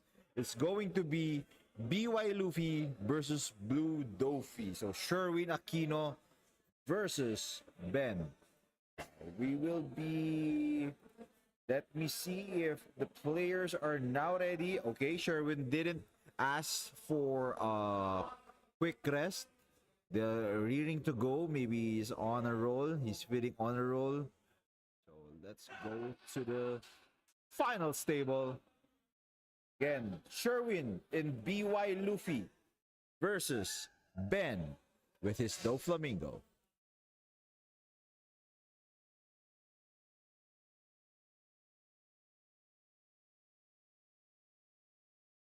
So last time we saw on stream BY versus Doflamingo, it was Gids versus Aldi. Gids with his double Rocket Luffy Viola combo, stopping Aldi's own on his tracks. Let's see what would be Sherwin's play here against Ben, who we have seen uses a very aggressive play style with his Doflamingo.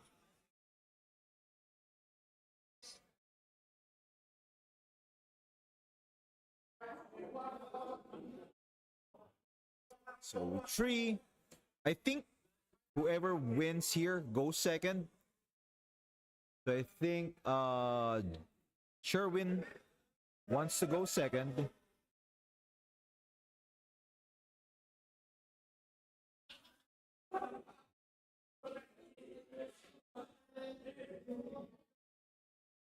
Okay, Ben goes for a mulligan. Let me see if I can bring someone here as a co-caster. Who do you want to see? I can drag here as a co-caster. They were so focused on the game. It's Singapore versus Philippines. Again, it is now assured that Sherwin will be getting the slot for the regional finals for Wave 2 1v1 because Ben cannot, even though Ben can win the prize cards and the trophy, he cannot win the slot because of the nationality rule. It should be the highest ranking local player, and it is Sherwin Aquino. So now we have turn 1 buggy for Ben. So he has no choice. Buggy doesn't give you a choice whether to put it on top or bottom. It's going to be on top. This is actually the worst opening for Ben's hand. You usually want to have Sengoku or Perona because at least you have options to go for it. Here, he doesn't have anything. You are forced to deal with the first 3 cards regardless of what you're gonna do. He can go for Kid. So I think Sherwin's planning to plant some Rocket Luffy in the maybe in the future. So go for 7. 7 leader. Bounce the Kid. Wow. Now he now have a 2K in his hand. Buggy went back to his hand. So usually it's the Rocket Luffy that's going to be a key card here. We have seen it when Gid managed to plant 2 Rocket Luffy on his life, but it seems that Sherwin doesn't have that luxury now. I haven't seen. I only saw what's that? 1 cost, so that can be a flambe. 5 cost, 1 cost, 9 cost on law, passing the turn. Sherwin didn't do just remove one of the warlords here. So Hiyori, I think that's a Viola. Is that a Viola or it's a flambe? 4 cost. Moria, bring back the bounce law. I think it will be. Will we see? It was planted. Let's see here. Attack for 7. Bounce law. Does he want to bounce Moria so that he can resurrect something? Wow. This is a dangerous territory actually, because if Ben managed to play a pudding, it will be so devastating with for Sherwin, because he has like, I think, 10 cards in hand. 2, 4, 6. Yeah, he has 10 cards in hand. So a pudding will be so devastating because 50% of his hand cards will be trash. He will be shuffled back to the deck. 2, 4, 6. Yeah, he has 10 hand cards. A Luffy, I think 4 cost would be Kusan, so that's 2 Kusans. Um,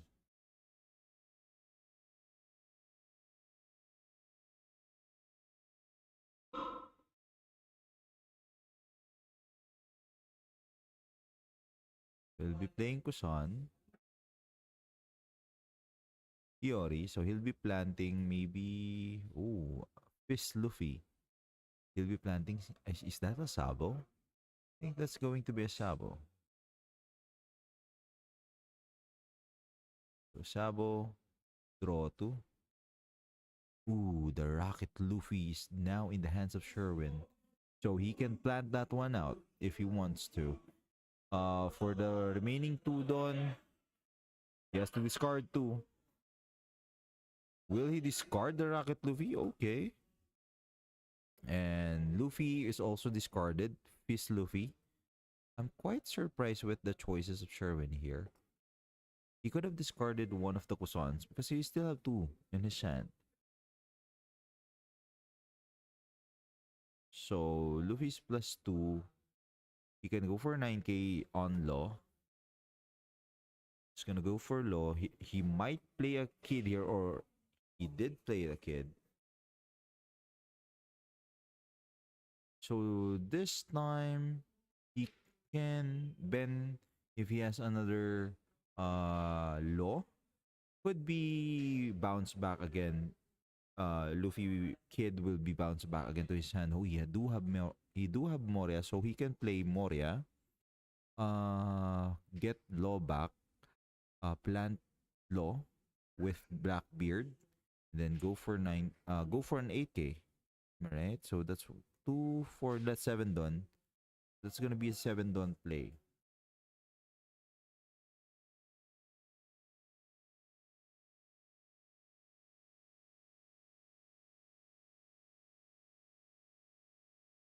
Do you really want to use all your Morias just to bounce? Actually, you can do that. You can go Moria, bounce Law, put back Moria into your hand, and then bounce the kid, attack for 9.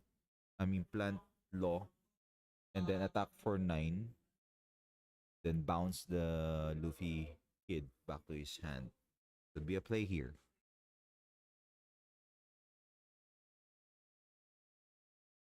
With, but I'm not sure if Ben wants to attack here.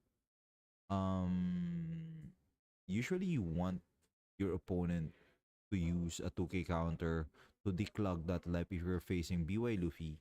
But given again, Ben was so aggressive in all of his matchups that he might just go for it. Even Sherwin can defend the last attack with his Sabo.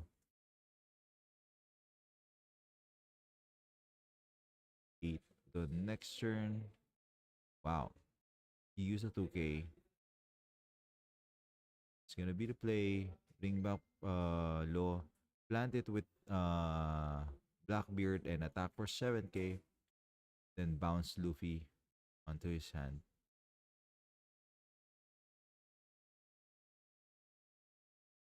You don't want Hiyori back to his hand though.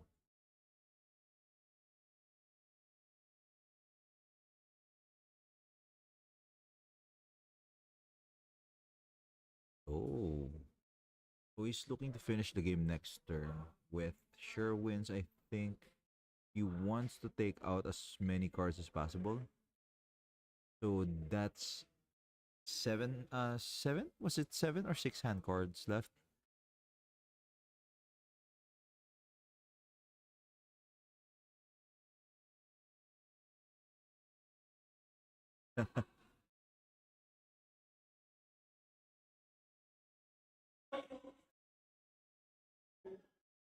He took one.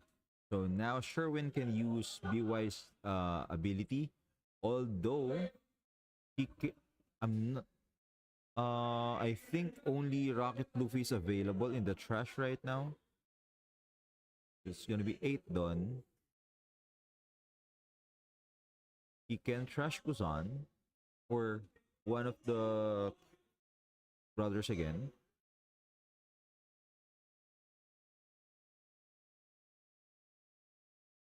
Ben is in a very commanding lead here.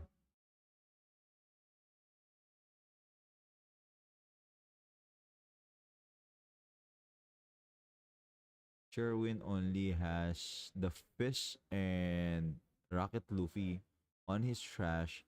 He can go for leader ability. Use Rocket to KO one of the 4 costs and then attack for 9k.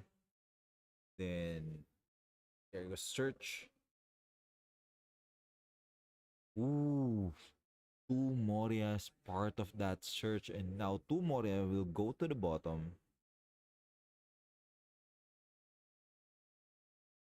So he can go leader ability 7k.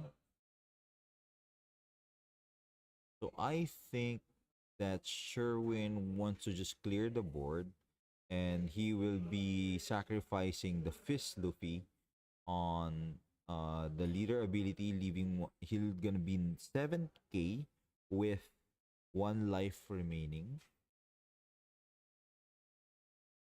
You wanna focus? You wanna watch?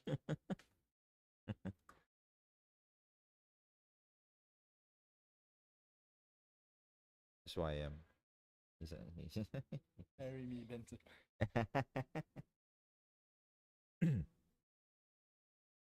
Oh, so now Ben is guarding, so he doesn't want to let any of those attackers go. He knows that he has the chance to punish Sherwin with lack of brothers. You only have Fire Fist Luffy and Rocket Luffy, so there's gonna be no new protection for Sherwin here. Or does he have a Sabo on his hand? I'm not sure. I haven't seen the hand cards yet. So it's gonna be 9k, 2 kids, but oh, he has another Sabo in his hand, so he can play Sabo.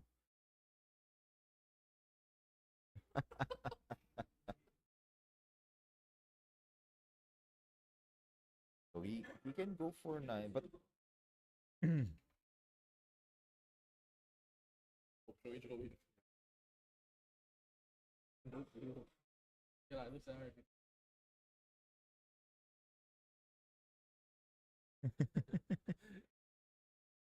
work was okay. So maybe he'll gonna target of of. I'm quite surprised he didn't went for the Sabo as a new protection, because now he's gonna be at 9 done and pretty open and 7k. So he decides, okay, I don't think he will go for that. Okay, that's a 10k. Another search. So wait, get if he managed to get cards the Sherwin has, if he managed to get Pudding, that would be super scary for Sherwin. He has only 7 hand cards. For 8 hand cards. 8 hand cards, and then if you use 4 Dawn, you'll still have 9. Ben is at 9. So he can still go for 7-7 with leader ability. He managed to get a pudding. You have a pudding? That Miho.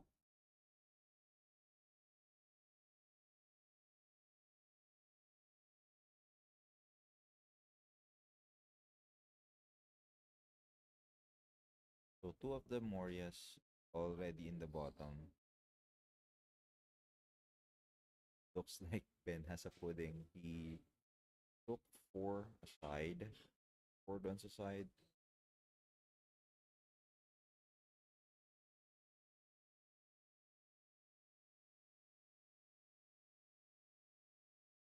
Oh, he's going for 9.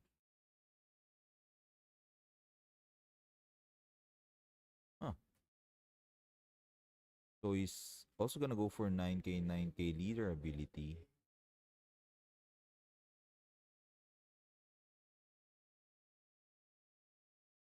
Really, man.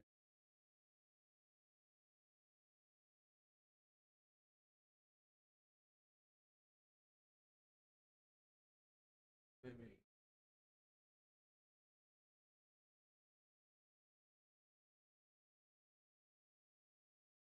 Two of the Morias already went to the bottom when he searched.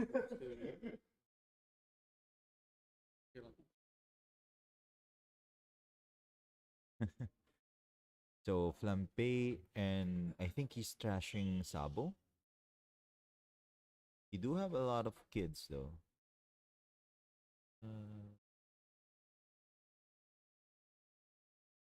He has 2 Kusans. I'm not sure.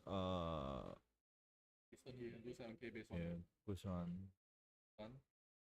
7k base one life. He's safe already. He win. You don't even need more. Hmm.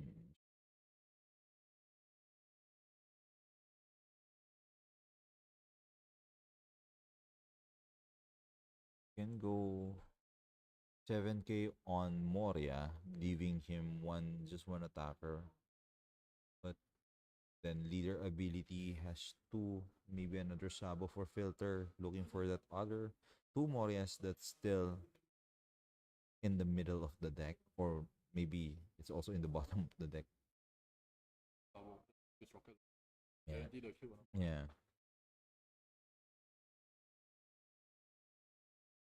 I'm sure when I'm so stressed out. Stressful. Go. Heal some XP. Yeah, he can. Does he have a Luffy kid here so that he can use because he can go for Rocket Luffy. Yeah, he'll gonna go for Rocket Luffy. So 7k, 7k or Sabo. Very distant, you don't even need. You can just play Rocket Luffy. AK base 2 life. AK base. IK base 1 life. Regardless. He can go for Rocket Luffy here. Not even need.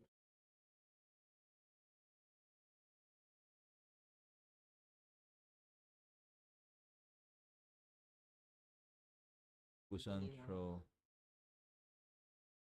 2. Yeah. Transform, KO, Moria, draw 1. I think he's looking for that Moria. Did he get? Oh, that's another Kusan. Kusan. Just play the Kusan.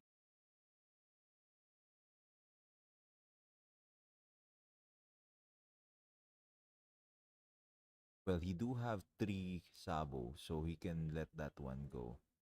I mean, that could be a filler life there. He'll play Kuzan.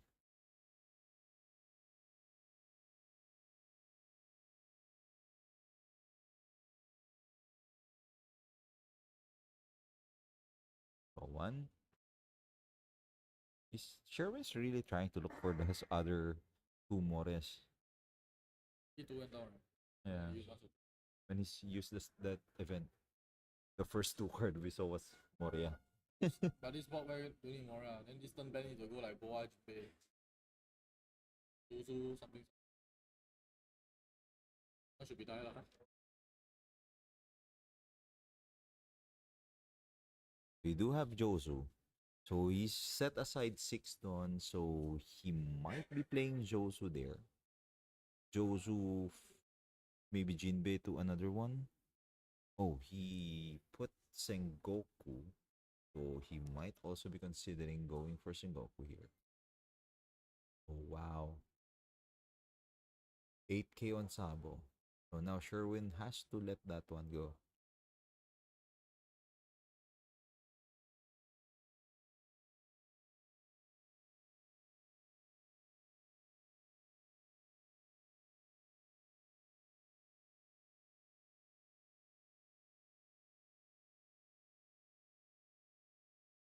Sengoku, 2, 4, 5.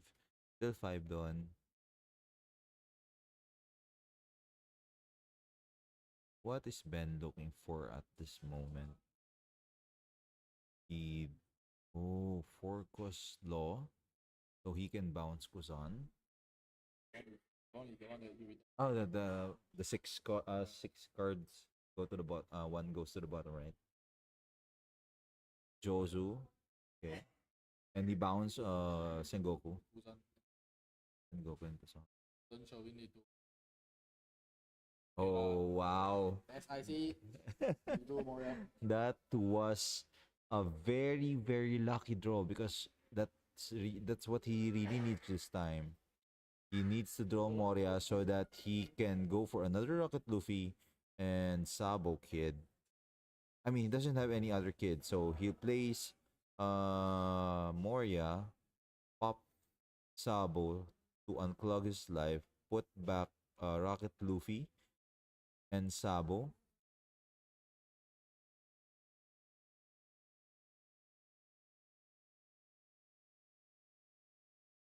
Sabo draw 2.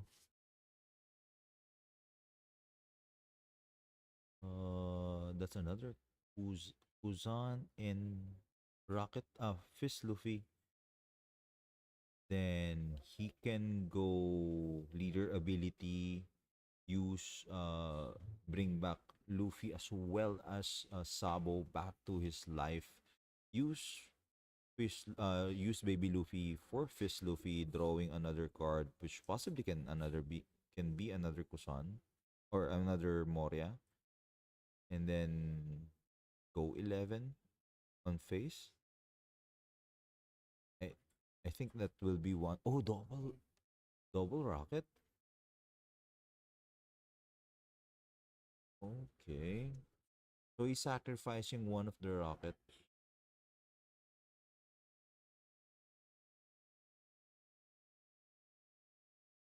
Can attack for 11.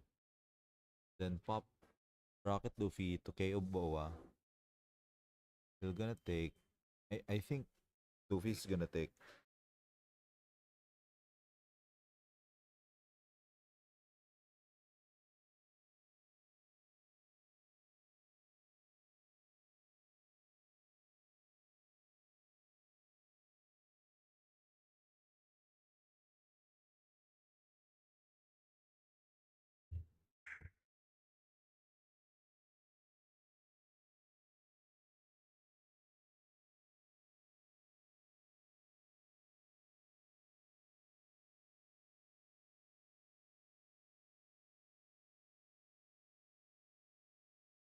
Ben going So then 5. it's 9K base, right? Yeah, 9K right One now. life. 10. Yeah, Sure looks. and then a blocker. Well, so I think Base and I'm quite surprised that Sherwin didn't pop that Rocket Luffy to kill Boa. there is no need to pop. You use the one as attacker, then next turn. Hmm. Because Ben surely need to turn the boa this turn. He needs to attack, right? Maybe Sherwin already run out of like DBs. So he need to use that one like so buy more pressure. So there's no reason to draw that shot. Like even if he go like 999, right? Just block one, Yeah. block one more. So he just go 7 either. Pop the Ben is at 2 life also. So to be fair, actually Ben here cannot even for 999. For again. Attack 9 Jozu, then he play boa, then attack 9. Rachel win from like You're putting. Did he play pudding? I don't think he will play pudding here. Should have played earlier. If you want, I tell you the only way to win is you putting him into brick, then he really brick, then he really wins. This is live, bro. Huh? I mean, it's the same. We're not delayed. It's okay. It's It's just a. I want to read the chat, but I got nothing to read. Is that a commentator? Yeah, this is a commentator. Let's Let's go, Sherwin.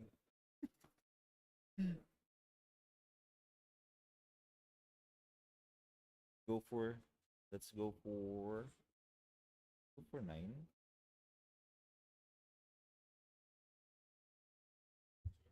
So it goes for 9.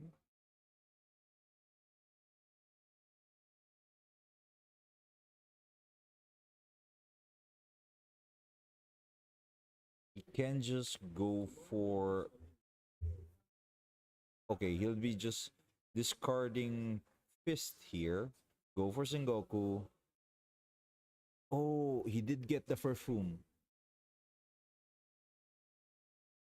He went for 2K. Another Jozu. He went for.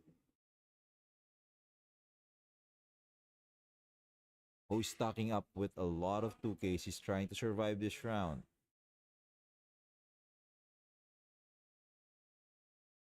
So he managed to get 2Ks out of that Sengoku that was bounced off a Jozu. So next turn, if Sherwin can't go up to 9K, he might be in trouble here. There's 2 Jozus now and 1 Boa in the side of ice. Sherwin did get 1 Moria, a blocker, and some weenies, Garp and Hiyori there. Wow, Ben has a lot of hand cards. I think 8. Did I see 1, 2? So just showing what he got from Sengoku.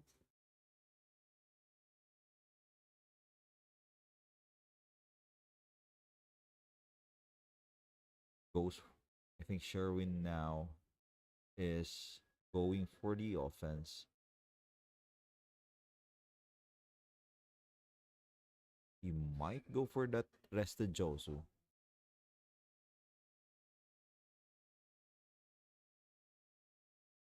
Sixton.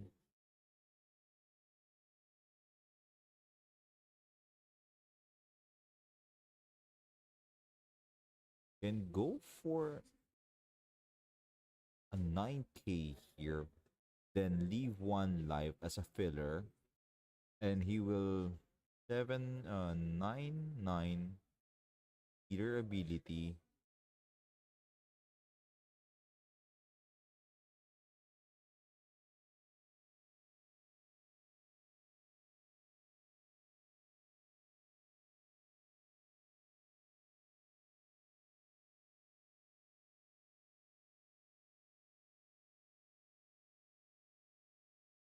Well, this is already the finals. So it's whoever wins this one wins the whole thing. It's just that if Ben wins this one, the slot to the regionals won't be given to him because of the nationality rule. If you're whoever is the host country, the top ranking local will get the slot if a foreigner wins the whole thing.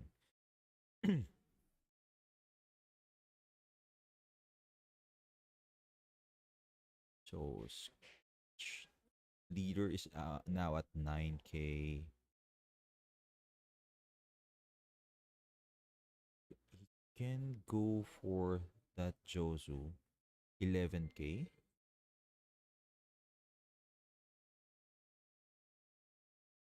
11K. Put Ben at 0.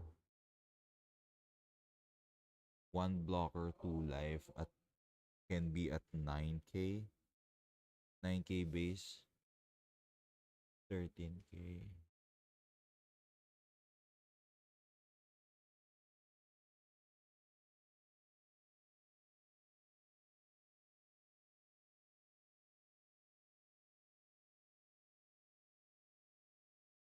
Gonna be 11. Needs one more.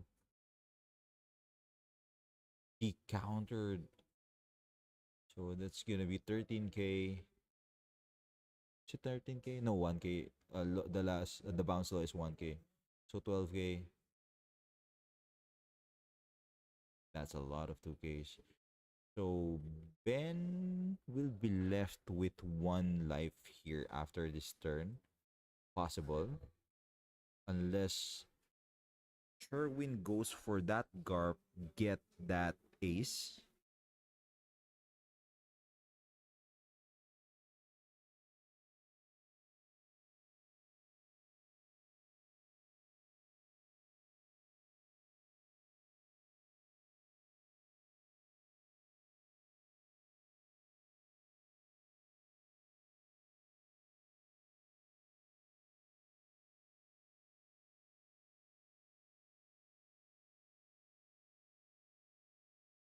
There's no more, if you notice, there's no more time limit in this finals because we are already in the finals.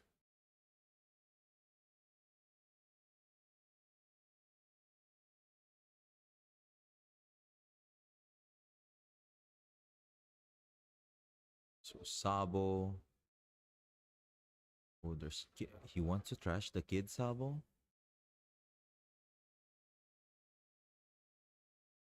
Oh, he wants to play that kid, Sabo. So now Sherwin can either decide to be at 11k base or just go for a 9k base, 2 blockers, one and then 2 open dons. I'm not sure if he has another Garp on his hand. 11k leader, 13k leader. Ben is in a tight spot here. This might be his last turn as well. If he can't bottom or at least deal with the Sabos, those will turn into attackers next turn. And I think he has... he haven't seen the buggy. Oh, are those Weevils? I think those are Weevils, right? So there's 2 Weevils on his hand. So those are less, basically 2 cards with no counters. So that won't help him when Sherwin's final attack comes next turn. So can go 9k. Sherwin's at 9k, right? To Sabo. Yep. Sherwin's at 9k. So he needs 2 don to those Josus before he can attack.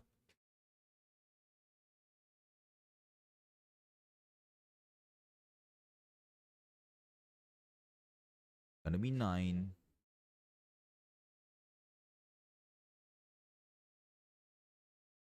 Oh, he's opting to go for 11.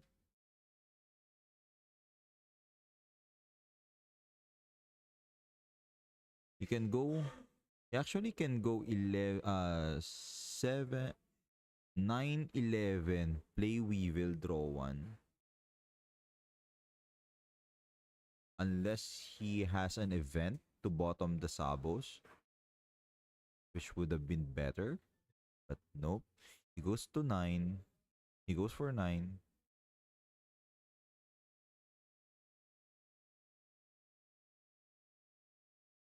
Sherwin trash one of the Sabos.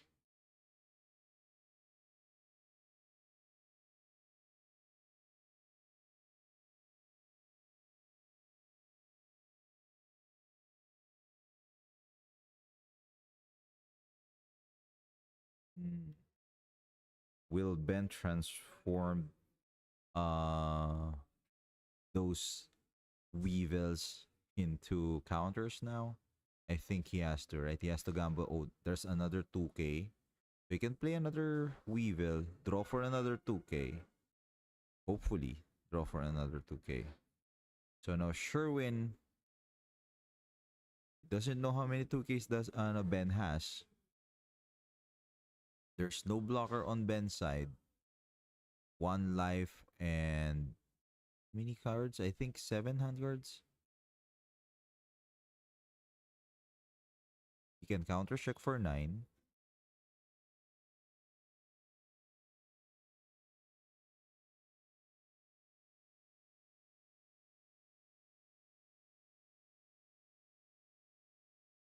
Okay, he started with 9 on Moria.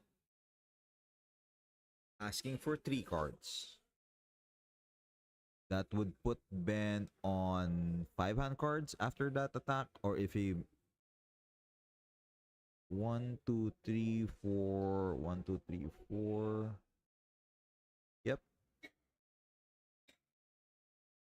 3 hand cards. Now Ben is down to his last, I think 4 or 5 cards. He do have some buggies yet left. He goes for oh, interesting. Sherwin goes for 6. So did he draw another Moria? Did he draw another Moria? Now Ben is down to 3 hand cards. So this is a very interesting. Does he have Moria? I'm just surprised that he attacked with Sabo.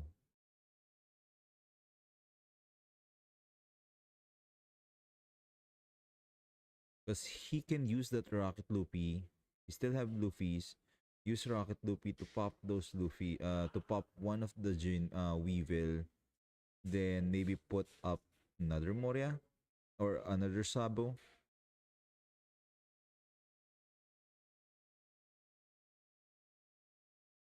Erwin needs to go to 9k this turn because he will be pummeled with 7k, multiple 9ks next turn. So he has to transform to a 9k this turn. And that would be Ben's last turn. If he still can't detail Sherwin, Sherwin will return the Favor, and I don't think Ben has what it takes to guard that one. So Sherwin can play a B. He went for 7, so 2 blockers are now down.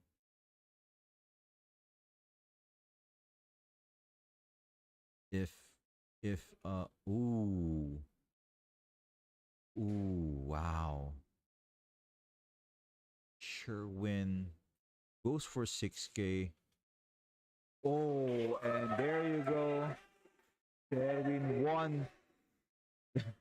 Sherwin won the CS 2024 PH Wave 2 Regional Preliminaries. So he will come home with the trophy and a slot to Asia regional to the regional finals, as well as a Vivi and Shirahoshi. So thank you guys for all who have supported this stream. So thank you guys for all who have watched the stream ever since we started the stream earlier in the morning. Super thank you. The land was defended. Also thank you to LUDO Board Game Cafe and Bar and Gamersshop for organizing this event and inviting me to cast the PH Preliminaries 1v1 tomorrow. I won't be casting. There's a new caster that's gonna be taking over for 3v3 because I'm gonna be playing for the 3v3. So thank you guys. It's been a long day. Congratulations to Sherwin Aquino, BY Luffy for winning the PH Wave 2 1v1 of the Championship 2024. So thank you again. This is RJ Jacinto signing off. Peace out.